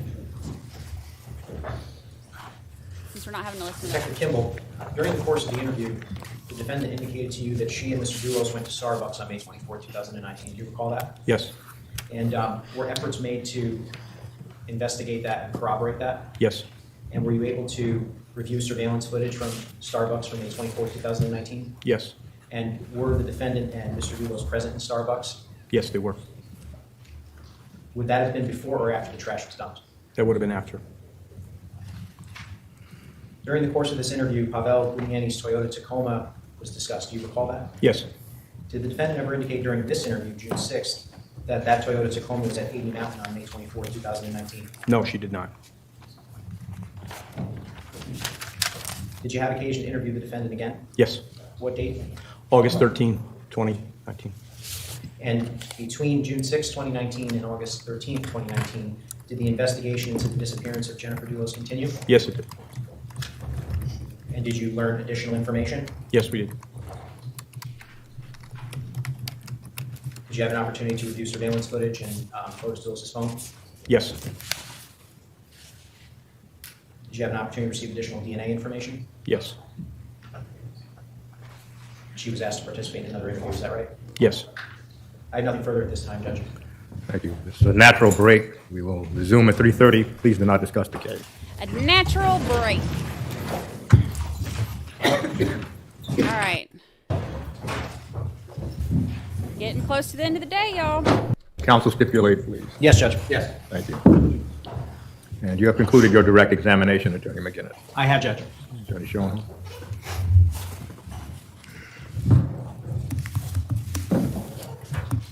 Good afternoon, Detective, Officer Kimball, right? Westport Police? Whatever you want to say, sir. Good afternoon, Attorney Sherman. We've met before? Yes. We've spoken before? Yes. I may, because we've gone through the last couple of days a lot of testimony, I may move around a bit, but I will try to keep in some semblance of order, so that'll be something that's easier to follow. Okay. So, getting back to your testimony, you were involved in interviewing Michelle on 3 separate occasions. Is that correct? Yes. The first was at the New Canaan Police Department on June 2nd, 2019, right? Correct. The second was on June 6th, 2019, at the law office of Attorney Andrew Bowman in Westport, correct? Correct. And the third time was on August 13th, 2019, at State Police Headquarters Troop G, right? In Bridgeport. Correct. The quality of the video at the New Canaan Police Department on June 2nd, 2019 is not quite what it was when you were using your own equipment on June 6th. Is that a fair statement? Yes. And although I'll get to it in a minute, there were actually on June 6th 2 separate cameras recording from different angles. Is that right? That is correct. And then when I show you a clip, which we probably won't get to today, you will see a leg of a tripod closer to where you were sitting, and that would have been the so-called second camera. Is that right? That's correct, yes. This first interview took place the night or the day after Michelle was arrested, correct? Correct. And that was an arrest for the charges relating to the what we see Mr. Dulos distributing trash in Albany Avenue in Hartford, correct? Yes. That's what she was under arrest for at that time, right? Correct. And you had prepared that warrant yourself, right? Yes. So you were involved in the investigation from almost from the very beginning, right? Yes. She was arrested at about 11 o'clock at night, right? Yes, 11:15. 11:15 at night, Yeah. in Avon at the Residence Inn. Correct. You weren't present for that, right? That is correct over time. There were other detectives who went to the Avon, Connecticut Residence Inn, right? Mm-hmm. You got to answer yes or no. Yes, yes. And there were also uniformed state troopers who were there as well, correct? Correct. You were made aware that at the time that she was arrested, she was already in bed in pajamas, right? I was not aware of that, no. You were not aware of that, all right? But you were aware, you were at the New Canaan Police Department at the time she was actually placed under arrest, correct?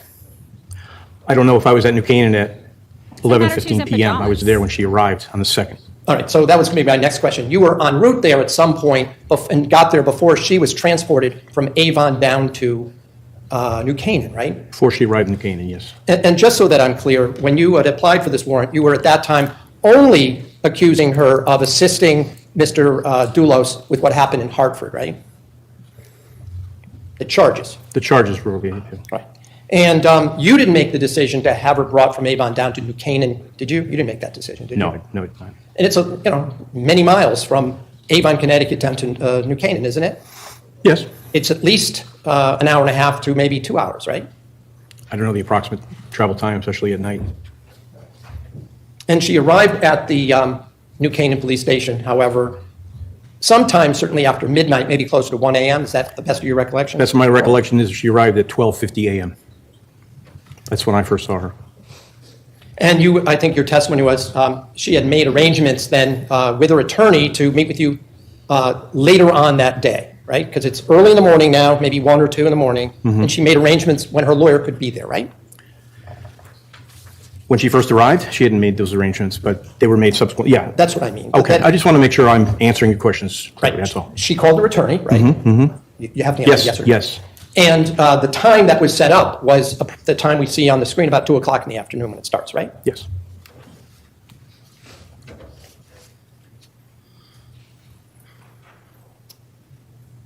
When she was transported from Avon, you were aware that she was in the room with her, when she was arrested, she was in the room with her daughter, right? I was not aware of that, no. Well, did you have any input as to whether she should be arrested in front of her 12-year-old daughter or not? Just going to object, Your Honor. That's not. Oh, grounds. Assumes facts not in evidence. Hearsay. Well, the question is, did you have any input into the decision of having Michelle Troconis arrested in front of her daughter? Well, he would have personal knowledge as to whether he had input. But the other objection is hearsay. If the other objection is hearsay, that's overruled. I had no input on whether she was arrested in front of her daughter, no. You were not you were the investigating officer as of that date, correct? I don't think I was the lead investigator as of the 1st of June. Okay. There was a sergeant that you were aware of who was up in Avon that day, correct? State police sergeant? Yes. All right. And when Miss Troconis arrived in New Canaan, she was in handcuffs, wasn't she? Yes.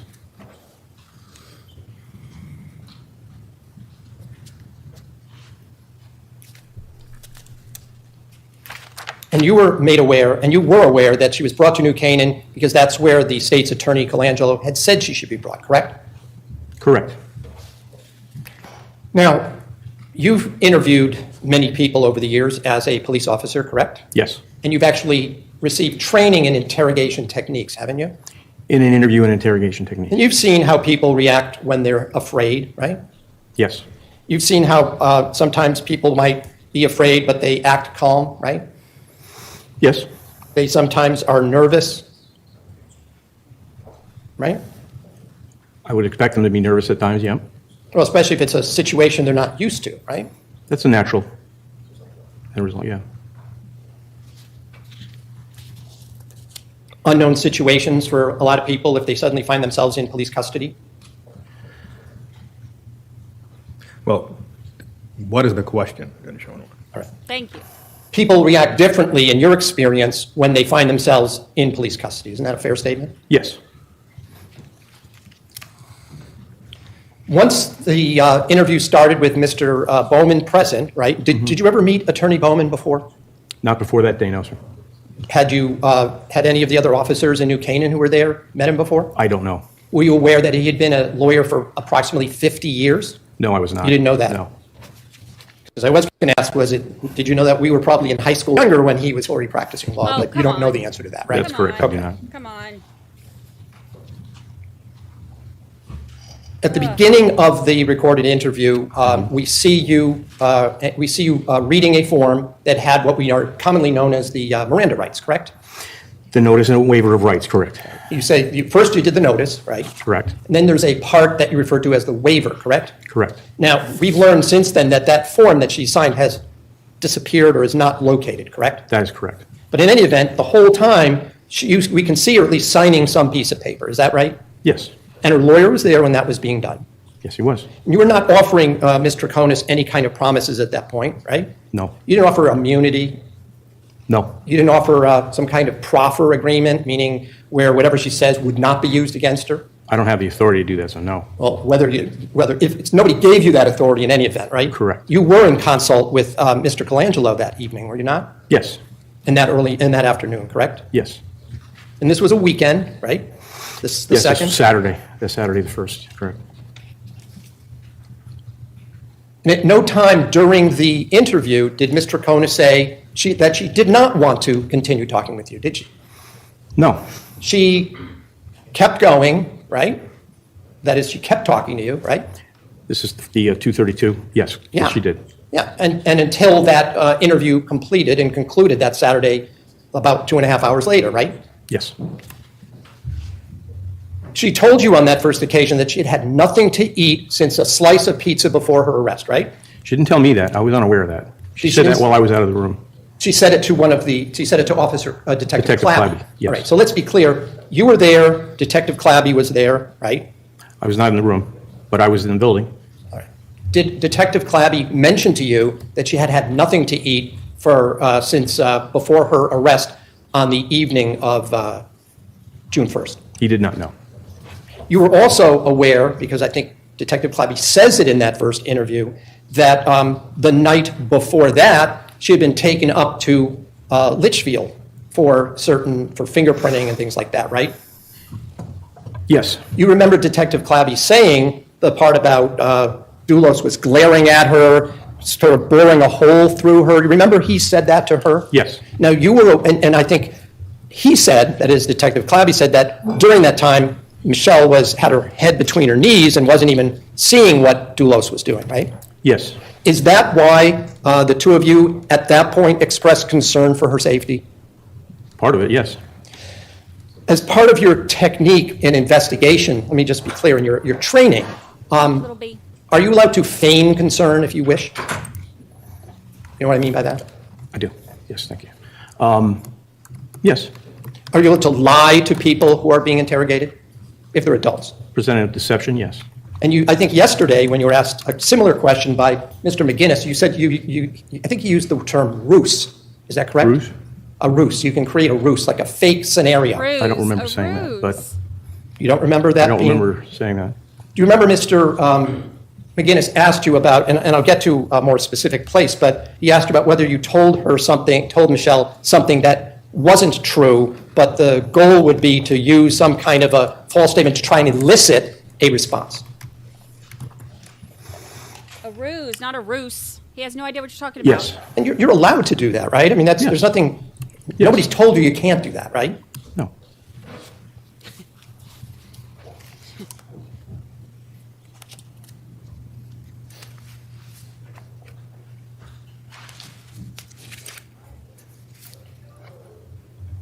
At the beginning of that first interview, we hear Mr. Troconis ask you if you speak Spanish. Do you recall that? I do, yes.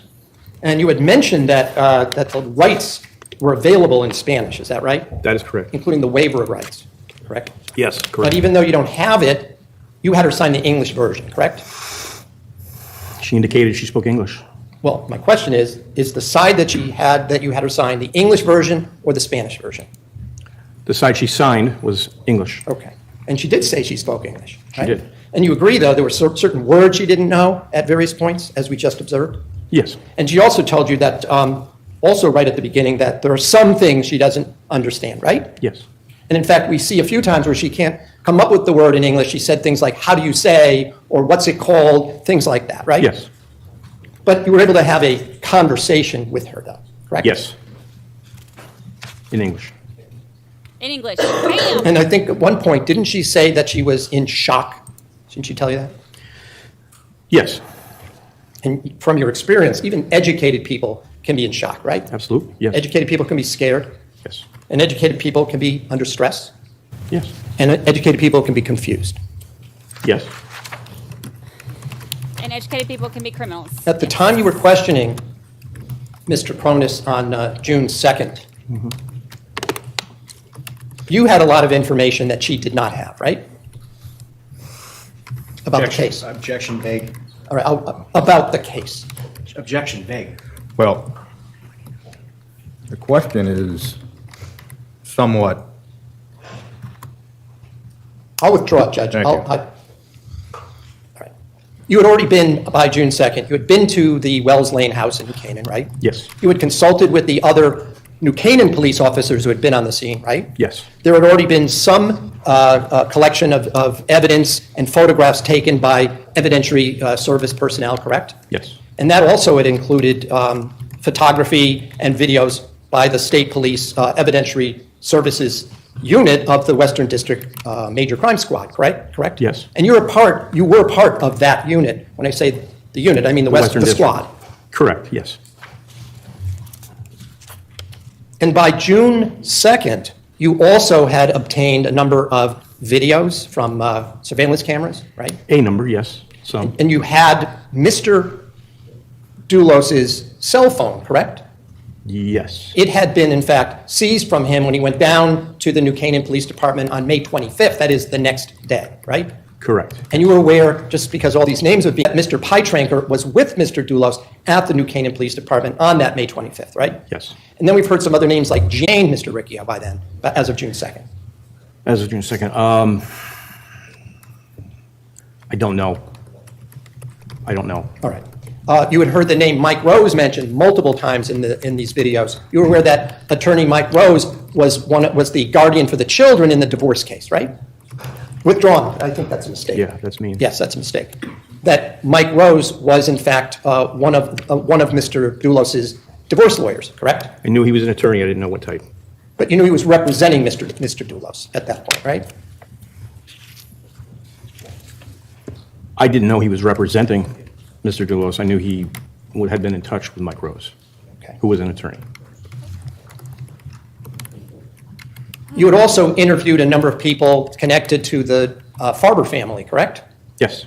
So you had learned, and you talked to, or someone from your unit had talked to Lauren Almeida, the babysitter / nanny, right? Yes. You had garnered a lot of information about what kind of person Mr. Dulos was, at least seemed to be from those interviews, correct? Correct, yes. And you conveyed a lot of that to Mr. Troconis on both the June 2nd and the June 6th interrogation dates, correct? During our interviews, yes.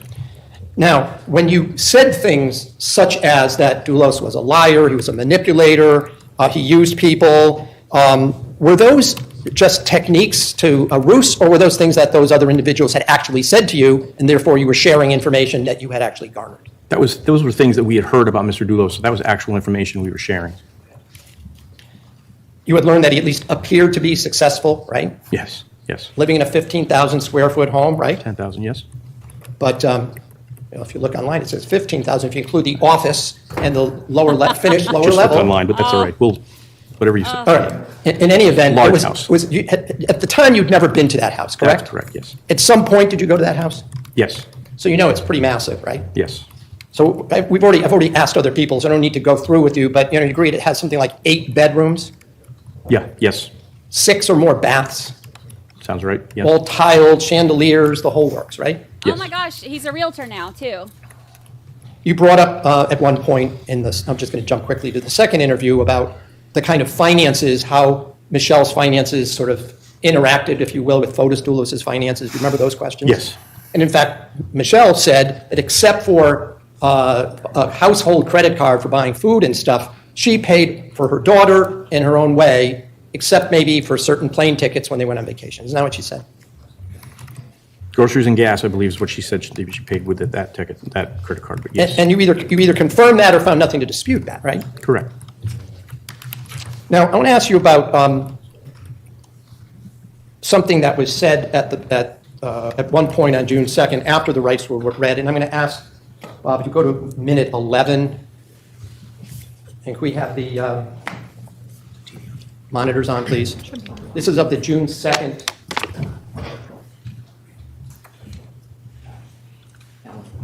Oh, I don't know how to put it. Fussing over square footage is not going to win the jury over. What we do. So we've seen you at some of your worst moments. We see the humanity in you, and we want people to know that it's there. There are probably people out there. I saw it the other night, and you were having a hard time. Remember when we were doing the prints? I could see it, so you feel. And we understand that you could be. Yeah, I don't know what happened to you. I don't know if I was treating you. I don't think I promised you. I told you. I know it's been in the last week. There's been a significant change in your lifestyle, and there may be a downward trajectory for you. So you look shell shocked in front of me yesterday because we were saying you're safe. You look like and you're shocked. Right. And that's understandable. We understand that. All right. So she actually, you used the term shell-shocked, and she said she was in shock, right? Yes. And that just goes to, like I said, that was something that you might find a number of people, that's the reaction if they find themselves under arrest, right? Yes.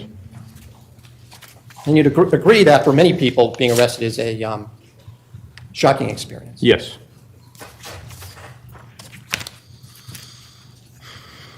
Now, one of the things that you had learned besides the financial situation that Mr. Dulos was in was that he surrounded himself by well-off and successful people, right? We had heard that, yes. And you talked to some of those people, didn't you? You had interviewed some of them, right? Me personally, no, but yes, they were spoken to. The other members of the unit. Correct. That's Now, state police. because we've heard from many state police officials and officers and New Canaan police, there were a large number of detectives and officers assigned to this case, wasn't there? Especially in the earlier days. That worked the case, yes. Worked the case. Fair to say at least 50 to 100, if you count the uniformed patrol officers that were involved, the troopers? Fair to say, yes. Where's he going with And this? those people who knew Fotis Dulos that you talked to could not believe that he'd even be involved in this. Isn't that correct? Objection. Just object, Your Honor. Calls for hearsay. Sustained.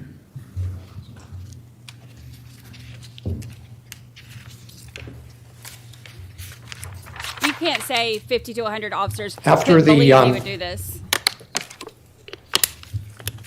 After you first met Michelle Troconis in the middle of the night. You saw her at the station when she went to, and then she was allowed to call the lawyer, right?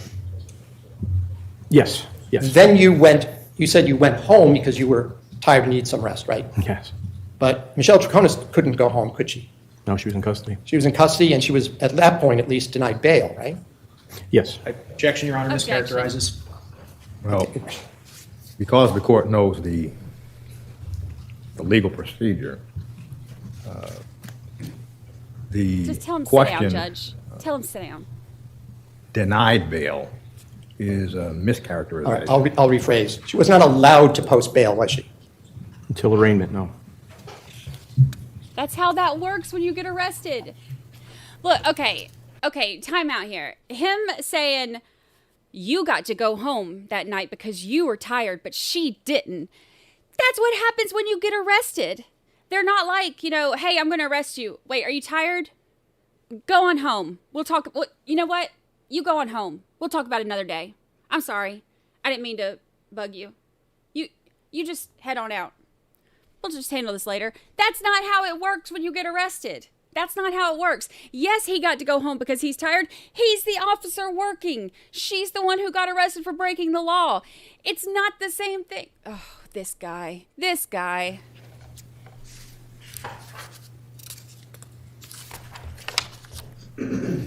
Lord of mercy. I'm going to ask now, do you recall when you asked her to sort of convey what her day was like, to recount her day, that she then responded by using terms like what my normal day was? Remember that? During the first interview? Right. And I'm going to ask Bob if you go to, I think it's like minute 12. Oh, stop coughing. 12:40. 12:40. All right, let me go to regular time while they're doing the stuff so we can hear.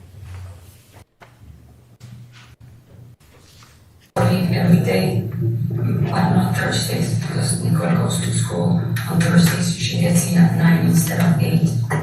So from Monday, Tuesday, Wednesday, and on Fridays, my alarm is always, mine and Nicole's alarm is always set at 6:40. Okay, you live at 4 Jefferson Crossing? Yes. Okay, with Fotis and with Nicole? Okay. Yes. And Nicole is 12? Yes. Okay, all right. So my normal day, the alarm sounds. Usually I'm in my room, she's in her room. She wakes up, she's very dependent. She wakes up, I hear the shower turning on. That day I slept with her because from Thursday to Friday it was raining. There was thunderstorms. So she called me at 12:59 when she's scared and I have the phone next to my bed. She called me. I answered, she said, I'm scared. And obviously, when she says that, I hang up and I go, I pick my phone and I go to her room. So I did that. So obviously, I woke up and I was with her in her bed. So, first of all, let me just break that down a bit. Judge, just for the record, he paused it at 13:43. Thank you. That's fine. I didn't realize the screen would go off before the pause, but that's okay. Next time, if we leave it up just for the pause, it'll be easier for me to say that. Because I don't have my own screen. Less than half an hour. So, a lot of what Ms. Troconis was telling you at this point had to do with her usual day, what she did on a regular basis, correct? Yes, correct. Often when she spoke, she used the present tense in her conversation with you. Isn't that right? Yes. That turned out to be true even if she was talking about something in the past, correct? Yes. You understood that might have something to do with her not being a native English speaker, right? Yes. She told you that she got a call right before 1 in the morning from her 12-year-old daughter because she was scared about thunderstorms, right? Yes. And that it had been raining, right? Yes.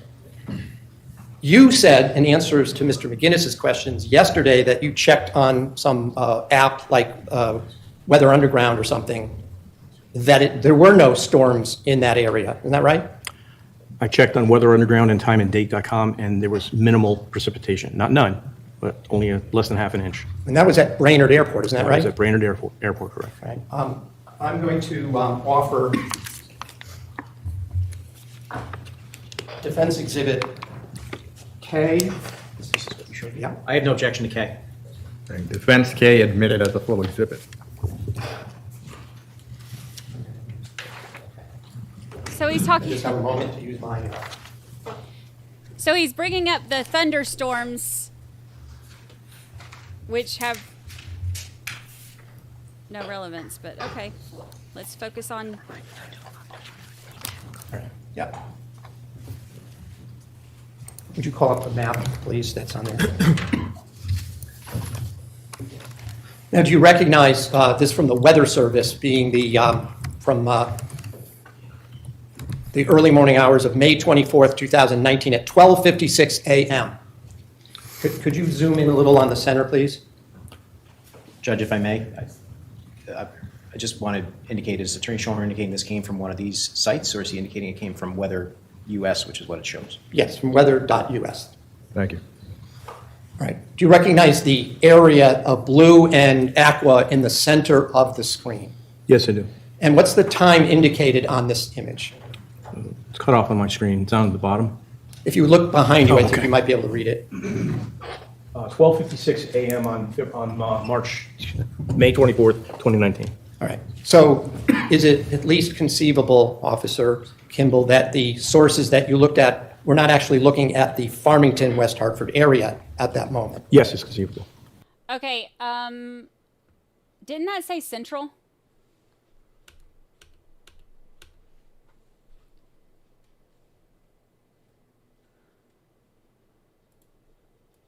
They're in. Look down here. 12:56 a.m. Central Daylight Time. They are in Connecticut, which is Eastern. So the map that he is pulling is not at the correct time. If you look behind you, Oh, I think okay. you might be able to read it. 12:56 a.m. on May 24th, 2019. All right. I hope So the is prosecutor it catches at least that. conceivable, Officer Kimball, that the sources that you looked at were not actually looking at the Farmington, West Hartford area at that moment? Yes, it's conceivable. Okay. And I also just want to be clear, do you agree, if you look at this map, that this is the location where Fort Jefferson Crossing is? That blue area in the center there, it would include Fort Jefferson Crossing. If it doesn't include it, it's very close to. I'm not sure. I'm not that familiar with the road, so it's definitely either on top of or close to Fort Jefferson Crossing. Then I have to ask you a different question. Now, as part of the investigation, and as we listen to the questioning, there's a lot of talk about the pond, the ski pond, right? Yes. And you're aware, so that everybody here is aware, that the ski pond was basically down the mountain. The house was on top of Avon Mountain, correct? Yes. And on both sides of Avon Mountain, there's roads that go up and up, but they're quite steep, correct? Yes. In fact, I don't know if you've ever had to cover that as a trooper, but you know that there have been very serious accidents going down both sides of that mountain, Yes, right? more than. Including multiple fatalities, trucks running out of control, lots of injuries over the years, correct? Yes. So you were aware that the pond was sort of part of the Farmington River Valley, which was just below Avon Mountain, correct? When you say just below, can you give me a cardinal southwest? Sure. That if you wanted to get to that pond, there was only one road, by the way, to get from Avon to Farmington, one main road. That would be Route 4, correct? 4, okay. Yes. So if you wanted to get to this pond, you either had to take Route 4 or you had to take Route 44, the Albany Avenue, right? Unless you take some back roads. Yes. And do you agree that the pond was located in the valley below Avon Mountain between Route 4 and Route 44? Yes. In fact, I don't know if, Not for familiar people with that are from down here, but it's very close to the private school, Avon Old Farm School. You're familiar with that facility? It's Yes. a private boarding school for boys. Yes. Okay, so it's close to there, right? Yes. And as part of your investigation, you knew that other officers spoke to the owner of the pond, a man by the name of Robert Haynes, correct? Hutch Haynes, yes. And Hutch was Hutch was his nickname. Yes. And that you knew he owned the Avon storage lockers that we hear talked about in the videos, right? Yes. He also owned the area where the pond was, right? That's correct, yes. One of the things.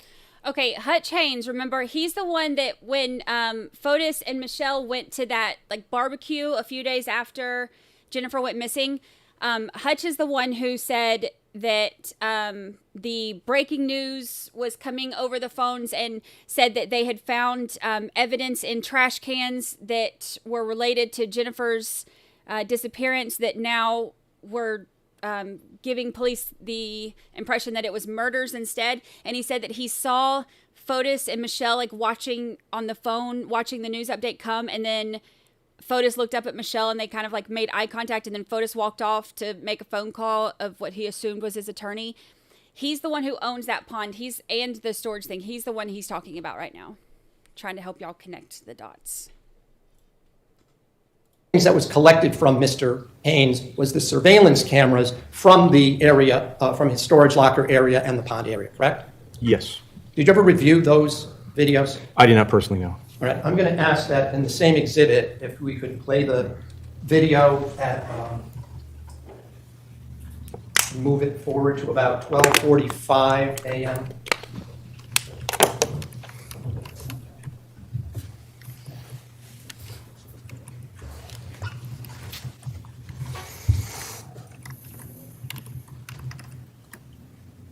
Can you tell us what you observed?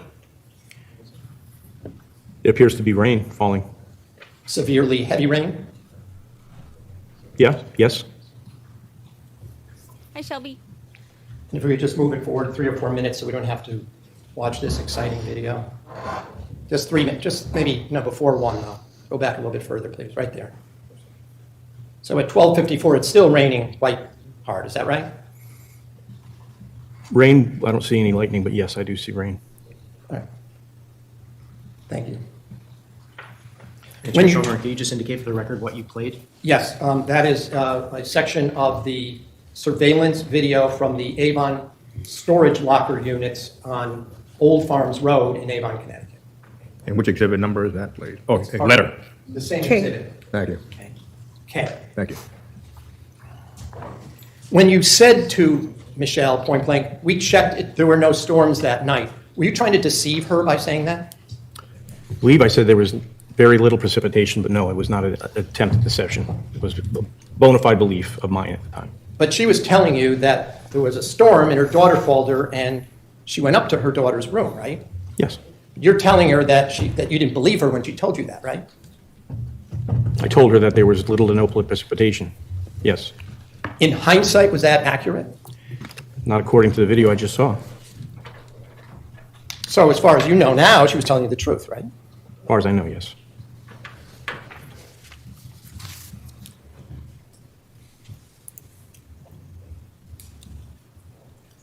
When we're talking about the beginning of that June 2nd, 2019 interview, and I don't want to play a lot of clips if we recall it. If not, then we'll play it. But you remember either you or Detective Clabby were telling Michelle that from what you knew, she was a good mom, right? Yes. And that the media had been tough on her, correct?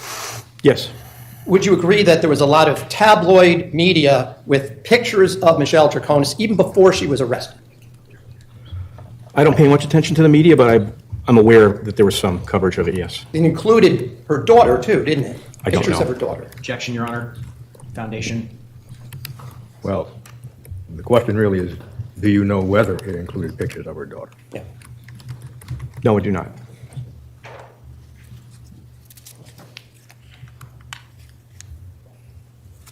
Between the Bring on the metadata. Somebody's phone. By the way, when Michelle was telling you about her day of May 24th, one of the things she told you is that she took her daughter to school around 8:15, 8:20 in the morning. Is that right?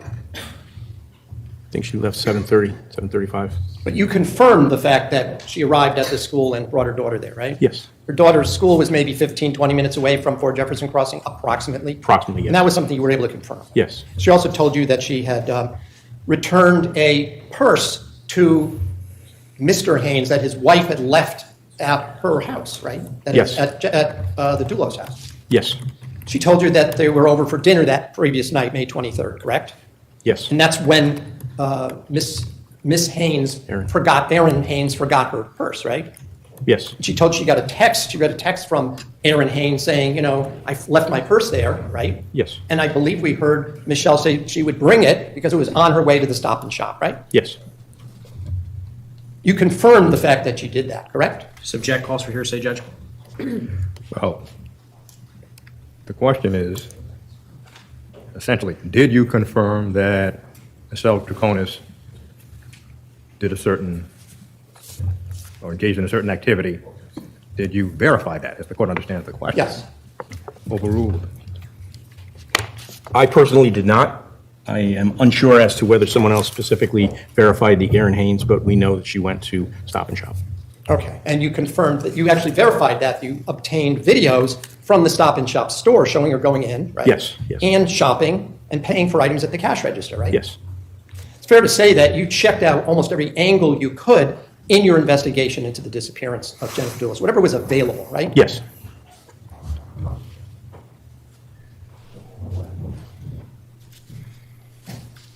It feels like the little things he gets are not anything that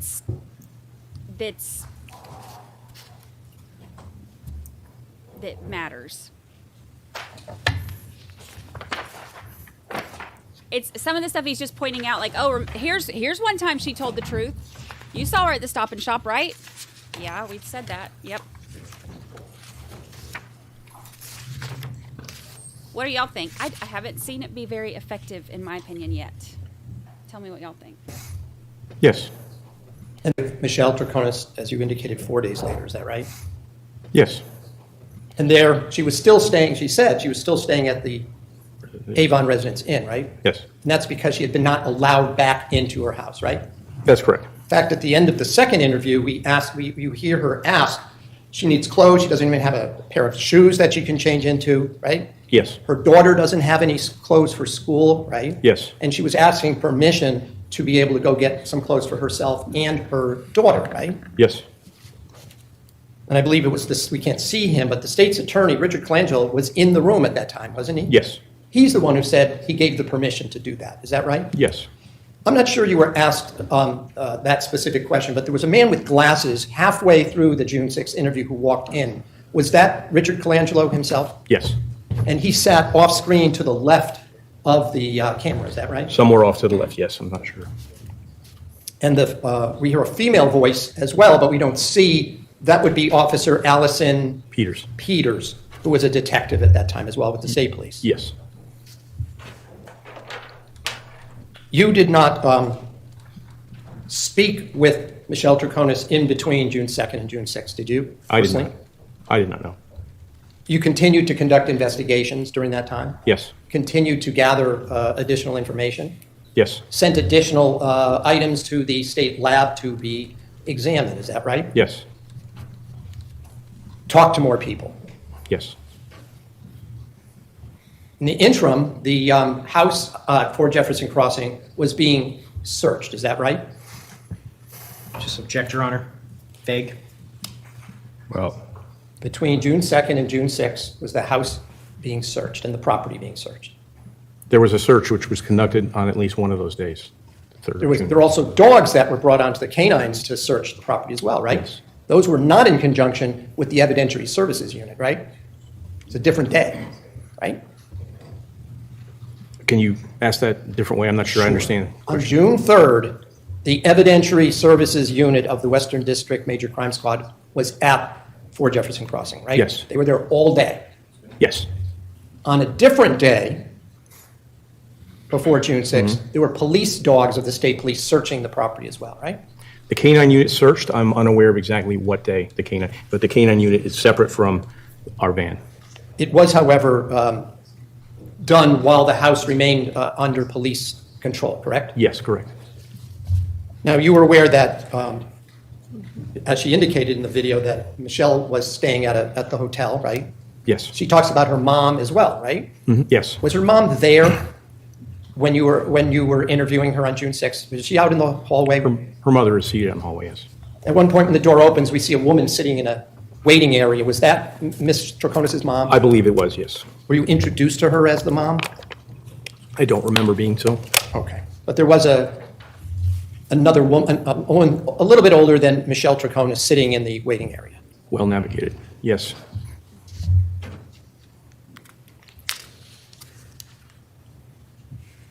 Now, at one point, we hear Mr. Bowman talk about how Ms. Troconis used her phone to pinpoint her whereabouts. Do you remember hearing him say that to you? So pinpoint her whereabouts, Go ahead.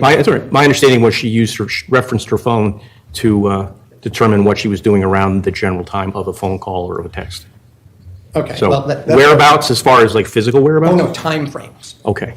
Yes, I will agree with that. All right. And she didn't have her phone on either June 2nd or June 6th, did she? No, she did not. The phone had been seized on May 31st, correct? Yes. By the state police. Yes.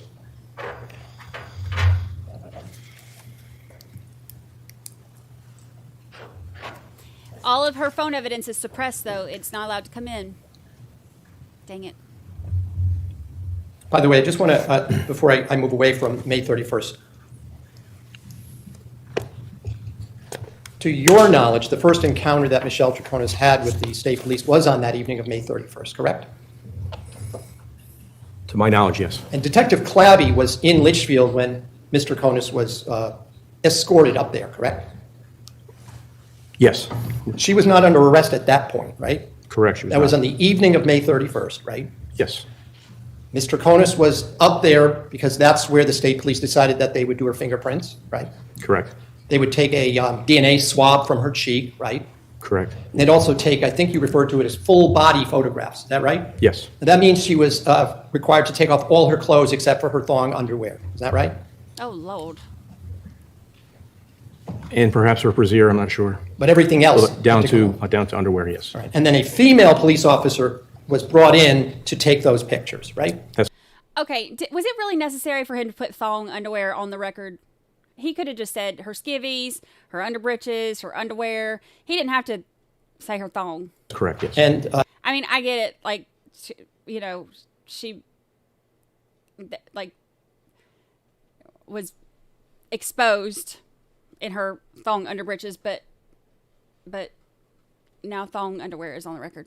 Those pictures were of all parts of her body except for what the thong underwear and bra covered, right? Correct, and now it's on there twice.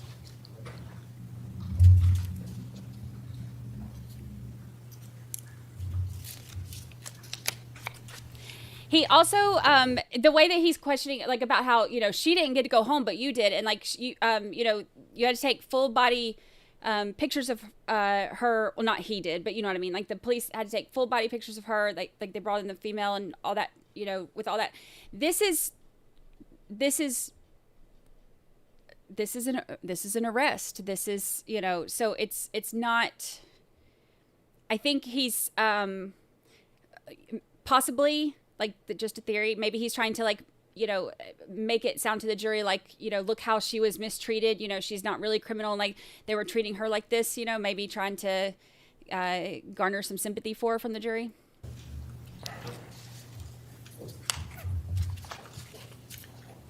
The thong.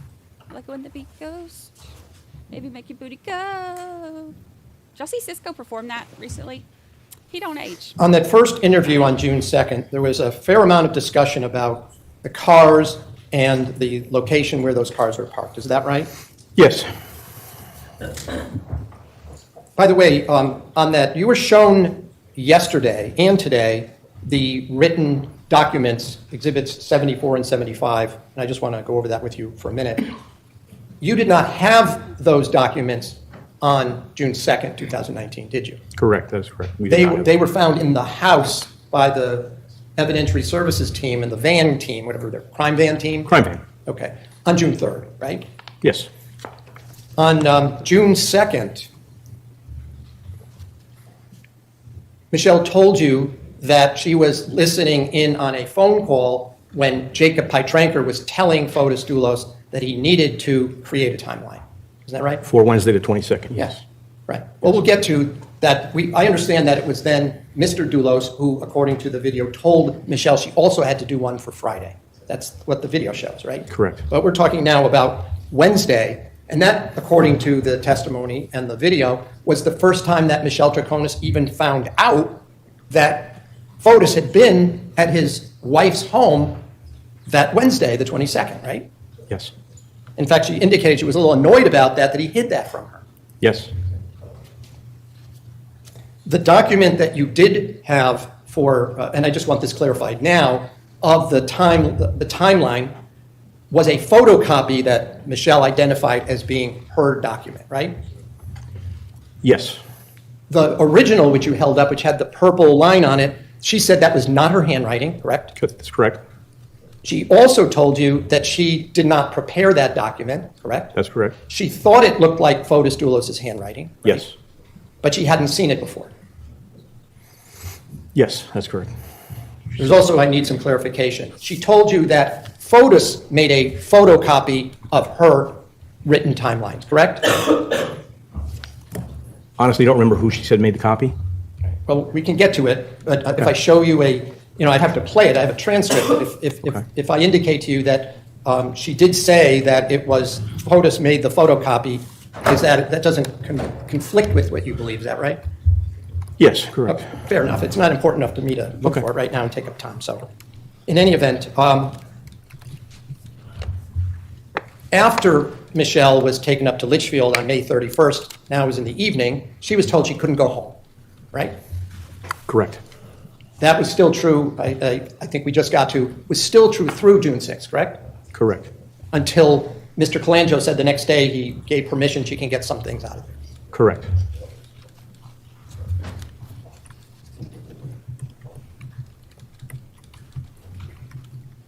When Ms. Troconis told you that she gave the original of the Exhibit 75 to her attorney, you didn't know if that was true at that moment, correct? No, we didn't. Until when Mr. Bowman said, yes, she gave it to me, and he sort of held something up as we see in the video, did you believe it then? To clarify, I'm not sure what she gave Attorney Bowman was the same document that she had prepared and was then photocopied, which we found. She had prepared a timeline, which she had presented to Attorney Bowman. Well, the two photocopies that were in Ms. Troconis' handwriting, one was a list of incoming and outgoing phone calls, right? Yes. In her handwriting. She identified it as her handwriting. And it appeared, I believe she said, but did it appear that she had needed to use her phone to document that item?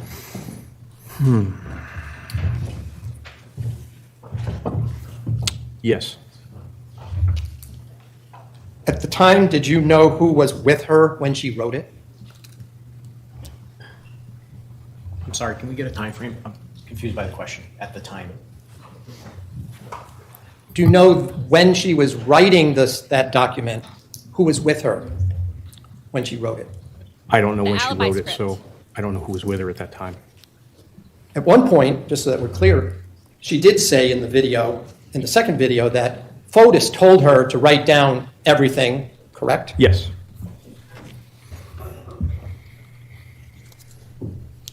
And didn't Attorney Bowman, in that first interview, say to you that Michelle relies on her phone for specific times? Isn't that what he said?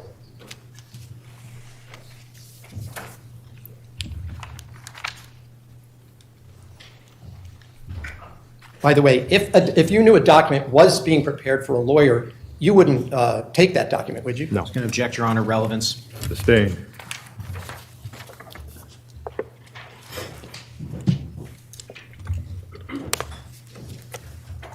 Budgie smugglers or something. Isn't that what they call them?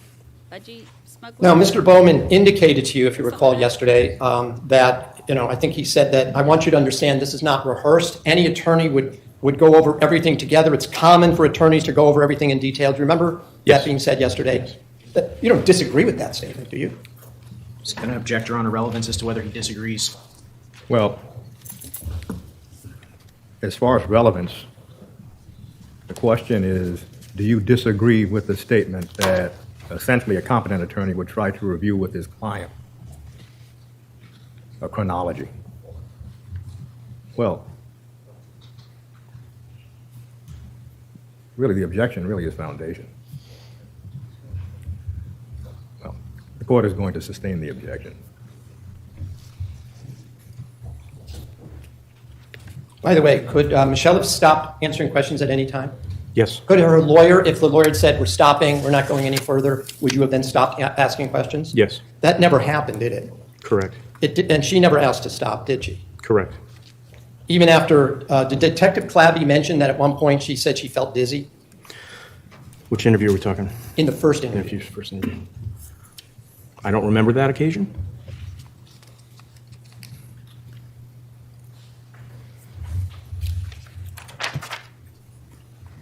By the way, at the time that Ms. Troconis was arrested and brought to the New Canaan Police Station at, what time was it approximately? 12:50 a.m. is when I saw her. 12:50 For the a.m. first time, on the second. Mr. Dulos was arrested at the same time, wasn't he? Yes. He was brought in a separate police car to the New Canaan Police Department, right? Yes. Was there some discussion about keeping her separate from Mr. Dulos? Was that at your suggestion? I don't think it was at my suggestion.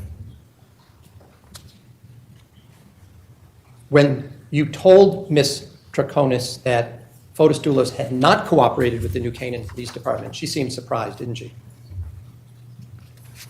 Again, I'm sorry, the first interview we're talking? Yes. Yes, I believe she did. She had indicated to you that Mr. Dulos had told her he went down with Jacob Pytranker to speak with the New Canaan Police. Isn't that right? Yes.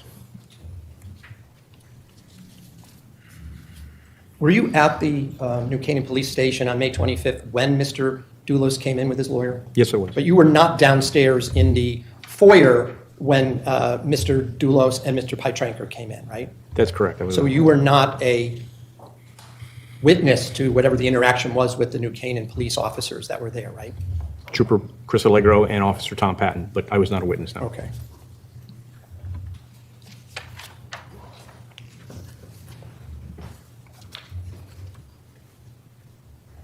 By the way, I just want to be clear, I'm going back a little bit here, but when Ms. Troconis asked you if you spoke Spanish, what was your answer? No, but I don't know of any other attributes to my answer. Did Detective no, I Clabby, to don't. your knowledge, speak Spanish? Detective Clabby has a Spanish wife. I don't know if he speaks Spanish. Okay. Which is like Hispanic wife, you mean? Is that what, you mean she's from Spain? She or is, from, yes.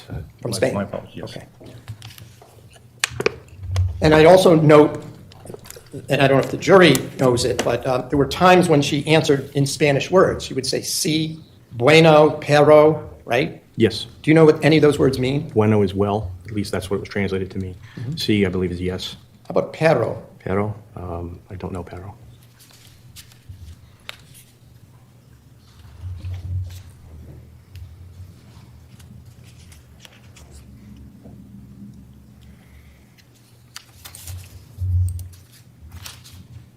Let me just ask you then some questions now about some of the, Judge, I was going to go into a different area. I don't know if this might be I could A natural squeeze out stopping another point. 5 minutes, but. Probably a natural stopping point. Yeah. Ladies and gentlemen, we will conclude today's proceeding. Please, as always, avoid any media coverage about the case and do not discuss with anyone any of the evidence in the case or anything about the case. We plan to resume on Monday morning at 10 o'clock. Have a safe weekend.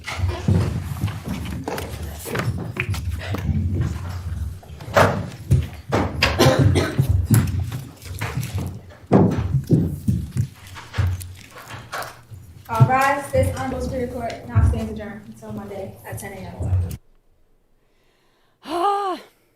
Well, there you have it, folks. We have come to the end of the week now. Did not have thong on my bingo card. All right.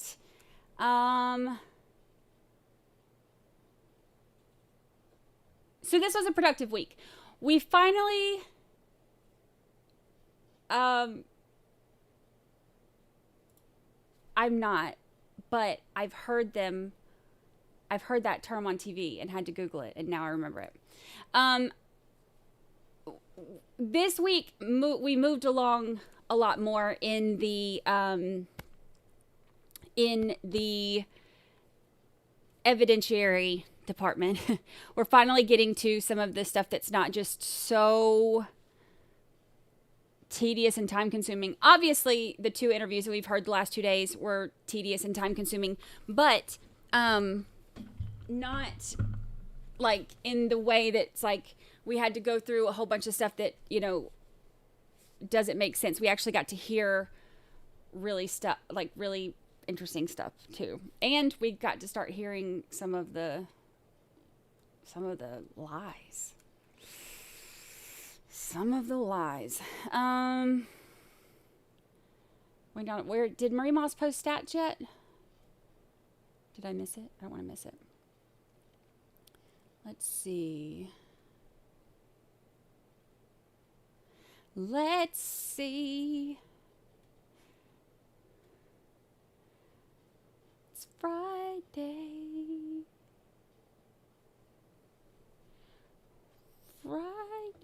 Marie Moss, did you post stats yet? I want to make sure I didn't miss them. Y'all know my old lady eyeballs don't always work how they should. Okay. Didn't see them. Okay, good. I haven't missed them, man. So we made it through a good bit of some of this stuff. I'm gonna log off. Bye, those of y'all dipping out. Good to see you. And now, everybody's like, Marie Moss. Everybody like gets excited and like waits on Marie Moss's stats at the end of the day. Now that we've seen some of the stuff, like, you know, some of their stories starting to come together, some of the, there we go. Some of the lies are starting to be exposed. So it's getting interesting. All right. Marie Moss's official stats. Here we go. 1 witness doing the interviews, 11 objections, 1 sidebar with the photography, 77 coughs, 122 right. Oh my gosh. I didn't know you were counting that one too. That's funny. Temperature was mentioned 4 times. That's amazing. And thong was mentioned twice. I want to throw that one out there too. Thongs were mentioned twice. Thong is on the record 2 times also. So 77 coughs and 122 rights.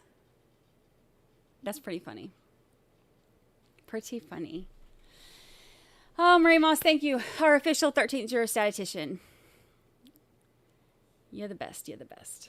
Look at Lucy. She's like, are we done? Can we go on a walk now? Is it time? She's the cutest. I am glad that she heard her name. I hear you. I know. I see you stretching out.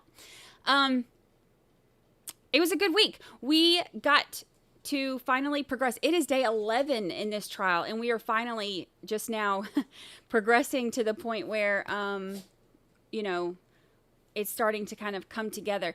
I know that going through these videos can be kind of exhausting, especially because the you know, the audio is not great on them, so it can be kind of hard to listen to, and I know that, so I know that can be frustrating, but I have tried to kind of stop it and put pieces together for you as we go and kind of, you know, break it down as we go, so it, you know, hopefully has helped a little bit, so but it's been a good week, y'all. Good week. I know I said that word. I said that word. And now she's up. She's ready. She's about to start pulling my flip-flops out of the closet and bringing them to me. Oh, gracious alive.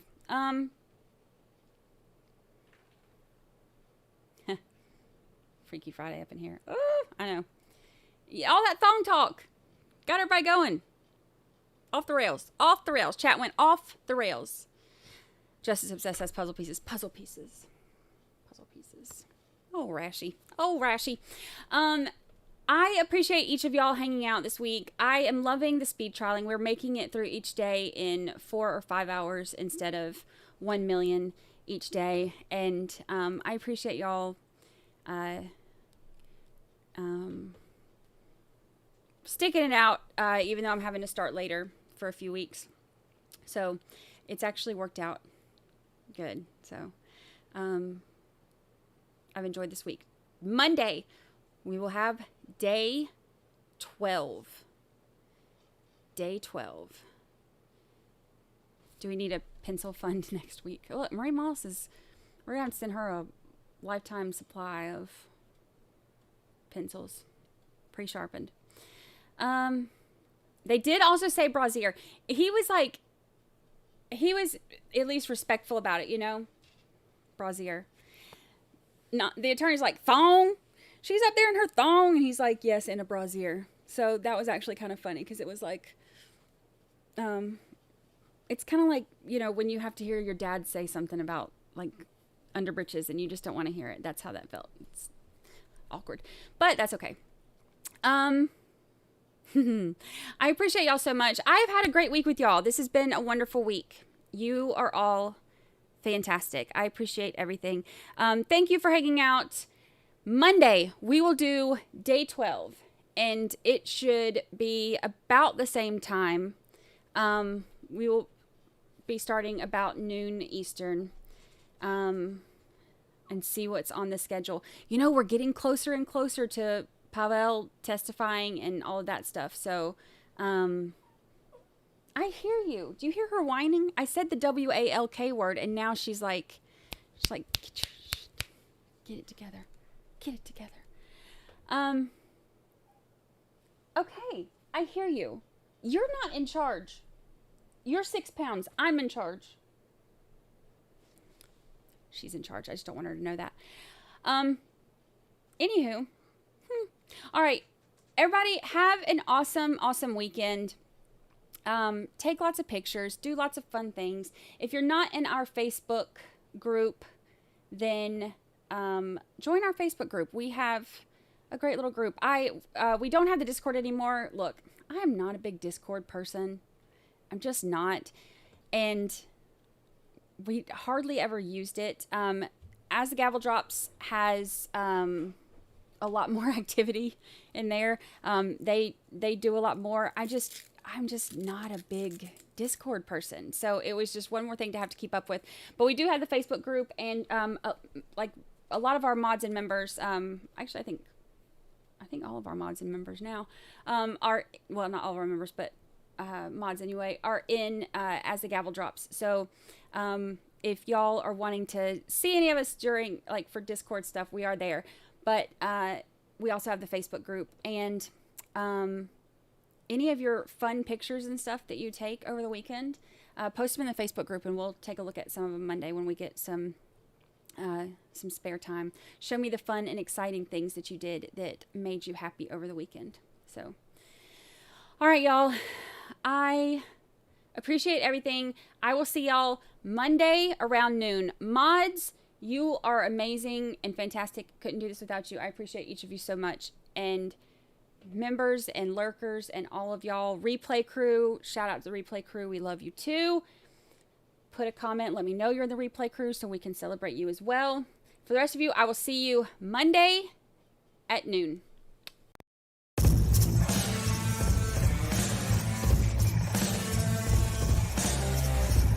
I gotta go. I can't stick around here forever. It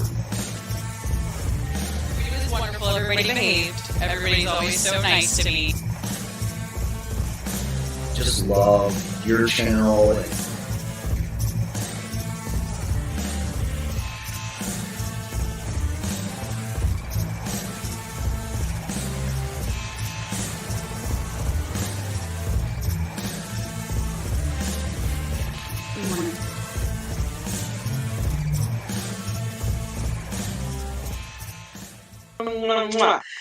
Good